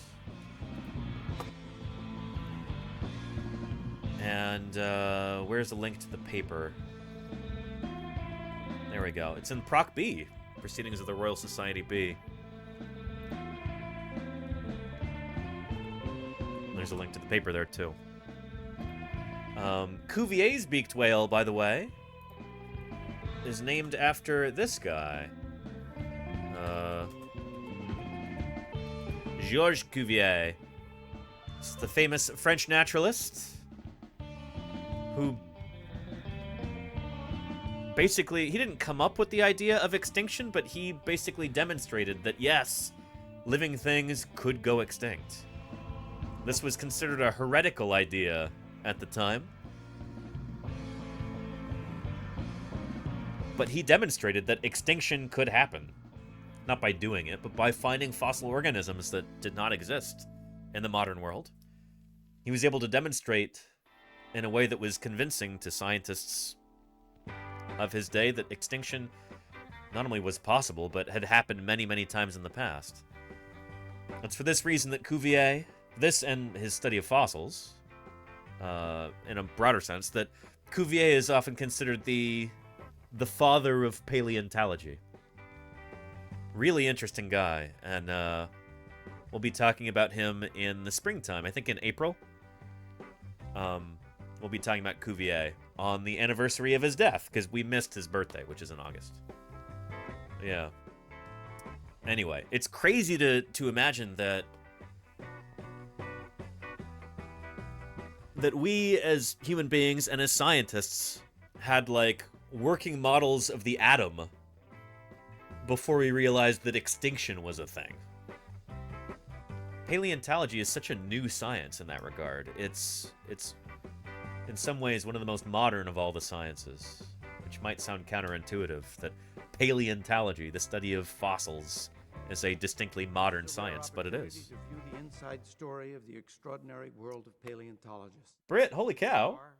What they do. Ah. What they do is important for science and society. I appreciate the raid, Britt. Holy cow. Raiders have stumbled into the extraordinary world of paleontologists. Britt, how did your stream go? I hope it was excellent. Thank you for that raid. How are things? Holy cow, for any of you who are brand new coming in with Britt, welcome, welcome to Paleontologizing. My name is Danny Anduz. I'm a dinosaur paleontologist, and I'm in the process of moving right now. I'm going to be moving on Thursday and Friday this week to a new apartment, new office, new streaming setup, all that. So a lot of my stuff is taken down right now, but yeah, welcome, welcome. As a dinosaur paleontologist, I study dinosaurs, I publish on them in the scientific literature, and I talk about dinosaurs usually 5 days a week here on Twitch. Almost every week, except this week I'm moving, so I gotta take a couple days off. But, CB3D Chris, hello, hello. Mine37388, howdy, howdy, mine. Digital Dragon, how are you doing? Welcome to Paleontologizing. Subsector 3D, how are you? And yeah, you folks are going to be into 3D printing coming from Britt's channel, huh? I am printing the pelvis of an early theropod dinosaur right now. Sarcosaurus. Excuse me. Sarcosuchus is a crocodilian. But, anyway. Yeah. And I've got... Well, normally I'd have a zillion big 3D prints to show you. But, again, I just have baby Triceratops skeleton and a few other things. Life-size Allosaurus skull. That's pretty cool. All 3D printed here. But normally I'd have more items to show you. Anyway, and what filament am I using? I'm a big fan of Hatchbox PLA sideline review. That's one of my favorites. I've had a lot of luck with that. It's been pretty great. I like Hatchbox a lot. That's why I usually put it on the Amazon wish list. And CryoGaijin says I use Hatchbox on Prusa. Yeah. Oh, or Prusa. And thank you, Incendium, for that follow. Welcome, welcome to Paleontologizing. It's good to have you here. How are you? Oh, and Britt was painting a 3D printed chameleon. Very cool. Do you know what species, maybe? Chameleons are super neat. Yeah. Good stuff. And Prusa Galaxy Black is my go-to. That's high-quality stuff, Prusa. Yeah. The filament I'm using here is copper-colored. That's actually the same filament as this Allosaurus skull. Most of it, anyway. Is, the copper color filament. It's good stuff. It shows up really well on camera.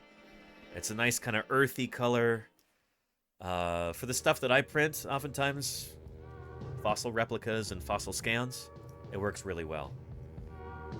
Yesterday I was printing a Nautilus shell, and I don't really like to use white filament because it doesn't show up very well on camera. This is just, it overwhelms the camera sensor. So, but I don't know. I'll paint this up and it'll look better. Yeah. Anyway, Dan the BC Man says, I had 45 apple-sized boxes when I moved to my place I am now. I've already had, I think, 9 different boxes that are just books so far that I've already moved to my new place. And I still have all of these left. Plus more. So yeah, I know the feeling, Dan. I know the feeling. Books. They're great when they're on the shelf. Not a lot of fun to move sometimes. Yeah. Anyway. Yeah. And 17% gray. Interesting, Cryo. Okay. Yeah. I'm going to be completely rejiggering the whole camera setup and everything. Lighting and everything when I move into the new place. So, yeah. And books are heavy too, Sparky Pugwash? Oh, yeah. I've learned over the years through moving myself and helping friends and colleagues move that it usually helps to not just have boxes be just books. Do a few books and then other stuff that's lighter weight. Next box, a few books and other lighter weight stuff. So that's what I've been doing for this move too. Yeah. Teaching photography. Very cool, Cryo. Very cool. Yeah, I actually got myself one of those, is it a gray card or a color chart thing? So I'm going to be reconfiguring the camera using that when I move to the new place. Anyway, everybody, we were talking about predation like that. Holy cow, sideline review, thank you for the follow. We were talking about, well, about Nautilus here, after printing this yesterday. And, here, this camera works a little bit better with this, but still the white overwhelms the sensor. Anyway. We're talking about Nautilus, and why they used to be all over the Earth, and now they're not. So let's get back into that. Earth oceans have changed a lot in the last 500 million years or so. Diverse animal groups emerged, thrived, and vanished. Entire ecosystems and seascapes have come and gone, and nearly everything was killed off a couple of times at least. Yep. But through all that change, one thing has remained the same. Almost as long as there has been complex animal life in the oceans, there have been nautiloids. This group of ancient cephalopods, squid, And there you and go, octopus business father. That's relatives, smart. have been a constant presence for around 500 million years. Holy cow. And we even still have species around today in Yeah. the form of nautiluses. But around 30 million years ago, they Very suffered recently, a in the grand scheme of mysterious things. catastrophe. Something gradually began to push them from their former global range into a single remaining refuge. But what heartless killer could do such a Waters thing? of the Indo-West Pacific. But a refuge from what? These hardy survivors have made it through everything the planet had thrown at them across deep time, from a devastating asteroid impact to massive volcanic eruptions. But this was a Oh, by the way, shoot. Where are my manners? I didn't even say. If any of you are not yet following Creatrix Brit, not only is she an occasional moderator here on this channel, but she does really, really cool streams, and you should check out her channel if you're interested in things like 3D printing, or if you're interested in Star Wars. She's a good person to talk to. Great channel to tune into. Go follow Creatrix Brit right now if you're not yet doing that. I really appreciate the raid, Brit. Thank you, thank you.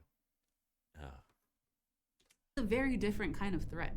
The evolution of a new group of predators that would nearly finish them off. Uh-oh. Seals? Yeah. Heartless Nautiloids seals. probably emerged in the early Cambrian period, but the oldest undisputed fossils only date back around 490 million years. And this was just 30 or 40 million years after the Cambrian explosion, when complex, recognizably animal fossils started becoming common in the fossil record. And since then, nautiloids have endured and survived quite a lot, including all 5 mass extinction events in this planet's history. Not to mention the emergence of... Mayor Space says, the seals are coming from inside the ocean. Well, originally they came from outside of it, Mayor Space, because they evolved from land-living animals. But they made their way back into the ocean, I suppose, yeah. Pretty much every major group of marine predators, from sharks to mosasaurs and ichthyosaurs to whales. So it's fair to say this isn't their first rodeo. And some of their most iconic traits are thought to be ancient adaptations for dealing with these threats. Like their famous coiled shells, for example. These started out straighter and almost horn-shaped in the late Cambrian. The more predator-resistant coiled forms only evolved later, around the time that early jawed fishes and predatory cephalopods arrived on the scene. The heyday of nautiloids seems to have been the Ordovician period, from around 485 to 444 million Hey, Kelly years, Cakes, how are you doing? when Welcome, they welcome. were at their most diverse. Good to have you here. Though they remained pretty... We're talking about Nautilus and nautiloids, and yeah, we're on a bit of a Nautilus kick right now because I 3D printed a Nautilus shell yesterday. Rather than contributing to the decline of these animals by, like, purchasing an actual Nautilus shell, I decided to 3D print one instead on the old 3D printer. And I'll be painting this sometime after I move. Moving later this week. Very busy. Anyway, welcome back, Kelly Cakes. It's good to have you here. Widespread for a long time after that. And while their diversity has slowly declined since then, around 30 million years ago, Nautilus fossils began to vanish from the fossil record of marine environments across the world. This contraction of their range eventually left them confined. And this is neat. You can actually look in the lower left corner right here, and it'll show you, there we go, late Eocene, Oligocene, early Miocene, middle Miocene, late Miocene. Oh boy. To one small corner of the oceans, the only place that they're found today, the deep waters of the tropical Indo-West Pacific. Yeah. And the exact reason for this sudden change of fortunes has been tricky for scientists to explain. Whatever pushed the nautiluses into their last refuge also still seems to be preventing them from expanding out of it today. But what could be keeping down a group with such a strong record of coping with all kinds of environmental and ecological challenges? Since at least 1979, the leading assumption has been that it was probably some complex interplay of changing ocean circulation and temperature shifts over time. But in 2019, a group of researchers began to wonder if it could be something much simpler. Maybe. Patrick Crusader says, for once, we are not the main villains. Yeah, we didn't exist yet. 30 million years ago, there were no humans. Hominids didn't even exist yet. Primates are still... they weren't like they are today. So yeah, it was other creatures. Even as simple as a new group of predators that the nautiluses just couldn't deal with. Their approach to investigating this was pretty simple too. Over the next few years, they gathered as much data as they could on the global distribution of nautiluses, as well as their possible predators and other threats throughout the last 66 million years. It's a long and time. When they published their analysis in 2022, they proposed that they had finally found the culprit. Only one key change seemed to match up with the disappearance of nautilus fossils from any location. And that's the arrival of pinnipeds, which are seals and their sea relatives. lions. Yeah. Now, pinnipeds evolved from terrestrial ancestors in the order Carnivora that became what we call secondarily aquatic. So we used these terms earlier, but yeah, this goes back to what we were talking about here. Dog-like carnivorans, so order Carnivora, is right here. That's lions and tigers and bears. Oh my. Plus mongooses, otters, seals and sea lions, martens and weasels and critters like that. Those are all carnivorans. Yeah. And pinnipeds, which are seals, sea lions, and walrus. 35 living species of them today. It's weird that it doesn't say pinnipeds, but that's what the group is called, pinnipeds. There's true seals, phocids. And then there's fur seals and sea lions and walrus over there. Yeah. Pinnipeda is what this is called. Yeah. And the details of who exactly these ancestors were and how their return to the water happened are kind of murky. Yeah. There are still some big gaps left to fill in that story. But we do know that by about 28 million years ago, the earliest recognizable pinniped relatives had begun splashing through the water. Like an Elaearctos, for example, a genus that contained several extinct species with clear adaptations for swimming, whose fossils have been discovered in coastal Oregon and California. And as the researchers tracked the spread of pinnipeds to new coastal regions around the world, they saw the same pattern again and again. Whenever they arrived, nautiluses vanished. Oh, Until boy. by the Pliocene epoch, around 5 million years ago, nautilus fossils were gone from everywhere apart from deep tropical waters of the Indo-West Pacific, an area notable today for, you guessed it, not having any native pinnipeds. Okay, but it's not like pinnipeds were the first predatory group that nautiloids have had to contend with, right? Definitely They not. weren't even the first mammalian marine predators. Whales had already returned to the water millions of years earlier. And the emergence of a few short-snouted and toothed ancient whale groups did match up with the local disappearance of nautiloids from an area. Interesting. But that was a blip compared to the global trend that the researchers saw later with the arrival of pinnipeds. So why were whales less of a problem for the nautiloids than seals? Well, the researchers proposed that it came down to their different feeding strategies. Some whales are, and were, much bigger than pinnipeds, so nautiluses were either too small to be a worthwhile snack for them, or they were filter feeders. Other groups, like the basilosaurids, might have incorporated them into their diets, but still didn't seem to have affected. And by the way, this is Basilosaurus right here, not a dinosaur.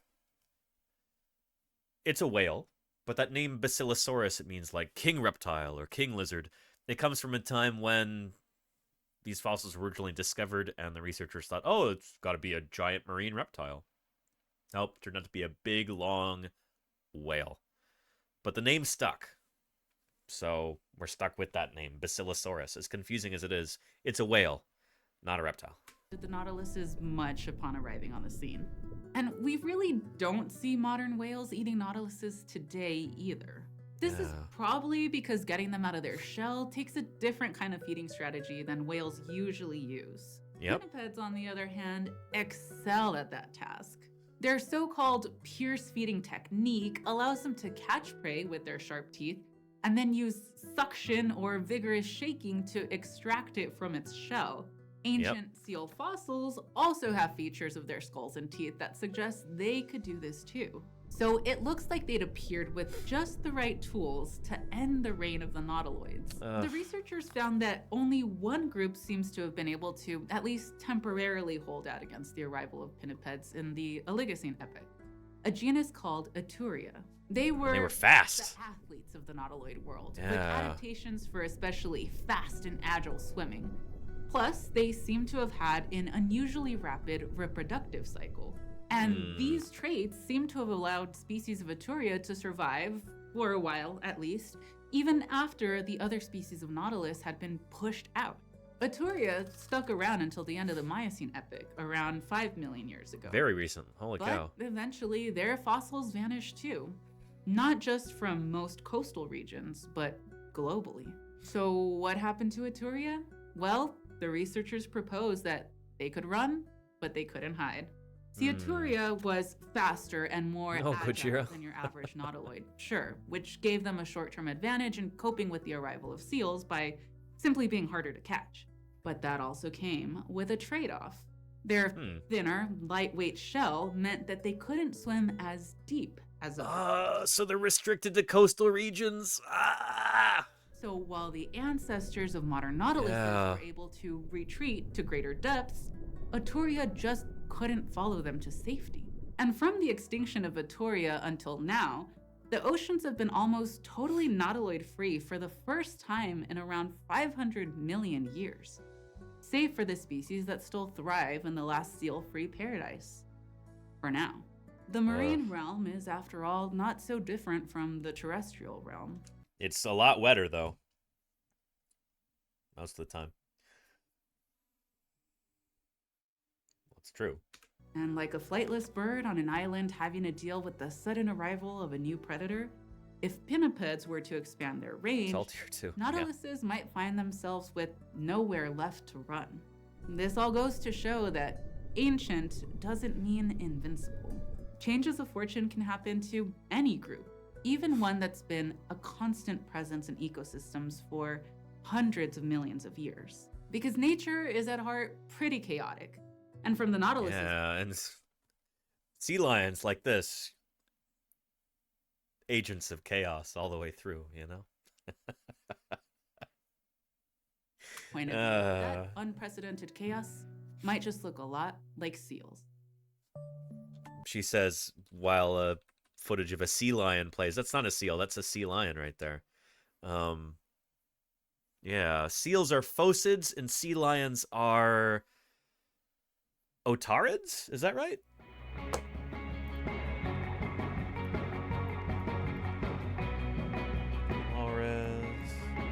Yeah, Otaridae, the eared seal, which are also called sea lions. Well, I guess,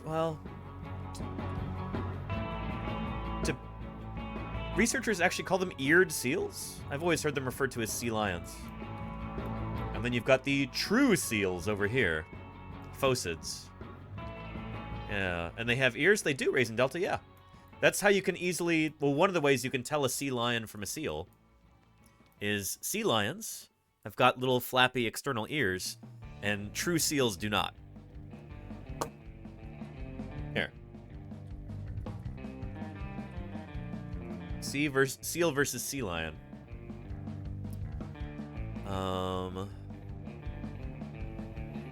Yeah, that'll work.